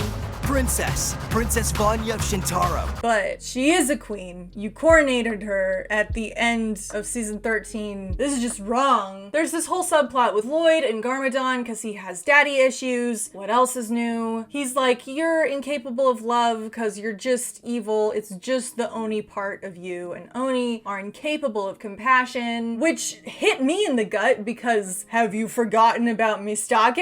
Who am I kidding? They obviously have. They dropped that woman so quickly. Ultraviolet is back. Always good to see her. This season, she's in with this like band of semi-redeemable villains. They end up actually helping in the final fight. Esphira is back and she is a salty queen. She has this whole little subplot with the ninja where she's like at the base. There's this competition thing going on between her and Wu. We have some new women this season. There's a group called the New Ninja. Our original ninja team is off doing grief, and so they haven't been fighting, and new characters have come in to like fill the void. There are some female characters on this team. We don't see much about them, but they're there. And then there's Sally, another new character who gets her own solo arc in this finale season. Why you do this to yourself, I don't know. Sally is not my cup of tea. She's supposed to be played a little younger. She's running away from home. Because I wanted to go to Ninjago City. Maybe it's just not my brand of annoying, because a lot of people say that the new ninja are annoying. Remember,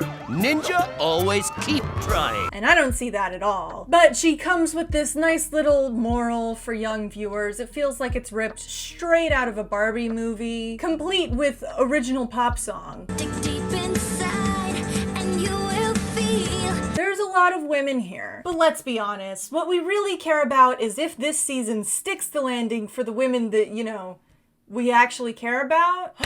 One last time. Let's talk about Nia. Last we left Nia, she was the ocean. Her teammates weren't feeling real jazzy about that move. The first episode of the season is dedicated to the aftermath of Nia's departure. There's like a year time skip. We get to see what everybody's doing. Spoiler alert, everybody's still sad. This isn't like a bad move. It shows that she did have like a noticeable impact of the team and that her absence is a big deal. But it does just turn her into like plot motivation for the first half of this season, so that's less great. There's also this weird thing happening that the team keeps on assuming that no one will care about Nia. I forgot to mention this last season, but when they have Nia's funeral, they're like, I hope some people show up because it'd be disrespectful if nobody showed up to her funeral. And then they go outside and it's like, oh, everybody showed up. And it's like, oh, it's so sweet, but like, why did you think no one would show up? And they do it again this time. It's like the anniversary of Nia's death, and they're like, I hope the people of Ninjago realize the sacrifice, and then it's like, oh, everybody is celebrating the anniversary with these lanterns. A big shocker.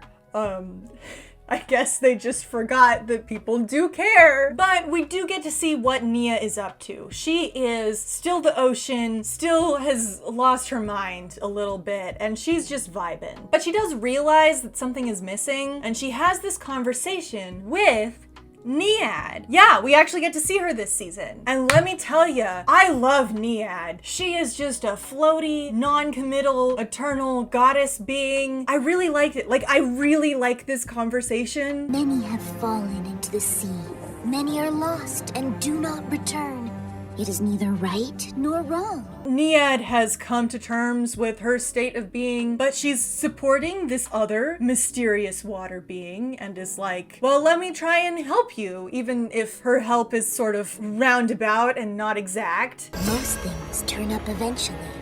They either sink to the bottom or float to the surface. And we get this like doubled down statement that Nia is not defined by her powers. If I could give up my powers somehow, then I could sever myself from the sea? So like she ventures up onto land and she regains her memories and she tries to communicate with the team, but she is incapable of holding on to her humanity for herself. And so Zane ends up freezing her so they don't lose her. So the next little bit of the season focuses on the guys' quest to get Nia back. And they're willing to give up everything to do it. They are like breaking the law without hesitation this season. And they do end up getting her back. back right before they go to jail. The way they got her back, again, is by separating her from her elemental powers. And now that she is back, even though it was like something that she felt she wanted to do and was on a quest to do as an ethereal water being, she feels unfulfilled just being a person. Well, I'm no longer an elemental master, so I don't really need to train anymore. Which again goes back to her greatest fear that just like being a normal person is the worst thing that could ever happen to her. She feels useless again and powerless again, and she's just completely giving up, which is at odds with the lessons that she's already learned. That was my greatest fear.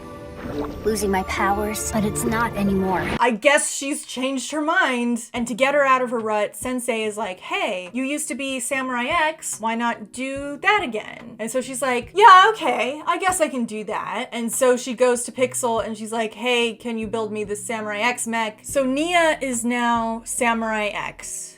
Again. I don't know how to feel about this. Getting her to be a ninja was such a process, and to just reverse it seems like backwards movement, especially because she's not the one that came up with the idea to do Samurai X again, and she's not even the one who builds the mech. So like, if this is her finding strength and taking back power, it's not going too well because she doesn't seem to think she should be doing it. It's other people's ideas. The ongoing thread is that Nia is sad that her powers are gone, even though she is still Samurai X. If you like Nia as a ninja, her returning to Samurai X feels counterintuitive. It actively brings back the divide between her and the rest of the team. If you do like Nia as Samurai X, she doesn't like herself as Samurai X. She is constantly wishing that she had her powers back and feels useless not having them, actively diminishing the role of Samurai X. So there's literally no one who should be happy with Nia's plotline this season. Nia does end up using her powers again, and even after that she's like, but I don't know if I can really use them, you know? Jay tries to get her to use her whale power again, and she's like, oh, I don't know if I can do it. So many of the character arcs that they try for this girl are just like, hey Nia, you have this power, and she's like, I don't know, and then she like kind of does it, and they're like, see, you have this power, and she's like, I don't know, and she gets frustrated with it, and eventually she just does it, and I hate that. That's so dumb. For this character whose initial defining traits were her resilience and persistence, it seems so strange to me that every time she's faced with a new ability, she's like, nah, I don't know if I can do this. And by the end of the season, it turns out she did communicate with the whales, and her powers are coming back. Minimally, that we see, but it's implied that they'll continue to grow. This feels like a really awful place to leave her character. She's brought back, but she's unhappy that she's back, and she reluctantly takes up this role that she doesn't want anymore. She feels dependent on her powers, and the only validation for her character comes when she starts getting her powers back. I don't know. Nia deserved better than whatever the heck this is. At a very minimal level, she should have at least been excited to be back. If she's going to get back into Samurai X, have it be her idea. It shouldn't be this hard. This was your main female character. This was the big one. You had the most time with her. And yet, here we are. You clearly don't know what to do with her. You've again drawn up these invisible separation lines between her and the rest of the team, and you've brought her to a point where nothing seems to make her happy. So they didn't nail Nia. Big shocker. They have historically not done well with Nia. What about some newer characters? What about Skylar? Well, Skylar comes in as a big team member to help keep Nia frozen. See, they need Zane to keep Nia frozen in her human state, but they also need Zane to lower everybody's body temperatures to get past these temperature sensors so they can steal the thing that's gonna bring back Nia. So they need two Zanes, and Skylar can absorb Zane's powers, so that's the route they're going. Which then leads to the question, do they not have a freezer? Could they not buy a freezer? Could Pixel not make a freezer?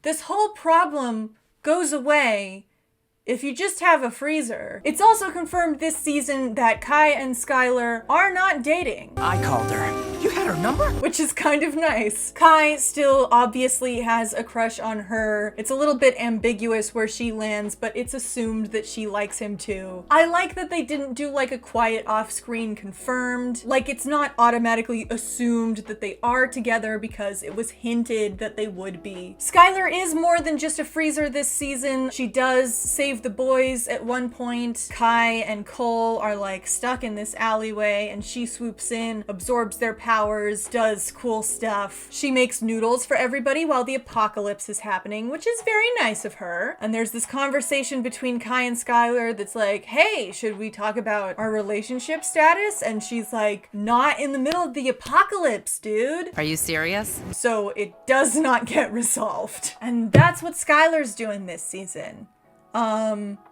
She's fine. She's there, she's present, she's doing stuff, but also you could replace her with a freezer. And now for Pixel. Historically, this show has not been very good to Pixel. So, with that in mind, let's see what they're doing with her here. One concept we're introduced to very early on is that Zane has deactivated his emotions because grief was just too much for him. And the plot seems to have put zero thought into the fact that Pixel's there. How does she feel about Zane not having any emotion? Seems like she should have some thoughts on that. And for the first couple episodes of the season, you find yourself playing the "Where is Pixel" game. Why isn't she here? Seems like she would be useful here, but she's not here. Pixel creates a bunch of vehicles for the guys. Again, she writes manuals for them. Again, the guys ignore her. We do have this cute little Pixane hug. That does seem to be a running thread, that Pixel and Zane just hug a lot. Of course, there's the whole mini-pix debacle. The one mini-pix that saves everyone's lives, she decides, I'm gonna give it a name because it was so courageous in helping us. And I guess the best name she could come up with was Mini-Pix 7? May I introduce Mini-Pix 7? Was it just the 7th Mini-Pix that was created? Would you not have already called it that beforehand if you were delineating this specific Mini-Pix? Or was legitimately the best name that she could come up with just a number? A random number? Mini-Pix 7? I'm sorry. Pixel, as I mentioned, is building stuff for the guys this season, but they actively bring in this techie role into the plot a little bit. She asks them for a sample of the evil crystals in order to make them new stuff that's resistant to it. So, like, she gets to give them this little side mission that ties into her research. I thought that was kind of cool. Like, it was a good way to actively incorporate her building role into the mechanics of the team. And it leads to this really cool, like,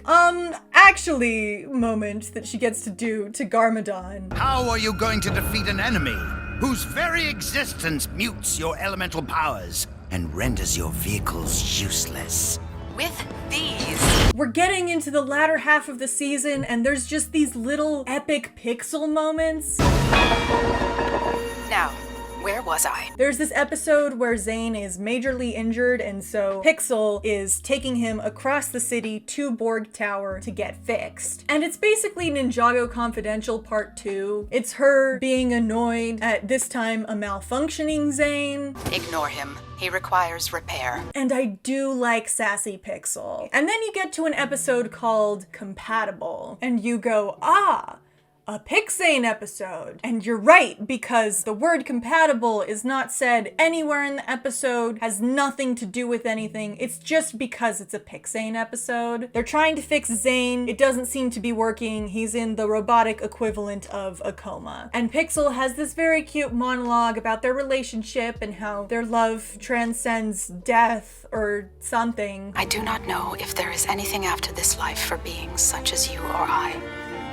But if there is, I will find you there. She gives Zane a little cheek kiss, and she's like, okay, I'm good to go. We need to go save the world now. But then Zane wakes up because the power of love. Does it make sense? No. Is it terribly contrived? Yes. Do I like it anyway? Also, yes. They do the little jump, twirl, hug. Pixel eventually busts out this like epic new Samurai X mech, and her musical theme takes us straight into the credits of the episode.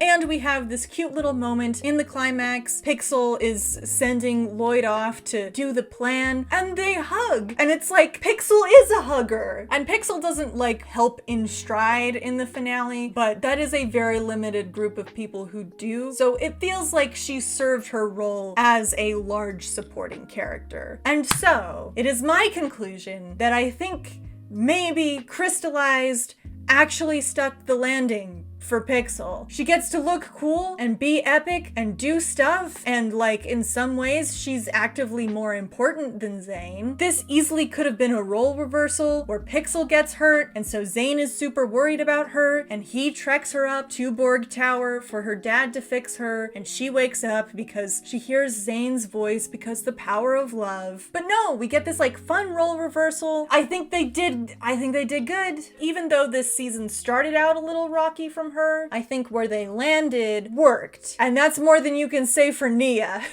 Just the girls in general this season get a little bit shafted. The way the plot structure of the first half of the season is set up is that the boys are off doing illegal adventures and getting thrown in jail, and the girls are holding down the fort. We have this very clear gender divide in the plots, and it's the guys that are on the A plot and the girls that are in the B plot. And it kind of undermines the whole point, because the guys are like, we're not a team without Nia. She was the glue that held us together. But Nia, after becoming Samurai X, falls back into the Samurai X separation problem. And she isn't doing all the team stuff, she's doing the side plot girl stuff. There's a lot of weirdness happening this season, but by far, the weirdest of the weirdness is happening with a returning female character. Okay, so a running mystery for the first 12 episodes is who this masked figure is getting all of the villains back together. And we see a little bit of them, and there's even this part where the masked person comes to visit Lloyd and is like, we're doing evil things,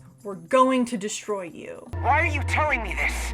Because I want to see the look of despair on your face. And so you're like, okay, who is this mysterious masked person? And you get to the end of episode 12, and the big reveal at the end is it's Harumi. And if you were paying any amount of attention, you already knew this, because there's only one person who's ever talked to Lloyd this way. But it's a big reveal moment. Oh no, this character that we tricked you into thinking was male is actually female. You know the drill by now. And here's the thing, when this season was released, there was a huge gap between episode 12 and the rest of the season. So you were given plenty of time to stew on this information, make theories, try and figure out what's going on. Now, Harumi isn't the main villain of the season. She is getting all of these people together in order to serve the Overlord, who's just the most evil of everything ever. And of course, you're gonna have questions. First off, Harumi was dead, obviously, so how did we change that? Second, you kind of did like a little mini Harumi redemption right before she died. And now it looks like she's doing evil stuff in service of like the most evilest guy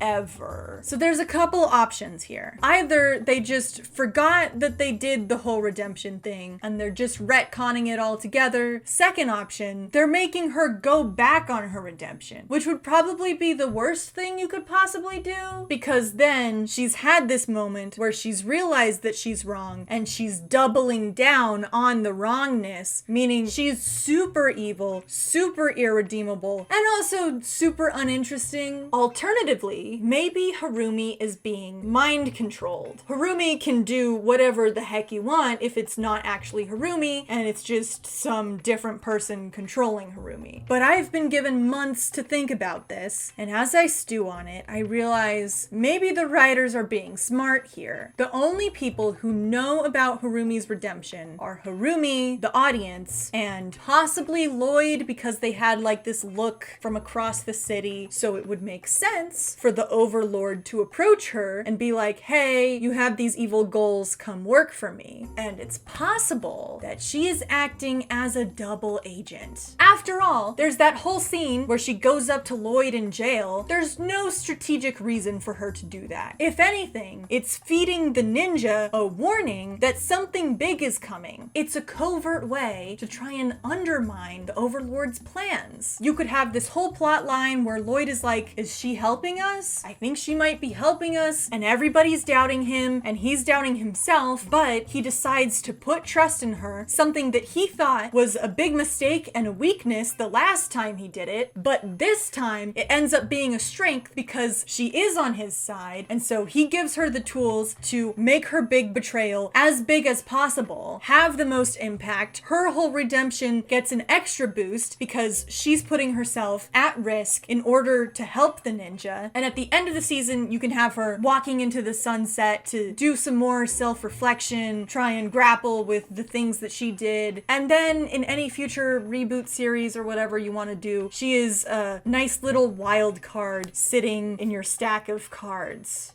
of things that you do. I don't know where this metaphor is going. It keeps her character consistent. It continues the redemption arc that they started for her. And while I don't like the fact that she is randomly resurrected, if you are going to resurrect her, this is the way to do it because it helps complete Lloyd's arc that was started when you first introduced her. So a couple months pass and episode 13 airs. Then I shall grant you life. I can't serve you. You'll destroy everything. If you serve me, I will destroy the balance. I will serve you. So they went with the worst option. Yeah, Harumi is dead, and she has made a little bit of redemption progress. The very essence of evil comes up to her and is like, you should join my team. And she's like, I don't know, I think you're evil. And he's like, yes, but if I can be super evil and destroy everything, then after that, nothing will ever be destroyed ever again. And she's like, that's solid logic, I'm on board. And let me remind you, there's no like mind manipulation going on. They double down with lines about how she's thought a lot about this and she's doing this of her free will. It's not a mistake, Lloyd.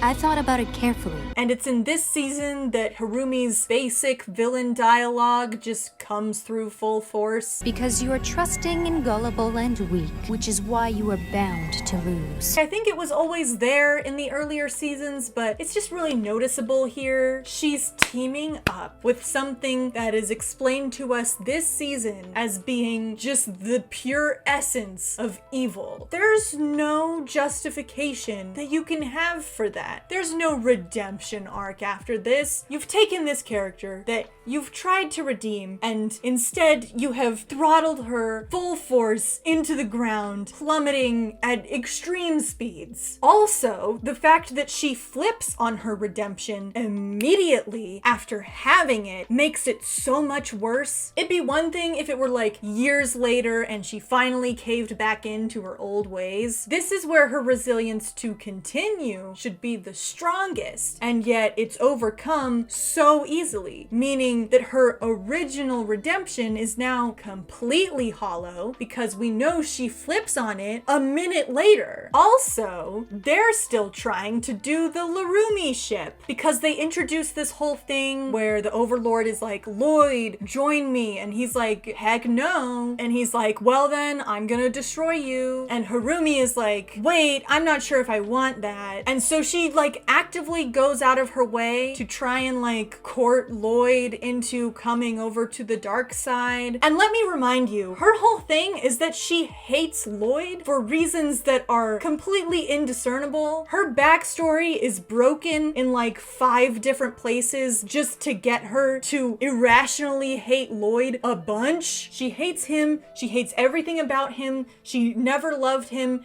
That's her whole thing. And yet here she is like, Lloyd doesn't have to be destroyed. Let me try to convince him.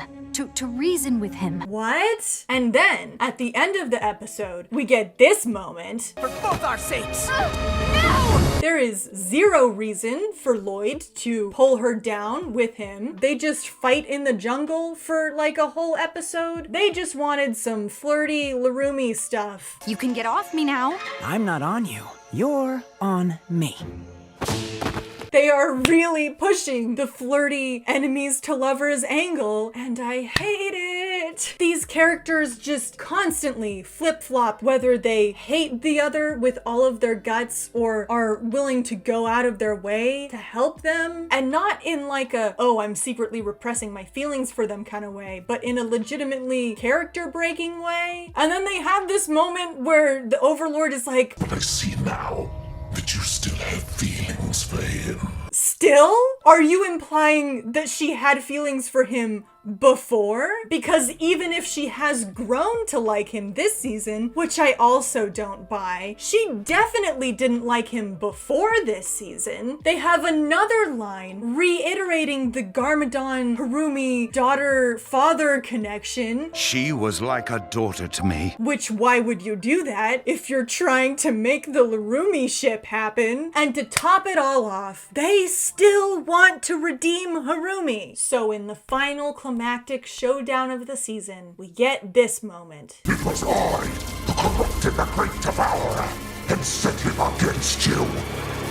You? Turns out, the Great Devourer, the main plot point in Harumi's backstory, she was not in control of herself when she was destroying the city because it was the Overlord who was possessing her. First of all, we can't let the giant evil snake be in control of herself. Second, this sends Harumi into a rage because it's like, you're the one who did this. He's the essence of all evil. Of course he did this. He's all evil. She doesn't make any like actual growth in this moment as a character. She's reassigning the anger that she had pointed towards Lloyd towards the Overlord. Nothing in her mindset has changed here. The fact that her revenge impulse is now pointed at a different source doesn't mean that she doesn't have that revenge impulse. So yeah, Harumi's character hasn't changed at all. Except for maybe the fact that her motivations are even more broken now. She wasn't mad at Lloyd because Lloyd somehow caused the Great Devourer. Although he did, if you look into the lore. She was mad at him explicitly because he wasn't able to stop the Great Devourer. And the fact that the Great Devourer was being controlled by someone else doesn't change this fact. So theoretically, she should be just as mad at Lloyd as she has been before. But no, all of the anger gets pointed towards the Overlord, and so I guess she's good now? That's her whole redemption arc. There's even a line that's like, yeah, she helped out once, so we're cool. It's okay.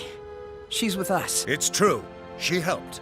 I'm sorry, what? You took a perfectly good redemption arc for her, where she realized what she was doing was wrong, and you retconned it, doubled down super hard on her being evil, before backpedaling, decided you wanted to redeem her, and made her arc that she redirected her anger. This sucks. This sucks so hard. This whole season sucks so hard. Except for the epic pixel moments, those are cool. We're not making any progress. We're making backwards progress on most of our characters. The show is still stuck in this mindset of the girls have to end up with the guys that is ruining everything. And to make my point, I would like to close this season by talking about one of our final shots. Now, this is before like the epilogue where they're rebuilding the monastery. The last shot that we have after the big battle is all of the guys going over and standing next to all of their girls. Kai and Skylar stand next to each other, and Pixel and Zane stand next to each other, and Jay and Nia stand next to each other. And there's no one for Cole to stand next to because they don't want to do the Vanya thing. So Cole goes and stands next to Misako. There's no one left. Like, they couldn't fathom a situation where there's like a group hug sort of scenario after everybody saved the world. They have to pair everybody off. That's how media works, right? And they're so lost with what to do with Cole that they just end up sticking him next to Misako. And isn't that emblematic of the whole mentality of the show? There are female characters, they're good, they're there, but they are inextricably linked to the male characters in which they sourced from. And 9 times out of 10, it has to link back with romance. And when that's not the case, they literally don't know where to put their characters. It's been a long video. This video has been stressful, and a lot of that is because I really wanted this video to be completely comprehensive, and I just know that it's not. After filming, I have had conversations with people who completely disavow Nia becoming a ninja ever. I came across an old take of mine that said that I really liked Skybound because it challenged Nia's status as unquestionably correct inside the narrative, which and while I obviously don't think that the text supports those readings, at least not anymore anyway, those are viewpoints which I have failed to take into account in this video. So yes, despite the runtime, this is non-comprehensive. And as silly as it might sound, I hope more than anything else that this video can be a jumping off point for even more discussion. If you have found Ninjago empowering as a woman, please do not let this video make you feel worse about yourself. That means that you are absorbing the positive messages, the ones they were trying to get across. And that's fantastic. There's no reason to stop liking your favorite character or season just because they could have been written better. Hold up those values you saw and celebrate them. I just ask that you understand that that might not be the universal understanding of them, and that's okay. Another thing which I dread about posting this video is the number of idiots that I know are going to be in the comment section. If you see any of those comments, could I ask you to please, pretty please, just not interact with them at all? I've found that giving them any sort of attention is generally a bad idea. It only ends up bumping them higher in the comment section, so please do your best to resist the temptation if you can. Maybe try channeling that energy into writing your own standalone comment to hopefully drown those other ones out. I am sure, despite my best efforts, there's going to be some sort of factual error or take which you think is fundamentally flawed somewhere in this video, and I genuinely hope that those smaller points don't get in the way of the larger picture here, because just the volume of non-ideal representation, as evidenced by the runtime, is hopefully enough to start to display my point. So, what is my point? This is a very gray issue. Most parts of this have gray area. We are swimming in gray everywhere we go. I want to make that clear. So I am inevitably left to come to a conclusion that is very gray. But I will try to distill out some succinct points here. Ninjago is really good at talking up a big game, which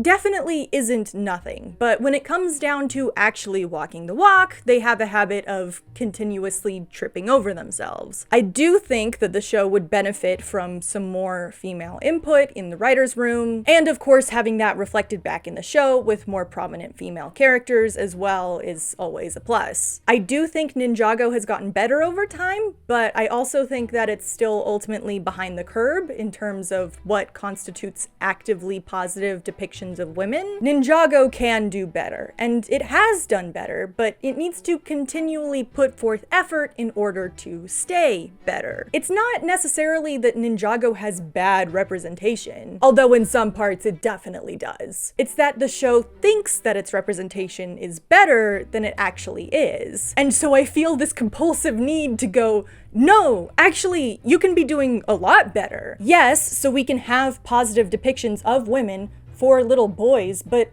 also if they want to be courting a female audience, which they undeniably do. Since I've started filming this video, we have gotten a sequel show to Ninjago, Ninjago Dragons Rising, and wouldn't you know it, right out of the gate, we have a central female protagonist with pink hair and cat ears. And Sora is good. She's fine. She's not my personal favorite, despite us sharing a pink cat aesthetic. I find her backstory to be pretty heavy-handed. I don't really care about the location where a lot of it takes place, and I'm not really a fan of abused genius backstories, but you know, those are all personal gripes. She does have an elemental power. The elemental power of tech. Women be building, am I right? But you have this notably feminized character at the center of a lot of the marketing for the show. And if they are looking to get girls into the show, I feel like this might be an aspect that they'd want to put a little bit of effort into. But hey, the new show is definitely already making strides. We've got this new female character right off the bat. We even get to see another female Serpentine from the same tribe as Selma. And guess what? She's not even pink. She is purple. So one step at a time.